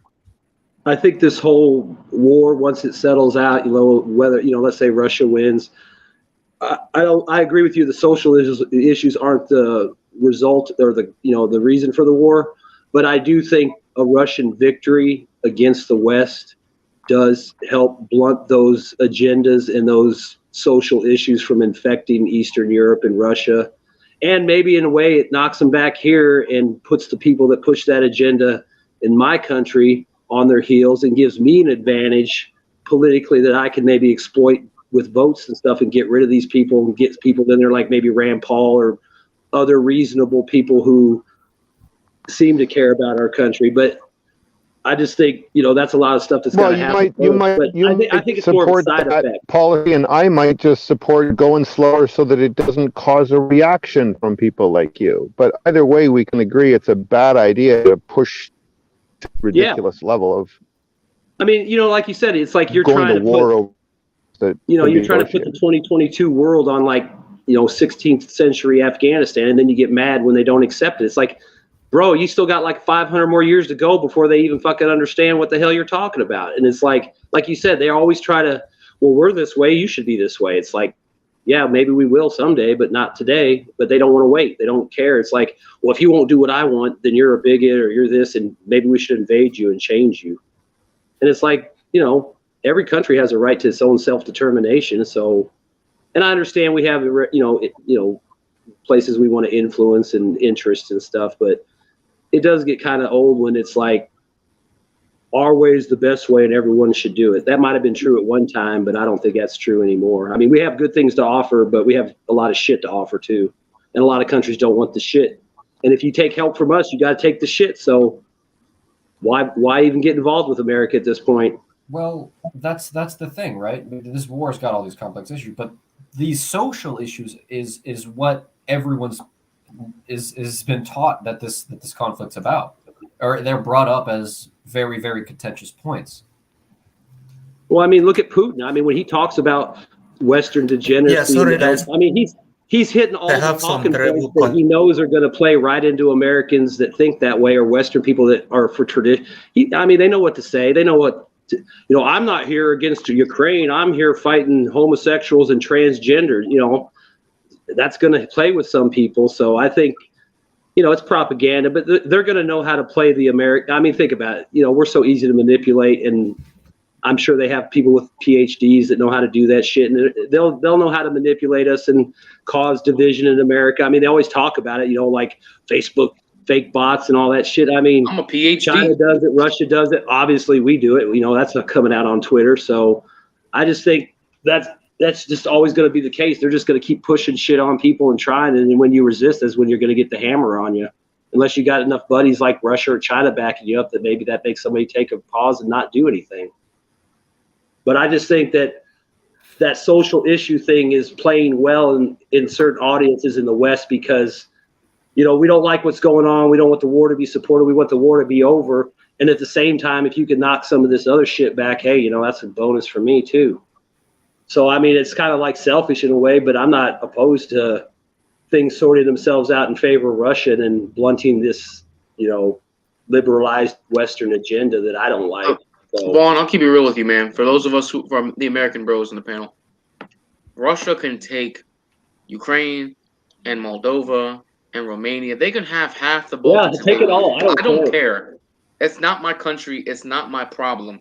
As long as we fix our inflation and we can keep doing trade, and we can keep. I mean, we were still buying Russian fertilizer and we were still buying Russian uranium.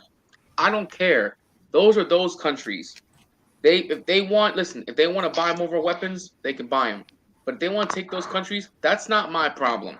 That's not our problem.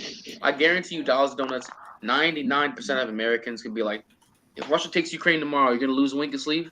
No, because the other 1% that will probably have a family over there, or they have investments. Probably making money off of it. That's why. That's what I'm saying. They have money wrapped up over there. I don't care. Take Ukraine, take Moldova, take Serbia, take Romania, take Hungary, take Bucharest, Budapest, you know, Budapest. Take all of it. I don't care. It doesn't involve me. It is not my concern. Okay, I live here in the States. We're not going to get invaded by Russia or China. There we get to the big problem, which is there we get to the big problem, which is neoliberalism and globalism. Chevron, Bayer, all heavily invested in Ukraine, especially in the east part, where they made very favorable deals with Zelensky. But there is some that also opens up to something else. Yes, us in the U.S., we I guarantee I kind of agree with Jay there. It's like, y'all do what y'all do. It's like, as long as my life can get better. If you, I think it's Alpha talking, right? Yeah, Alpha, you're breaking up really bad. What's going on in Africa, Alpha? What's going on with that M23 stuff? Are they sharing for Putin or? How do you know he's from Africa? He got disconnected. Okay. How do you know he's from Africa? Well, yo, I was just thinking the same thing. Oh my god! I was like, I'm gonna ask him what's going on in Africa. What do you mean? I just assumed he said something about that in the beginning. What, honestly, that's. But he probably knows. He probably knows. No shade, Bjorn. That's a Northern European shit to do. Maybe not.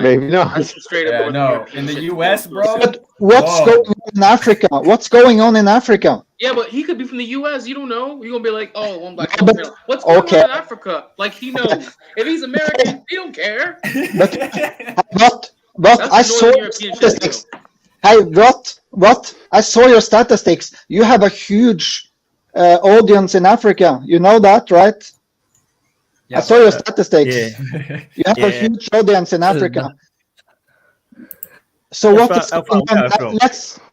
Alpha, where are you Alpha. Well, let's ask Alpha before we ask any more questions if he knows what's going on because he's in the area or where he's at. Where are you from, Alpha? Oh, If you want to say, are you in the United States?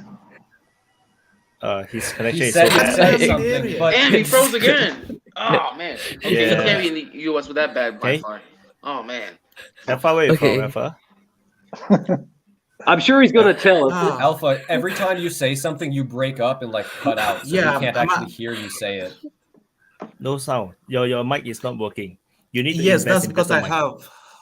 Yeah, sorry, Huh? I have really terrible connection for my internet. Where you from? What? Okay, Bjorn might be right. All right. Okay, which country are you from? The problem Damn is it. actually maybe. Oh no, Bjorn might be right. All right, Bjorn, I might be eating my words. Oh, do I have to? Damn. Okay, I'll tell you. Oh, we are. But DPA has a huge audience in Africa. Yeah, I'm actually in Kharkov, so but I can't tell I'm from. You're in Ukraine. Sorry? You're in Ukraine. I heard Kharkov.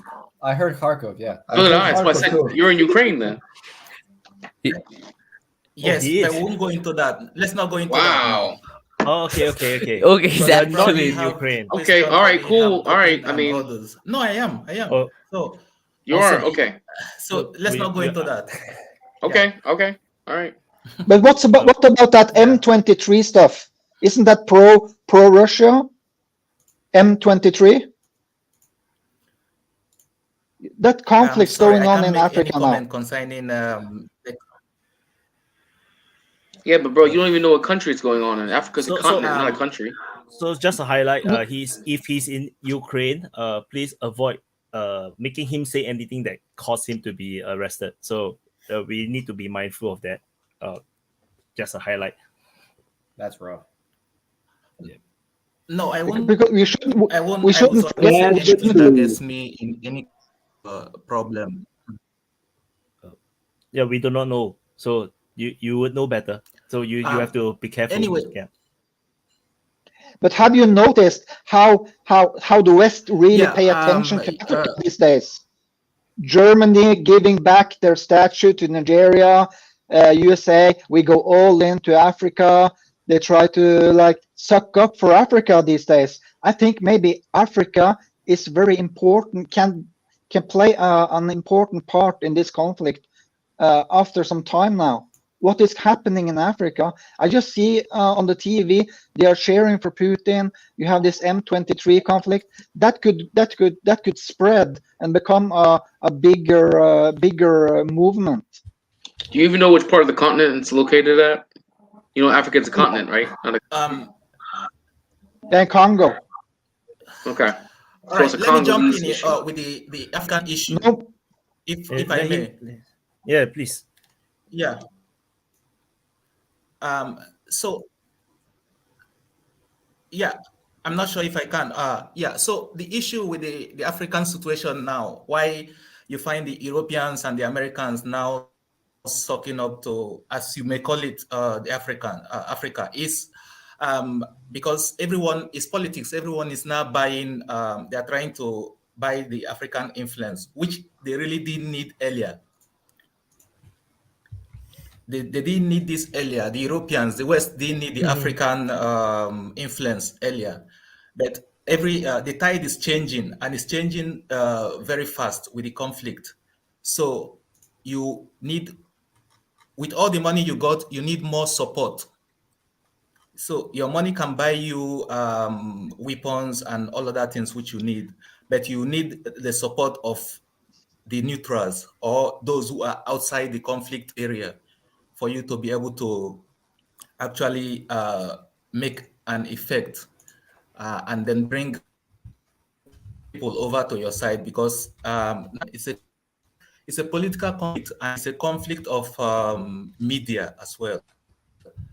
So everything is important now. That's why you see the artifacts that were stolen years ago being returned, and then from the African situation position, for example, now you have the previous colonials who have and then colonized, and they will go towards the other side if they have someone who is fighting their former colonizer or have conflict in that. But also you have to actually look at it as a human. The fact is there are rules, and then these rules are for everyone to live and be able to at least go about their daily lives. Once they are altered, no matter who is right or wrong, then this kind of situation starts coming up and they go so far out of hand. So that's just my input on that. So I really wouldn't want to make any comment concerning the conflict of who is right and who is wrong. Everyone will fight and then they will get their interest. The day they see no interest in any kind of conflict, then nobody will do anything about conflict on that. So the casualties on both sides, it wouldn't matter to anyone as long as their interest is being served. That's my opinion on that. Alpha, which part of Africa are you from? I didn't catch it.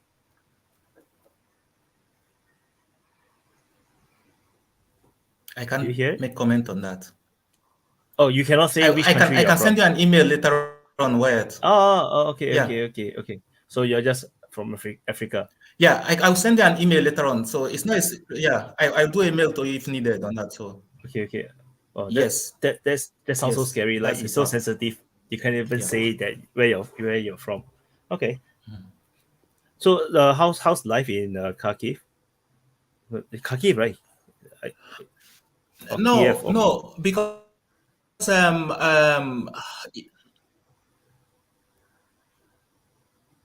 yeah.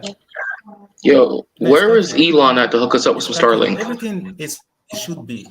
Everything is returning to the usual situation. So.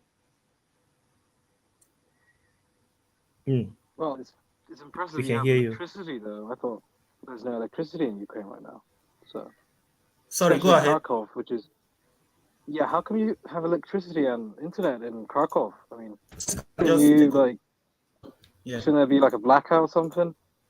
Because I heard there was some airstrikes earlier. So. Hello, guys. Can you hear me? Yeah, that his internet is very Ukrainish. So you know. Is that question by for the me? way. Yes. Yeah, we can hear you. He's freezing up a lot. Are you in Ukraine, Alpha? Are you located in Ukraine? I said he was in Kharkiv. Yeah. Really? So you can see his Kharkiv internet. Yeah, sorry about that. No problem. It's not your fault. It's those damn Russians and their damn cruise missiles. Yeah. Yeah. Putin is evil. Pootler. It's all Pootler's fault. No, guys. By the way, you said Elon Musk had Starlink earlier. By the way, we're gonna boost you in the algorithm, Wyatt. We're gonna blame Pootler. We're gonna boost you in the algorithm. Actually, you know, earlier Craig was talking.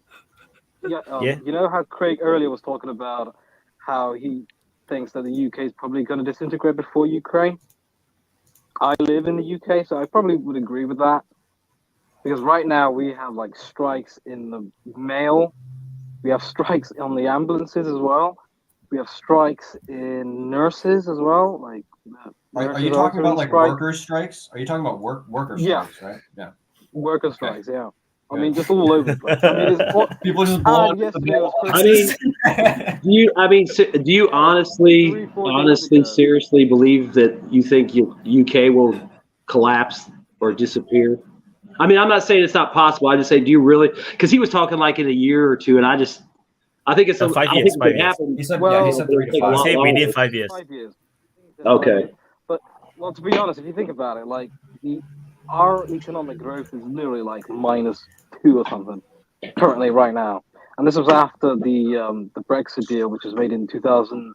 The Brexit deal was made in 2019, but it was only implemented in, I think it was like December of 2021, about a year ago, I think.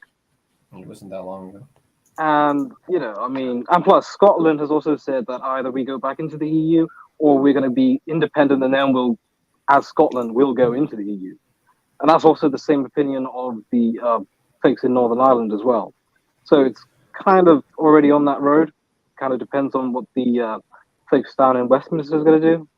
I mean, if they go into the EU now, like literally just go back into the EU right now, I don't think there's, you know, there's no, I don't think there's a chance of Scotland becoming independent or Northern Ireland going with Ireland. I don't think that's going to happen. It all depends on what they do. You guys are also dealing with rolling blackouts too, aren't you? I know there's an egg shortage and a chicken shortage. No, that's not true. That's not? No. It's just the hospital air. Basically, like the hospital workers, mail workers, and railway workers. Those three. I could be forgetting others, but those are the. No, I think he was talking about like. No, I mean blackout. I mean energy blackouts. You guys are dealing with rolling energy blackouts. Energy is fine, but like the gas is very expensive. It's like 300 or 300 times more than it was like last year. Like 300% more. Yeah. X or percent? Whoa. Times or percent? Well, times actually. It's like 300 times more than it was before. Because I'll just give you like an example. That's insane. It basically cost us like £20, which is, I don't know how much that is in dollars, but it's like £20. That's probably about, I think it's about $22 US, $22, $23 Yeah, basically £20 every 2 days. That's how much it costs me currently, right now. Like £20 every 2 days. Every 2 days for what? For gas? For your car? Heating. No, it's electricity. Heating. It's like no electricity, okay. like home heating. Okay. The electricity is different. Like the electricity is separate, but for the heating, it's like £20 every 2 days. Are you guys billed monthly, or how are you guys billed? Because that kind of would go into. We used to pay like well, currently because it kind of got more expensive than it was, we said, you know what, we'll just do it top up, so then we could see like if we're just losing extra gas, like I don't know, like leaving the radiators on or anything like that. So we just use top up, which is where you just take it and then you kind of go down to the store and then you just put it in, just so you can save some extra money. But even with that, it's still like £20 every 2 days. So that's all because of like a lot of people think it's because of the it is partly because of the Ukraine war, but it's mostly due to Brexit. So, you know, is it compounding? Could it be of multiple factors kind of pushing together? Well, no, because like it's more expensive now because our currency kind of gone down. So before in 2016, our currency was like for £1 you could get $1.50, I think, something like that. Yeah, around there. Pretty good. I think. Right now, our currency is like £1.13, £1.18. I think £1.18. I think. It's still crazy that you guys pay that much for gas, dude. That's so hard to wrap your mind around, man. So heating and electricity is a separate billing, or is it the same? What was that? Yeah. Electricity no. The heating and the electricity are both from the same company, but you kind of have to like top up separately. It's just kind of like a money saving thing. So how's it affecting? How much are you paying like electricity plus heating a month now? Electricity is not too bad. Electricity is like £150 a month, I think. Well, maybe a little bit more. That's about okay. But it's not too bad. But the gas is ridiculous. How is it affecting you guys at the pumps? Oh, I don't drive, so I don't really know. Oh, okay. From what I understand, a lot of people in the UK don't drive. It's really not as popular as it is in the US. US is a very, very driving-centered country. Yeah, you need to have a car in the US. Oh, you don't really need to have a car here. I mean, the public transport is pretty okay. But then again, we had strikes on our trains. So. We almost had strikes in the US for the freight industry. That would have been insane. That would have been devastating, honestly. And honestly, you know what? The rail workers strike actually would have been warranted. It's kind of messed up the way they did them. All rail worker strikes should have happened. Oh, they got Because screwed. all they wanted was 2 weeks of paid sick leave. That's it. They wouldn't give them a week. They only Wait, settled so at you don't 5 get days. so you don't get sick leave in the US? If you're a rail worker, you don't. Well, I thought there was like a law. Isn't there like an employee that's, law or some kind of that's labor you're law? talking about Family Medical Leave Act. That's something different. We're talking about just actual sick days, which would be considered a company benefit. Apparently, this was exacerbated due to the pandemic. Rail workers who got sick, right, had to either A, tough it out, deal with it, and go into work while they were sick, or B, they wouldn't get paid and they would get points, attendance points counted against them for every day that they missed. And they wanted to negotiate in the new CBA that they would be guaranteed 2 weeks of sick leave a year, and they were ready to go on strike. And then come to find out that the government intervened, and apparently I didn't know they could do this, but apparently the federal government can intervene and force the two sides to come to an agreement. And Congress voted on this, and the agreement was that they had to settle for only 5 days of paid sick leave versus the 2 weeks that they wanted. That's the US then. I mean, if you were like in Germany, that would not happen. In Germany, you would get your sick leave, and even in the UK. You want to get another one? What? Ask us about American maternity leave. Oh man, I don't. Oh man, you're lucky if you're very lucky if you have a company that gives you that. Very lucky. You're very lucky. In Slovenia, you can be sick because for doesn't matter, and you get paid. If it's more than 1 month, there is a commission actually to check you till 1 month. No problem. Just your GP, general practitioner, give you excuse, and you get paid probably 70%. Yeah. Not even that. You don't even get paid that here. I think you get paid 50% for what you get it. Actually, you spent like what did you say, Alan? Like 3-4 years that they started introducing fraternity leave. Oh man. Yeah, paternity leave. They started introducing that. Like that, I was shocked when they started introducing that. Because maternity leave already, I kind of expected to be pretty standard, but when they add paternity leave, I didn't think they would ever have that because fathers don't get paid shit really to stay with their kids. Which is horrible for our culture. Yeah. But you guys don't even have like healthcare, do you? So why would we do, but it's private. Everything's privatized. Yeah.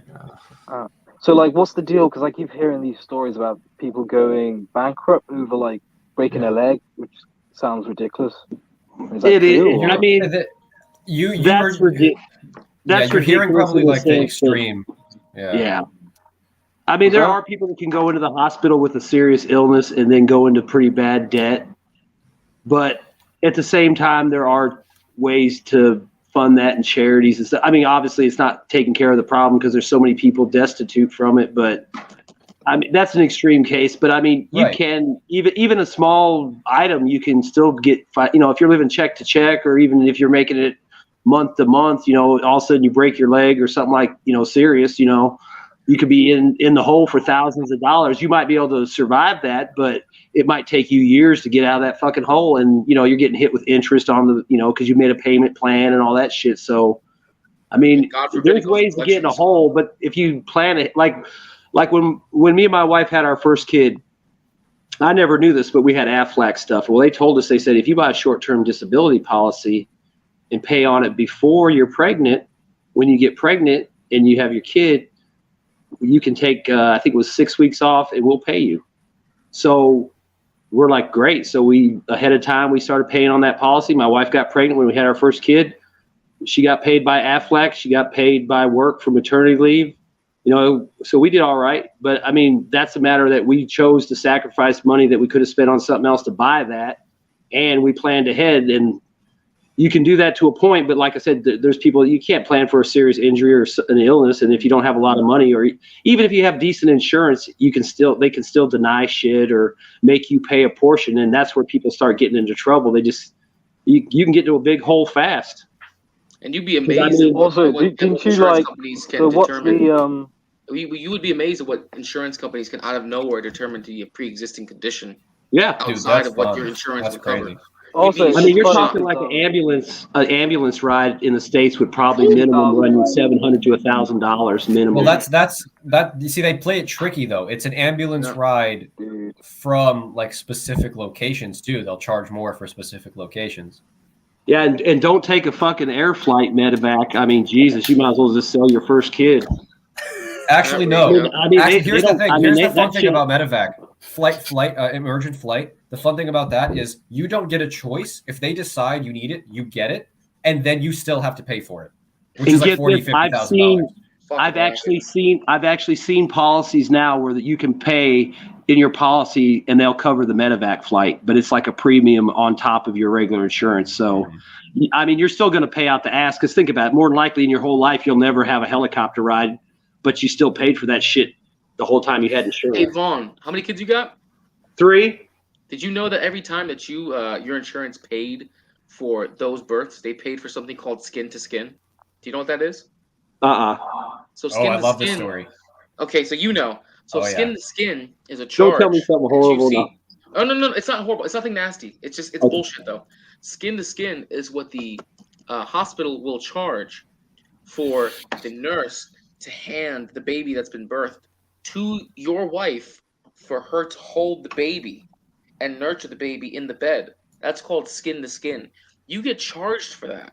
You get charged every time for that. Actually, you don't I've seen believe me? charges. Look I've it seen up. charges I for would have turning never the lights known that. on. That's ridiculous. I've seen So every charges for time the turning nurse the lights comes in on and picks up your kid to check the vitals, that's a charge.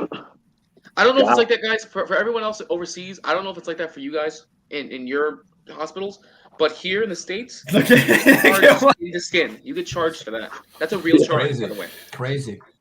Yeah. Also, I heard there was a story, I think it was like a few years ago, where this lady who had, I think she was a diabetic, right? So she needed insulin, right? Insulin and some other stuff, basically. And then like after, because of Obamacare, she basically gets like help with her like health problems and stuff, and it usually costs her like £6,000. Well, it doesn't cost her; it costs the government, right? But they pay it. And then she was asked, "Oh, by the way, so who did you vote for this election?" It was in 2016, and then she was like, "Trump." And I was like, "But Trump's going to get rid of your health subsidy, so why would you do that?" And then she's like, "No, he's not going to do anything." And then basically in 2020, she was being asked, "Oh, but by the way, who did you vote for this time?" It's like Trump, but he got rid of your healthcare. Why would you want to vote for him? He literally got rid of it. And she was like, "Oh, he's going to bring it back." He was just playing the system. Well, he got rid of I mean, it's Obamacare. crazy. But Obamacare was trash, though. No, it wasn't Obamacare. It was a subsidy this lady was getting for her healthcare, right? And then Yeah, Trump got rid of it. they had some plans that they subsidized, and Yeah. basically all they did is they like shit canned Obamacare, reworked it. I mean, basically what it is now, it's not Obamacare, it's just an enhanced Medicaid. I mean, that's all it ever was in the first place. They just put a bunch of fancy plan names on it and shit, but it was still Medicaid. It was always going to be Medicaid. And if you're on Medicaid, you probably know it sucks. You know, you got to go to certain doctors. You can't get shit. Like Jay Rillo was saying, you know, they'll pull a fucking pre-existing condition out of their ass, so just not to pay. So, you know, Just one comment for Russia. I heard if the ladies are pregnant in Russia, they get 3 years. Yep. They can be at home. 3 years. I've heard shit. Paid 3 years. What? Paid 3 years. Yeah, in Slovenia is 1 year. I think in Russia in 3 years. In pay Holland you 3 it's years 2 maternity months or leave? something. Yeah. I mean, I heard it. You know, that Earl Grey guy was talking about. It's like they'll pay you money to have kids. They will give you an allowance to support They'll the give you a child. house after your third Yeah, kid. they'll even give you an apartment for in the kid's No, name. house. So you House. Oh, They'll give you a house. Oh house. shit. Yes. Yeah, I mean, House so and they're land. totally encouraging that. Whereas here in America, it's like, I want to get married and have a family. Oh, what the fuck is wrong with you?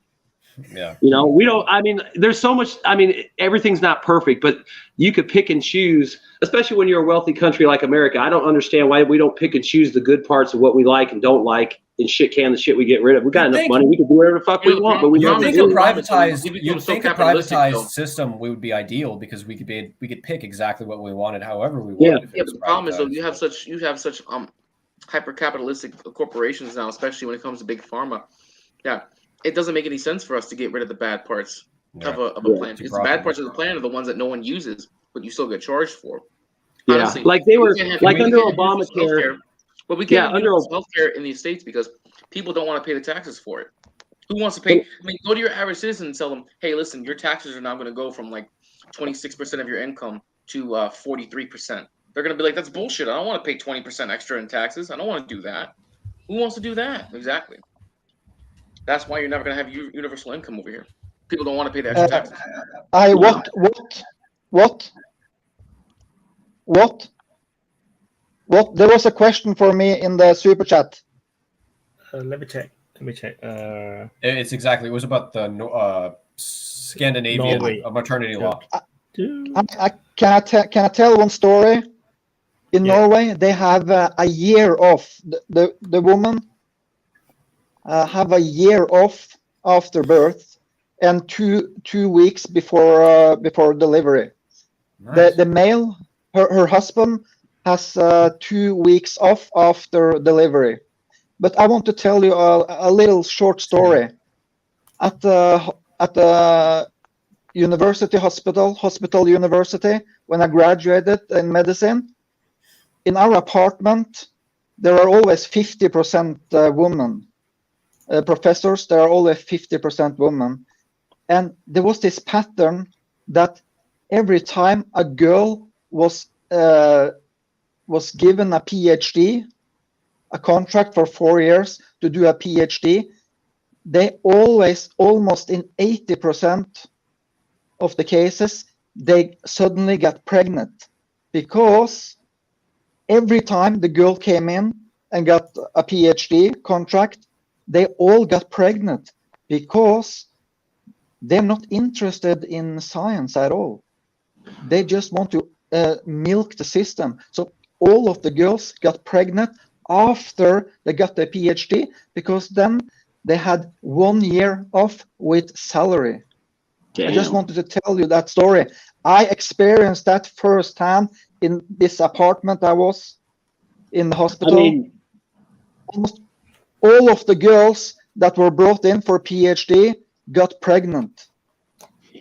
You'd probably have to bring somebody on from the Navy, but I've heard lots of stories in the Navy from guys that are like, it's probably the same in the Army and the Marines, everywhere else. They get pregnant to get out of deployments. They get pregnant to get off the ship. Mm-hmm. You know, they don't want to go sit in the Persian Gulf for 6 months, so they get pregnant and they're off. They're back in San Diego or wherever on maternity. And it's the same kind of attitude like Bjorn's talking about. They don't, you know, they're happy to come into the Navy, get the benefits and the pay, but hey, it's time to deploy and go do carrier ops in the Persian Gulf for 9 months. Fuck that. I'm pregnant. I got to go home.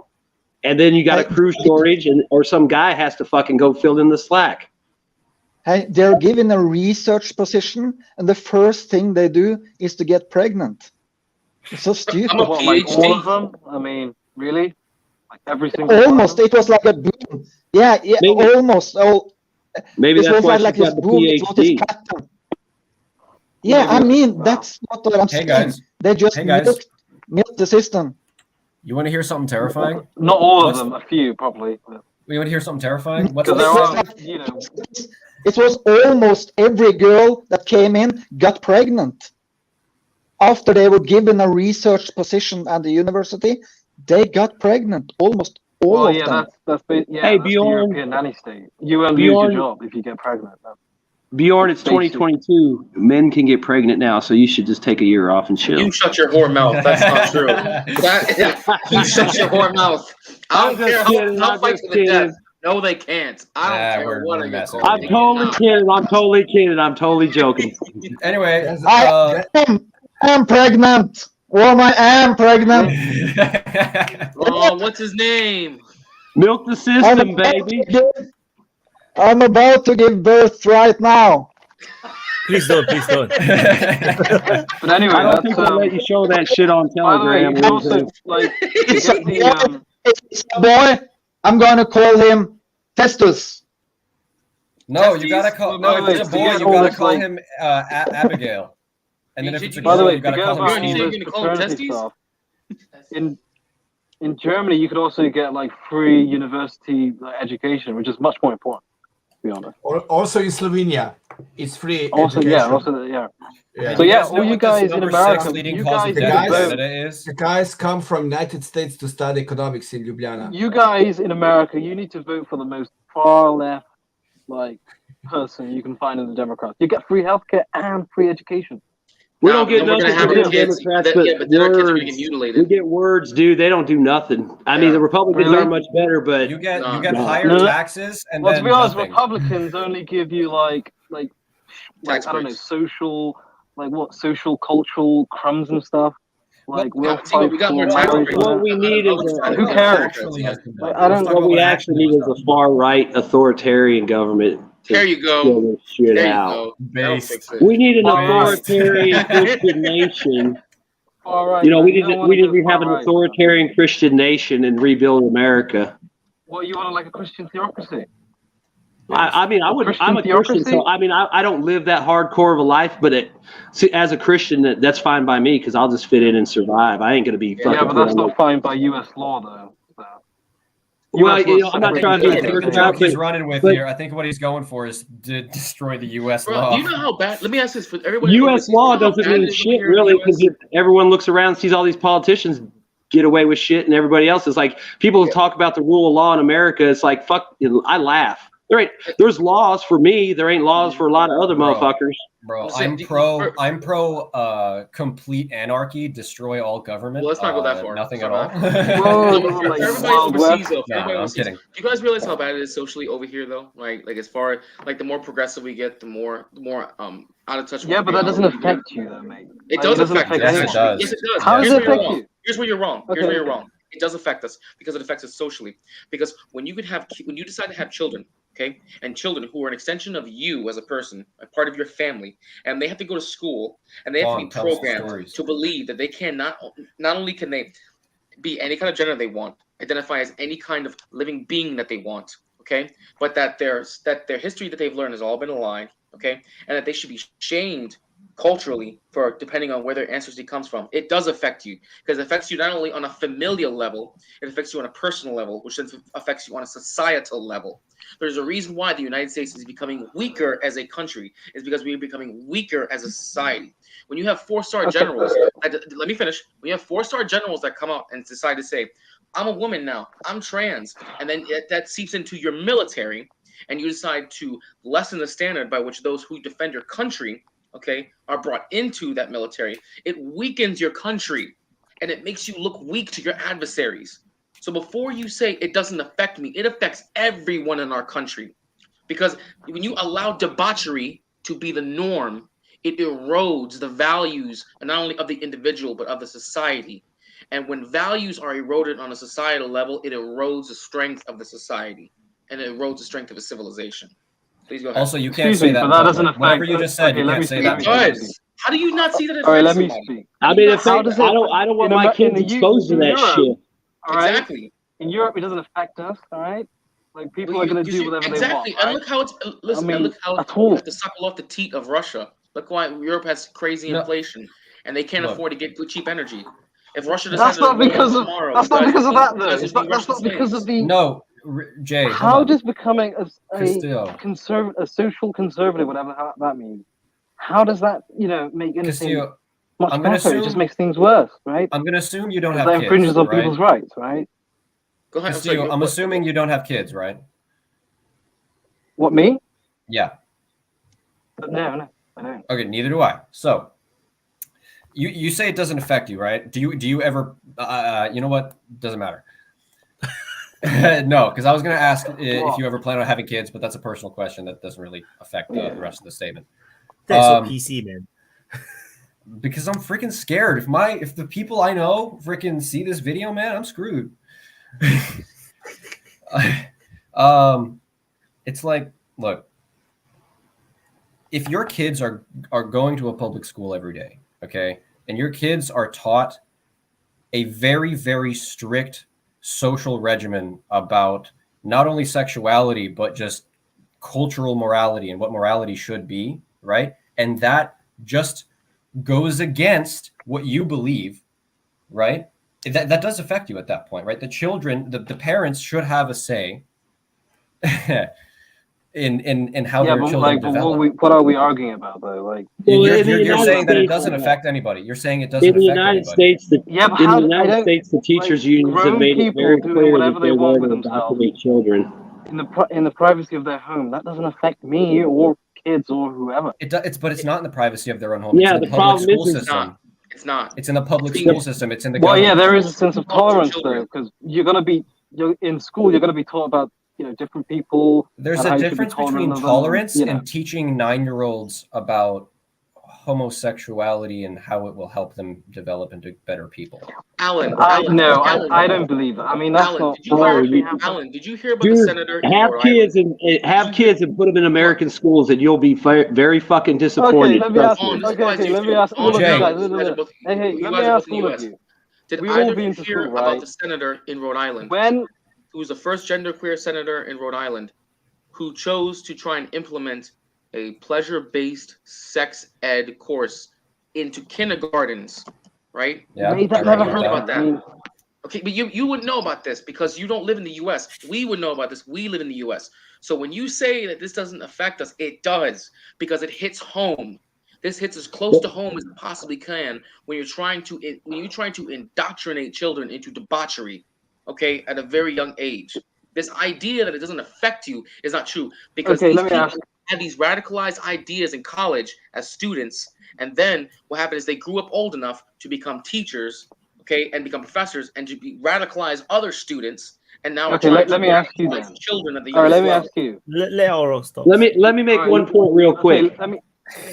In our country, when parents went to school board meetings to express their concerns and ask questions, our government labeled them domestic terrorists, and they were arrested and intimidated by police. So, I mean, the privacy of our own home. The problem is these people, they want to kick my fucking door in and push that shit in my private. They don't want me to have privacy. They don't want me to have values to teach my kids. They want they say it. You can laugh. You can go on the news. You can watch it. The teachers will say that shit. They may not say exactly. Okay, They're more than happy to indoctrinate your kids. That's what they think they're there for. You can go on like videos like Libs of TikTok, and you can see all these insane teachers who cannot help but get their hands on your kids. I mean, that's the problem. It's like there's an entire subculture in schools that's evil and disgusting, and they get away with that shit. They push it, and when you push back, Libs of TikTok is actually a propaganda channel, though. You have to understand. Like, actually, all they do it's is a conservative right-wing propaganda channel because there's like a few activists within like a few schools, doing a little bit. no. And what it is all they do is find videos of these people like having their little rants on TikTok, and then they post them. But So anyway, it's not like, even let's go edited. back It's to their how it own affects us, words. though. Like, okay, It's their own words. They just find these, huh? All right, let's go back to how it affects us then. How does this affect us though? Like, okay, there's a few, let's just say 3 or 4, I don't know how many there are, but maybe there's a few, right? Activists within schools, right? And that's a problem. That's a problem. There's probably because of the millions. activism. No, That's not the it's problem not a because of the few. social liberalism though. It's not a Because of few. liberalism. So what they are trying to tell you is that what you are imagining the US to be is actually already way past that. It's Yeah. no longer what you're imagining is what USA 20 years ago is or 10 years ago is. Now they're way past that. They are so way past that. Even in that extreme case though, like what are they being taught though? Okay, by these activists. They've been taught what? They're being taught that gender isn't real. You can choose whether or not you want to be a man, a woman, an animal, a thing. If you want to be, you can identify. I mean, there was a case in Kansas. Well, okay, hold on. You have to state why that's important. You have to state why that's important. Why is that? Okay, it's you can say those things, but why is it important to bring those things up and state why that's bad? It's important It because destroys the development of the child and it psychologically. destroys your sense of reality. Because if you can't even understand what you are in the physical realm of truth, the same truth that says that you and I breathe air and wake up every day and exist. If you can't even understand physical reality and you believe the reality. Okay, can you tell me like when this happened though? What do you mean? Because like we've all every day. Like we're all like over 20, right? We're all like 20. I would imagine so. I'm 22. I wish. I'm 22, so you're. I'm in my 30s. 21. I'm the youngest guy here, probably. Okay, so when we were 9, we were not taught any of this, right? So it must have happened Correct. like what, like This is last all 2 years? relatively new. This is all relatively new.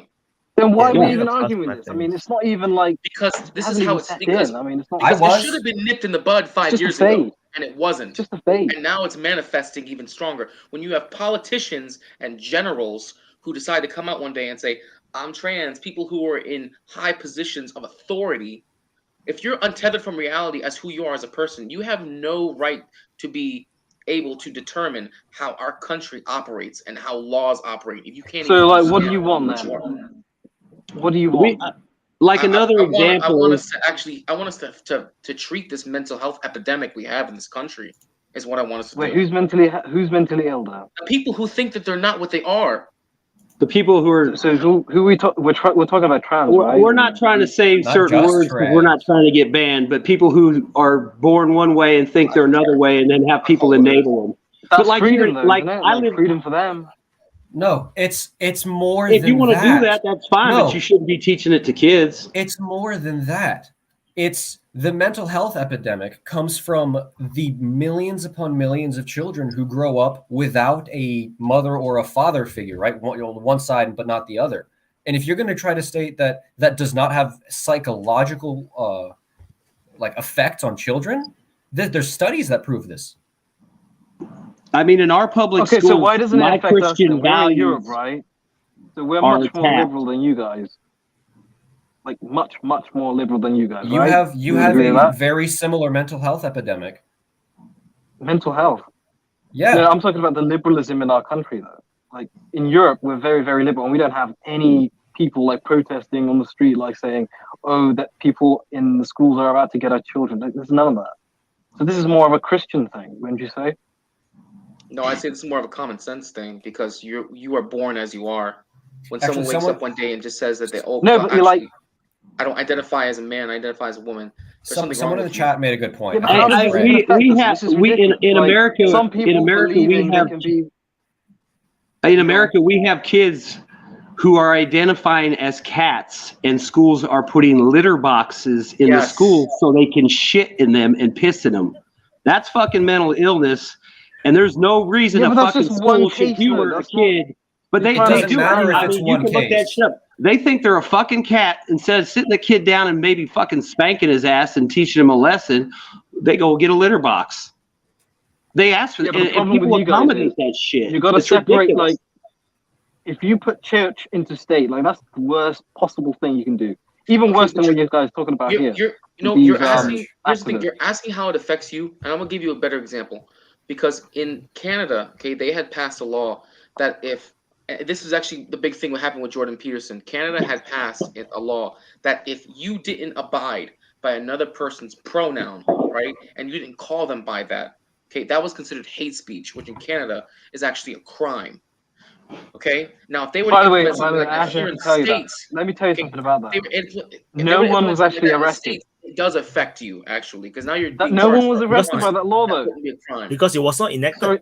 Sorry to cut It was not you enacted. off, but no one was actually arrested by that. I mean, Jordan Peterson is a liar, man. Let's just be honest. It shouldn't I have been. don't think, It I should don't made his think it's a matter career of being over a arrested. I lie. think what Like, they no do one is was they arrested. put you in a tribunal and then you get fined and shit like that, like a human Yeah, but rights how many commission. people? Okay, I don't know. how I'm many just people saying were that's the kind of arrested? shit they No come one, up with. zero.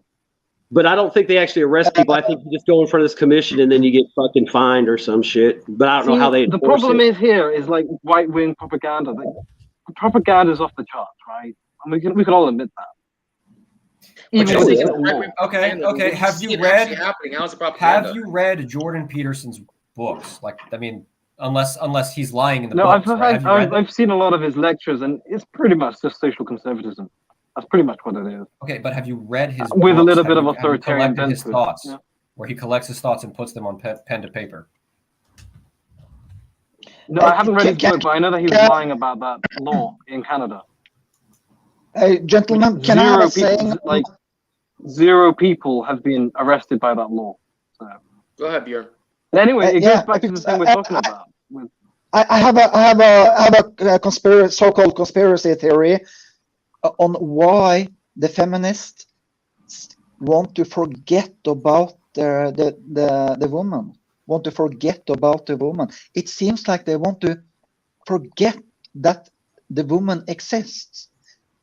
To be honest, guys, in the 90s, in the early 2000s, they did a lot of research on the female rats, what the difference between the sexes, but they have drawn back from that now. Now it seems like they want to forget about the woman.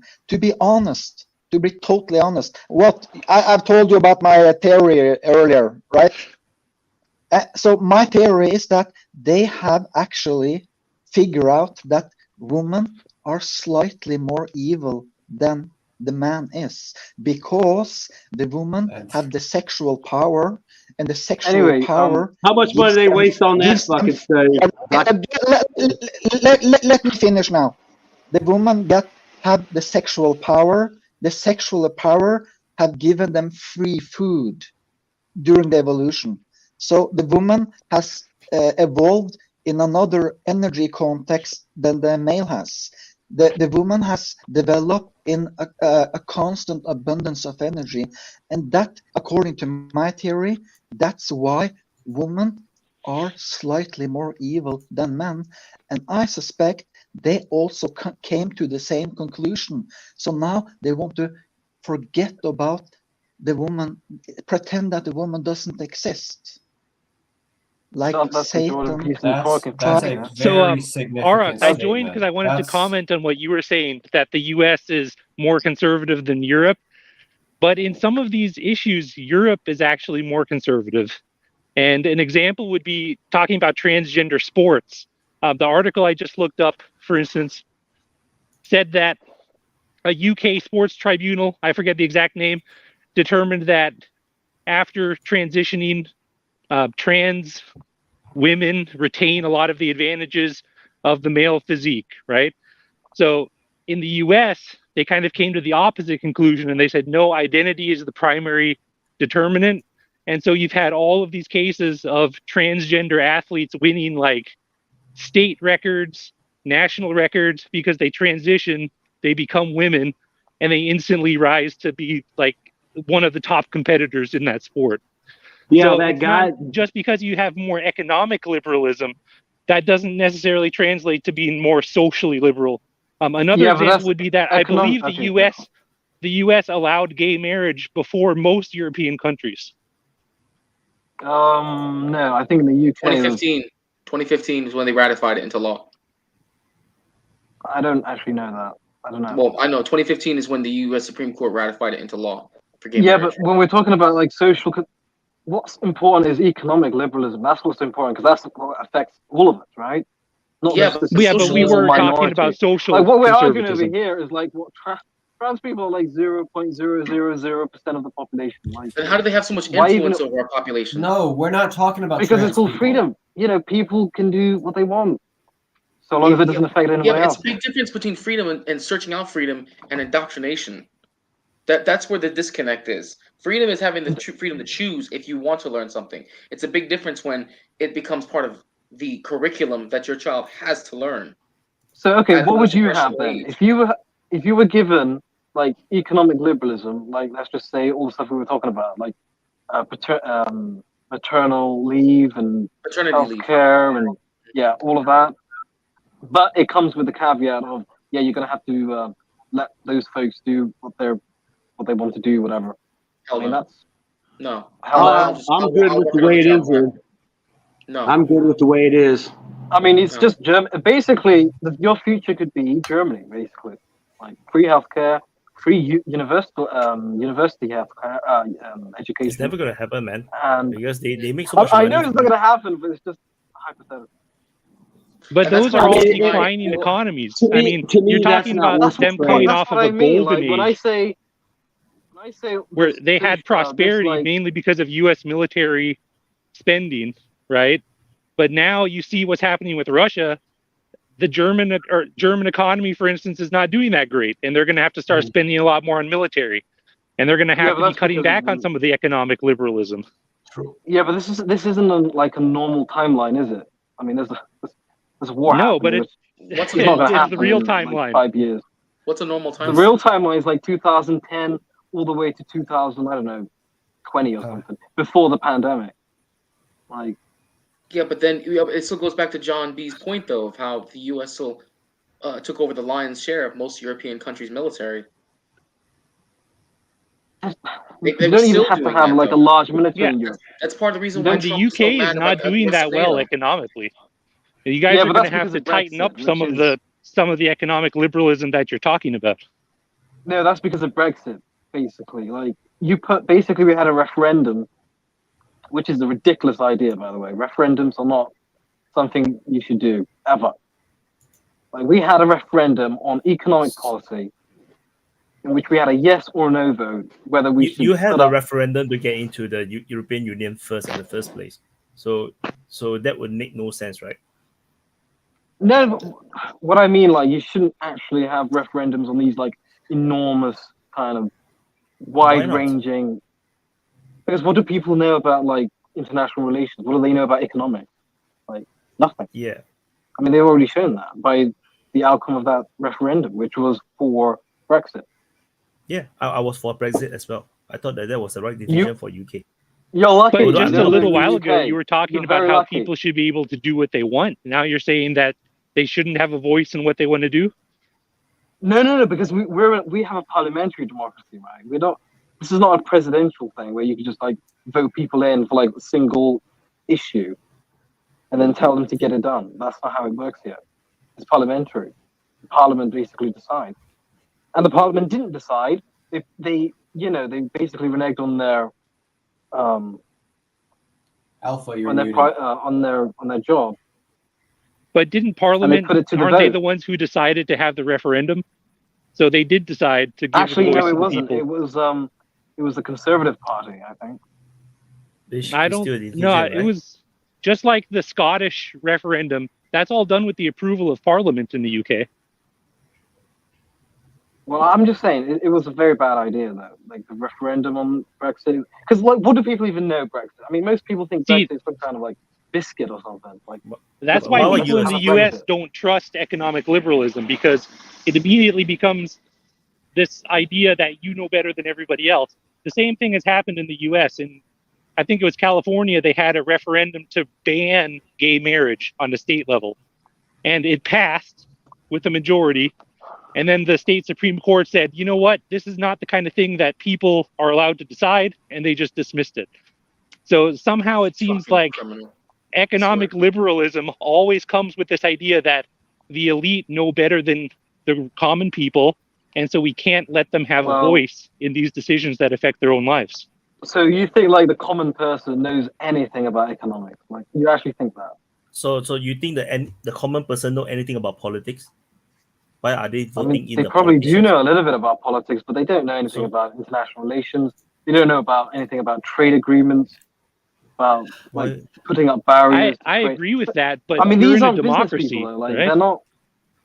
Yeah, I know, but asking a common person whose like day job is probably, I don't know, a welder or an electrician or something. Let me asking him about like, hey, should we be in the EU or should we not be in the EU?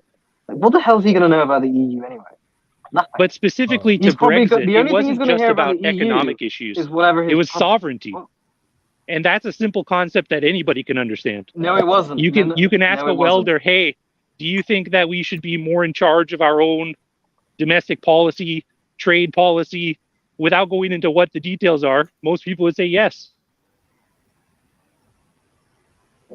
Well, it wasn't about sovereignty, right? We already have sovereignty. It was about immigration, right? There was a lot of Eastern European immigrants coming to the UK. Right, it is the sovereignty issue. Let me, guys. It's not about sovereignty. It's like the EU is not a dictatorship. Like, come on. But immigration, that's now going towards something that, again, everyone understands immigration. Let me make a few observations based on. Sorry, I can't hear you. Great observation. Al, you there? Yeah. He Ukrainian. Yeah, I'm just trying to say, like I was saying. Yeah, can you hear me? Yes. Yeah. So I'm just trying to say we are at the stage. Damn. Hey, Alpha, maybe try typing it in the comments so we can read it. At this stage, you should type it in the comments. You have to type it in the comments, mate. I can't hear you. All right, I will see. See, this is why Elon's mad Yeah, at so the anyway, US. like I was saying, That's it's what not. happens when Elon doesn't It get was paid. basically about. Right. It was completely basically about immigration. That's why Brexit happened, because there was a lot of immigrants coming from Eastern Europe.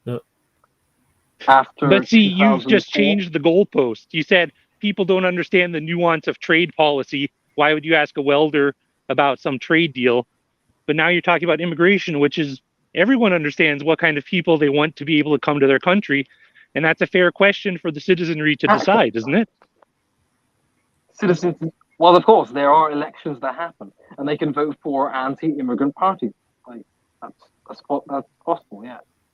But Brexit's not immigrants though. Like Brexit is about tearing down economic agreements, trade agreements, putting up barriers to trade. Like so all of that. And these people are, a bit simple-minded and think that it's just, it's going to stop the immigrants from coming. That's literally what they believe. Or that's what you believe. Why they are voting against or for Brexit? Because why they're voting against their interest? Because from my perspective, from my following of the entire Brexit issue, that's not the reason why they voted for Brexit. So that's why there is this divide between the two sides. That they both have their own imagination projected on each other, which is both is not accurate. That's just how it is. No, it's literally just about immigration. That's about it. It's not much deeper than that. Because once you have immigration, illegal immigration or over immigration, then you're going to affect the economics. Your salary is going to go down. Your healthcare. Actually, that's not true. That's not true. From the period before, like from the 5 years before Brexit, we had like 2.5% economic growth year on year. Now it's minus.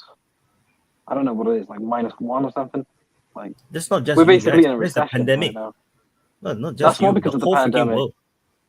Actually, we have like lower economic growth than all of the G7 countries. That's not because of the pandemic or the war. That's because of Brexit. I mean, like, ask any economist, hey, do you think Brexit was a good idea? They'll tell you it was not. Do you think that maybe, do you think some of that has to do with the fact that the parliament, the people in there, aren't negotiating or renegotiating these deals or asserting the sovereignty that they say they wanted or the control they wanted over the economy? Because, the guys that were involved in that, like Nigel Farage and all that, they're gone. They're not in power. It's like Liz Truss and all that, and they're not going to enact anything or use Brexit to better England. They're just going to use Brexit to blame, that's why everything's bad. Don't blame me. Blame some, Brexit thing. Brexit may have had an effect on your country, but I would think that the lawmakers there, the parliamentarians there, it's on them to take that situation and make advantages out of it or rectify whatever they thought was wrong that they wanted a better deal on. It's kind of like Trump going back and renegotiating deals. People are like, I can't believe you canceled that. Brexit. No, it's I just figure they want a better deal. They want more control, and the people that are supposed to do that aren't doing it. So you're not seeing that. No, it's funny because if they actually wanted lower immigration levels, they could have actually made a deal with the EU saying, hey, you know what? This immigration thing is getting a bit out of hand. We'd like to reduce the amount of people coming in. They could probably have made a deal without putting it to a referendum. That sounds like an incredible amount of sovereignty if they have to ask the EU and they can't decide it between themselves. I think that undermines the point that. To do what? No, but this is what I mean. But you're slipping right there. Before you said they had sovereignty. Now you're saying that they have to speak to the EU to make a deal with an outside group, and then now you're saying what sovereignty to do what? And I think that's the primary question. Like, if you don't like the things that they do, then you're going to speak against their democratic action, which you've done. If you don't like the things that they do, then you're going to question whether they should have sovereignty by saying that they're plumbers or whatever they happen to be. So that's kind of like, it's a slipping thing, but ultimately you can't have a stable political system or a stable democracy if you can't accept the decisions that other people make. If you undermine them by saying things like, initially they were going to do this by referendum. There shouldn't have been a referendum. It should be decided by parliaments, but parliaments gave them the opportunity to do that. but it was a bad idea anyways. It's always going to be illegitimate if you don't actually. Well, then what they should have done is they should have put a referendum to immigration. Then we could probably have some kind of deal with the EU on that single topic. Well, may I just point out that the referendum was so even at about 5%, like 52% difference. Like that's the margins of error between the Brexiteers and right. So either way, whether you were a Brexiteer or not, by the way, you know. Sorry. Yeah, by the way, this question in the chat. I'm sorry. The question. I have a question. Actually, right. So actually, right, we are 5 hours 30 minutes in. So can I close, or do you want to finish this topic first? Let's just finish this up. I just want to echo what Typhon just said. I think that was really well said, and he really nailed the problem with moving the goalposts in the Brexit argument. And I guess I might be maybe 10 minutes late. I was trying to get StreamYard set up, but I kind of wanted to comment on the earlier when there was conversation about why does it matter about all that libs of TikTok, school stuff, and all that sort of thing. I think that's going to be one of the. I think it really speaks to an issue like a cleavage or a separation that's intensifying in the country. The idea that you can look at libs of TikTok and in their own words, you're seeing teachers talking about what they believe in, and you're dismissing it as if it's right-wing propaganda when it's literally straight out, just 60 seconds straight clips of that. I've had situations where I've heard straight people say, out of their mouth. Yeah, I've had moments where people have said that it's just some sort of right-wing conspiracy, and then I show them those videos and they're kind of appalled by it. And I think ultimately there's a question of why won't people, when they hear about something horrific, why won't they look into it and be concerned? And I think it's a wild thing when you look at and you say that even the philosophical underpinnings of the movement that you're seeing right now, a big chunk of it when we're talking about what's real or does the truth matter, whether the truth is just a falsified concept that's just used by power in order to oppress and create a subjugated class. You see that come out with Foucault. You find out that Foucault really was he was a pedophile. You find out that in 1979 he writes and signs onto this letter in a French letter, which was in support of reducing and essentially abolishing the age of consent. And you see these sort of things pop up continually, and people talk about them like they're boogeymen. But one of the things about them is that what underlies it is this need to kind of to rationalize and essentially undermine the idea that there's any sort of truth out there, and that everything has to be kind of decided in this moment, and any sort of cultural inheritance is going to be tossed to the side. And this is where the cleavage happens between. 1 second, real quick. This is where the cleavage happens between the two different worldviews, because it will ultimately, with that sort of. I don't say it in a pejorative way, but when people talk about queer theory and they talk about queering, this sort of reducing boundaries, it will get to a point when you'll see some boundaries and people present it as being an arbitrary, just artificial thing created by power. And one of those boundaries is going to be the sanctity of children. One of those boundaries, you're going to get to a point when conservatives they don't have a rational argument for why something is wrong, but it's enough to say that it's a deeply felt thing. And you're going to have an opposing side, which is going to say, if you do not have a rational argument for why it's wrong, then you should allow us to break down this wall. And that's without any sort of value judgment. I mean, I know where I stand on that, but you have to address that at some point. Otherwise, you see this.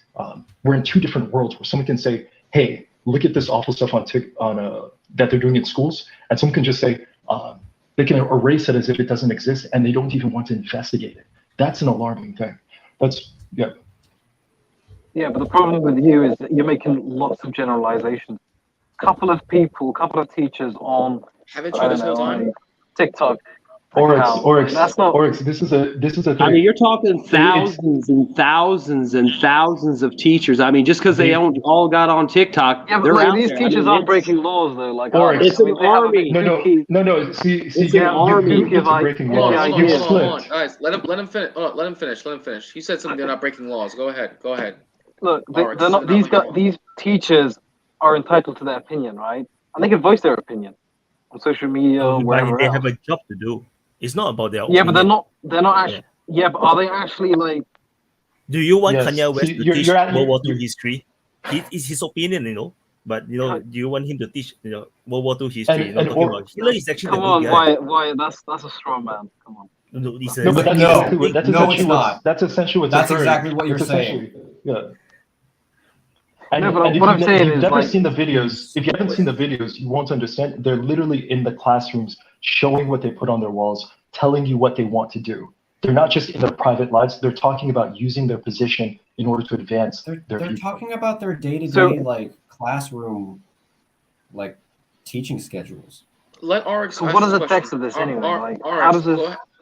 All right. So what was the question you were going to ask? Because you were in the middle of asking a question. You were on the train of thought. What were you saying? Oh, I think I just forgot. It's fine. The crux of your argument is how does this affect the individual? Has been the crux of your argument, yes? I mean, that's the whole. Yeah, that was the whole. Yeah. I feel like you have Taiwan, so many examples go ahead. of people, right, fighting with you about this topic. It's affecting them. It's already affecting them to the point where it becomes a major topic on the at least the right wing American politics. It become a major topic. It affects them this much, but you cannot say it doesn't affect. It don't make sense. It doesn't gel with reality. It affects this much that almost every single one of them is arguing with you. So, which is why why you're having it so hard, this conversation, because everybody is just trying to get. Yeah, but like this is difficult though, right? Because teachers are having opinions on so and so subject. Teachers right? are not allowed and to that have somehow opinions in affects their curriculum. No, curriculum is curriculum. You're not allowed to put in your own opinion into a curriculum. For example, Okay, that is a 1 + 1 problem though. equals Is to it actually 2. changing the curriculum or the subject material in the But classroom?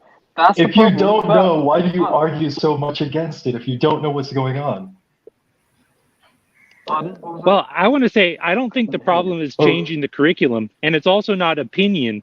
One of the problems that's been highlighted is that teachers are allowed to talk to your kids about things that before now were left up to the family. So, for instance, if a young child is confused about their sexuality, the teacher now can take action on that. That is actually legal for them to do, and that's not their opinion or anything.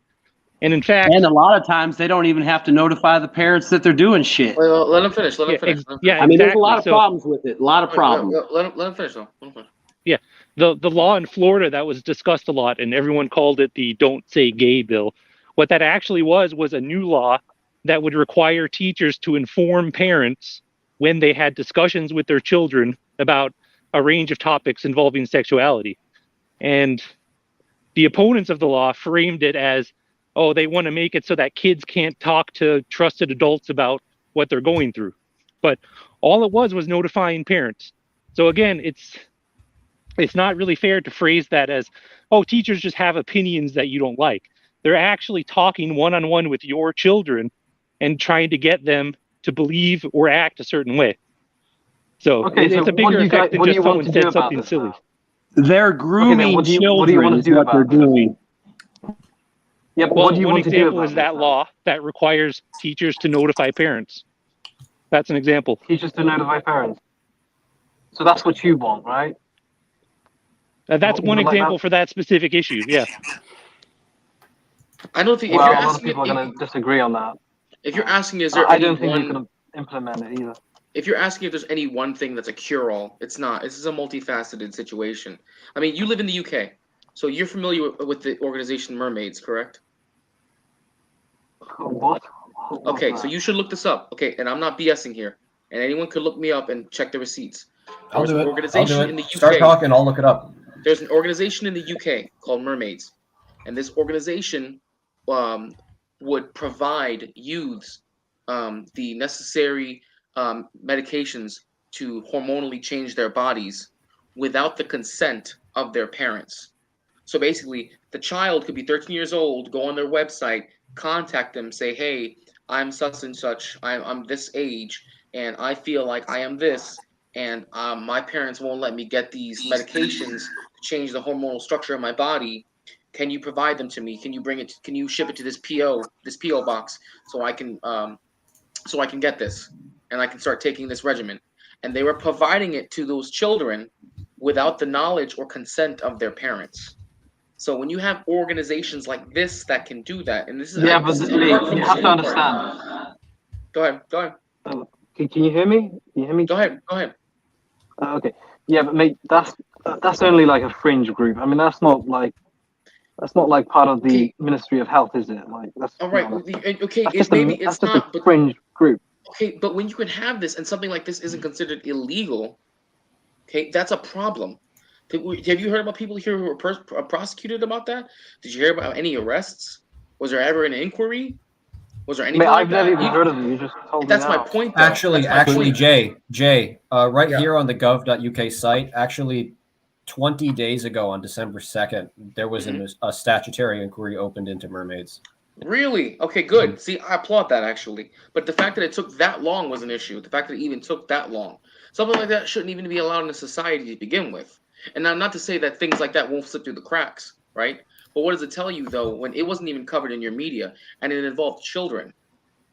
Like, your media didn't have an outrage about that. Like, yeah, I know, but that's what I'm saying. You're saying, how does it affect people? How does it affect the individual? It's a Because very, if the very racist small individual problem. can look past it and Or not it's- think of it as a it's big not deal. small. So I put it Go ahead. to- It's to- tiny. every terrorist problem group that is a has- fringe group.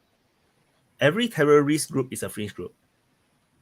ISIS maybe might not even be more than 100 people, but Okay, it's a if global this problem. problem was so enormous that it's actually affecting the whole of society, I could probably get, I could probably understand where you're coming from. This is like fringe, tiny, minoritarian kind of thing. But Exactly. that you're if you don't know expanding about out to the whole of mermaids, society. But Oryx, they thought the same thing 10 years ago until you started I mean, having there was college terrible other stuff professors who going had on this yet. ideology. Not just Okay, just you with didn't. that, I there's bet you actually didn't even other- know. See, it starts off that way. You should look up the term Overton window when you get a chance. Look at the term. Oh, so go ahead, Alan. Go ahead. I know what it is. Cadan, I know what it is. Cadan, you can speak. Basically, I kind of disagree. Like you're saying, it's like a small thing because it's happening for like the whole West. I can feel like there's people backing it, using power or something. I don't know, but I feel like it's happening everywhere across the West. Does anyone agree with me? Or like, am I just off with Yeah, I it? totally agree. Very small. Even if it's a small percentage being affected, it is happening everywhere. That's why it's like terrorism, because if there's one it's not a terrorist small attack, percentage.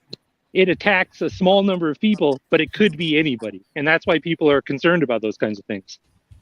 And I think You know what on top of that, affects? like, You know what affects the whole of society? You know what affects everyone?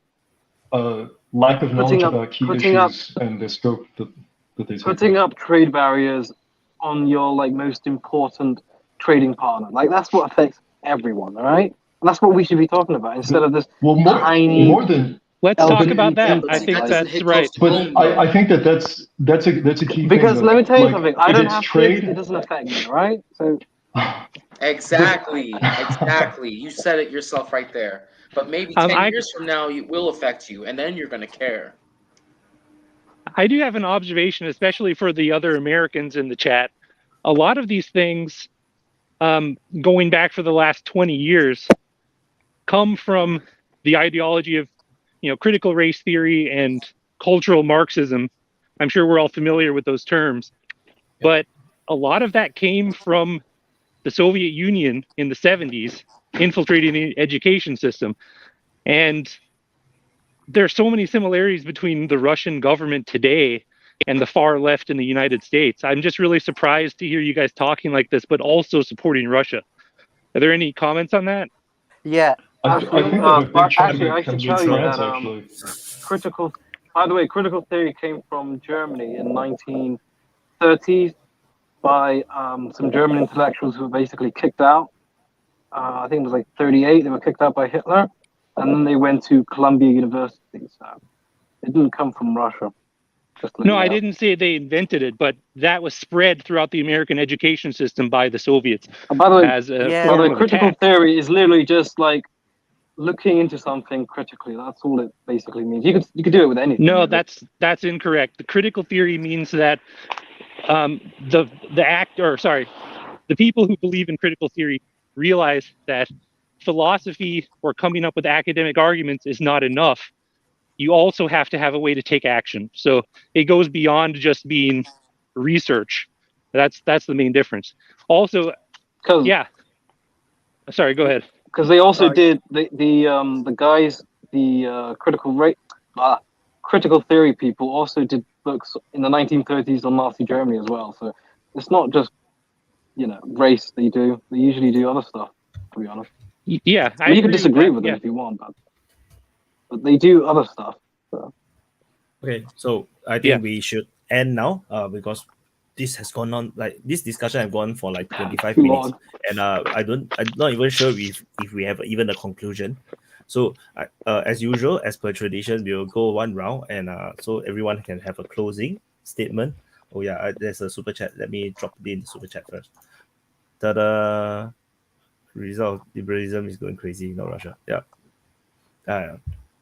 No idea. So it's time to end it. So let's go one round. Who want to start first?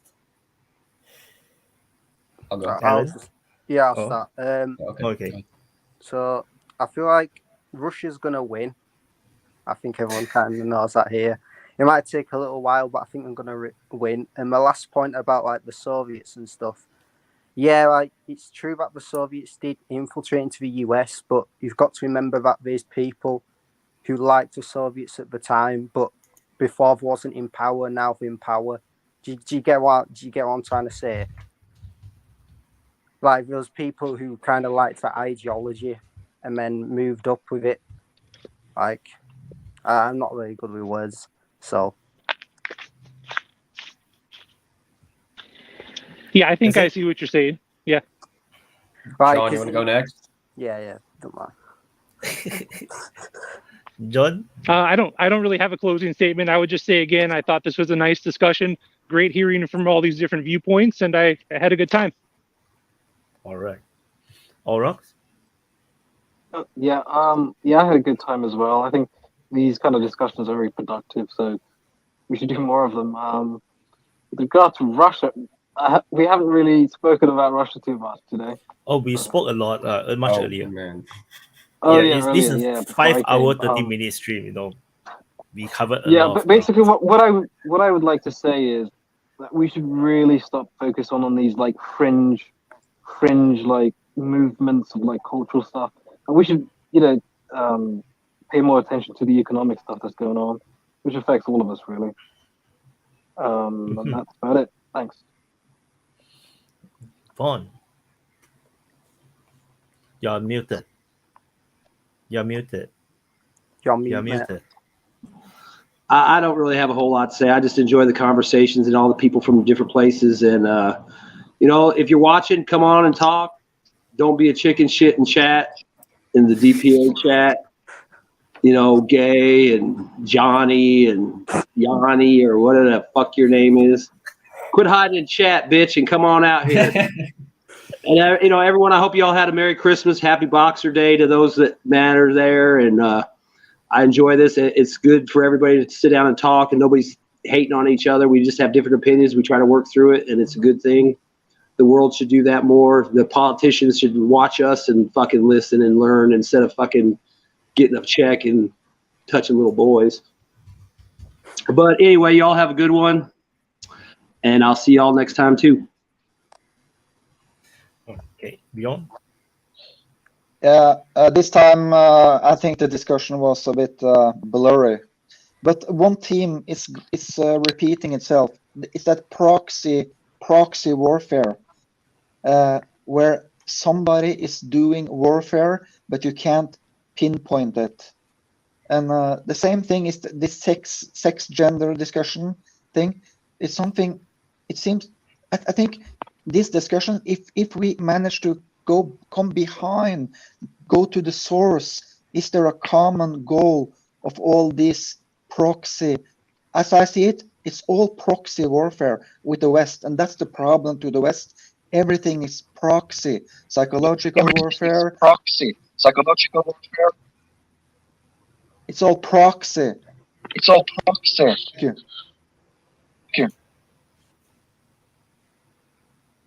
Okay.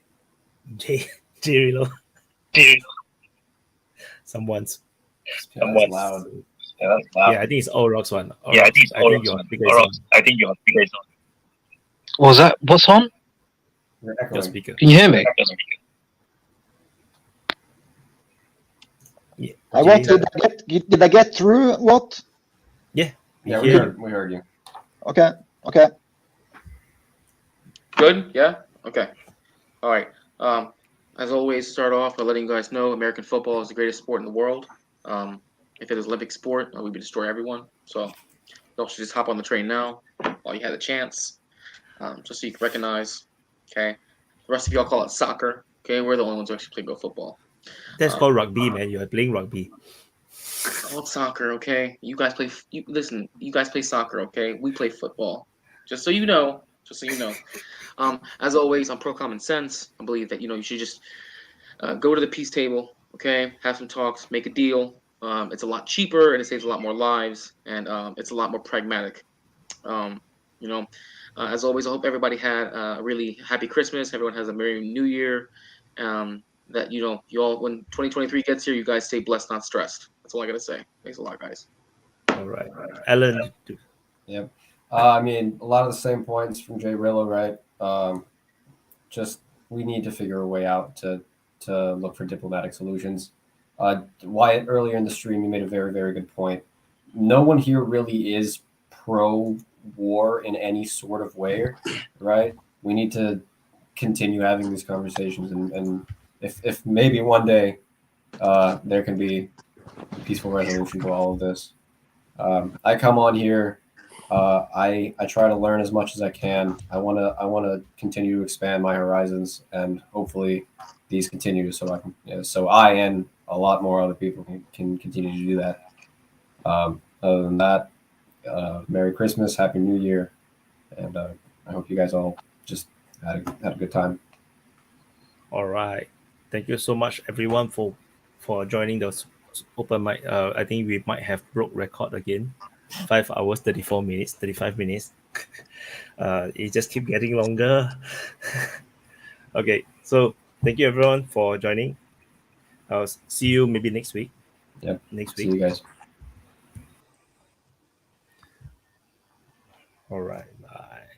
So hello. That's all, everyone. This is the open mic episode 11. So hope you enjoy yourself. It's a really long one. I'm not so tired as per the last time round, but the especially in the earlier part is a lot more combative, very heated, which is not a bad thing, because we have different opinions, different ideas, or different perspective, crossing swords.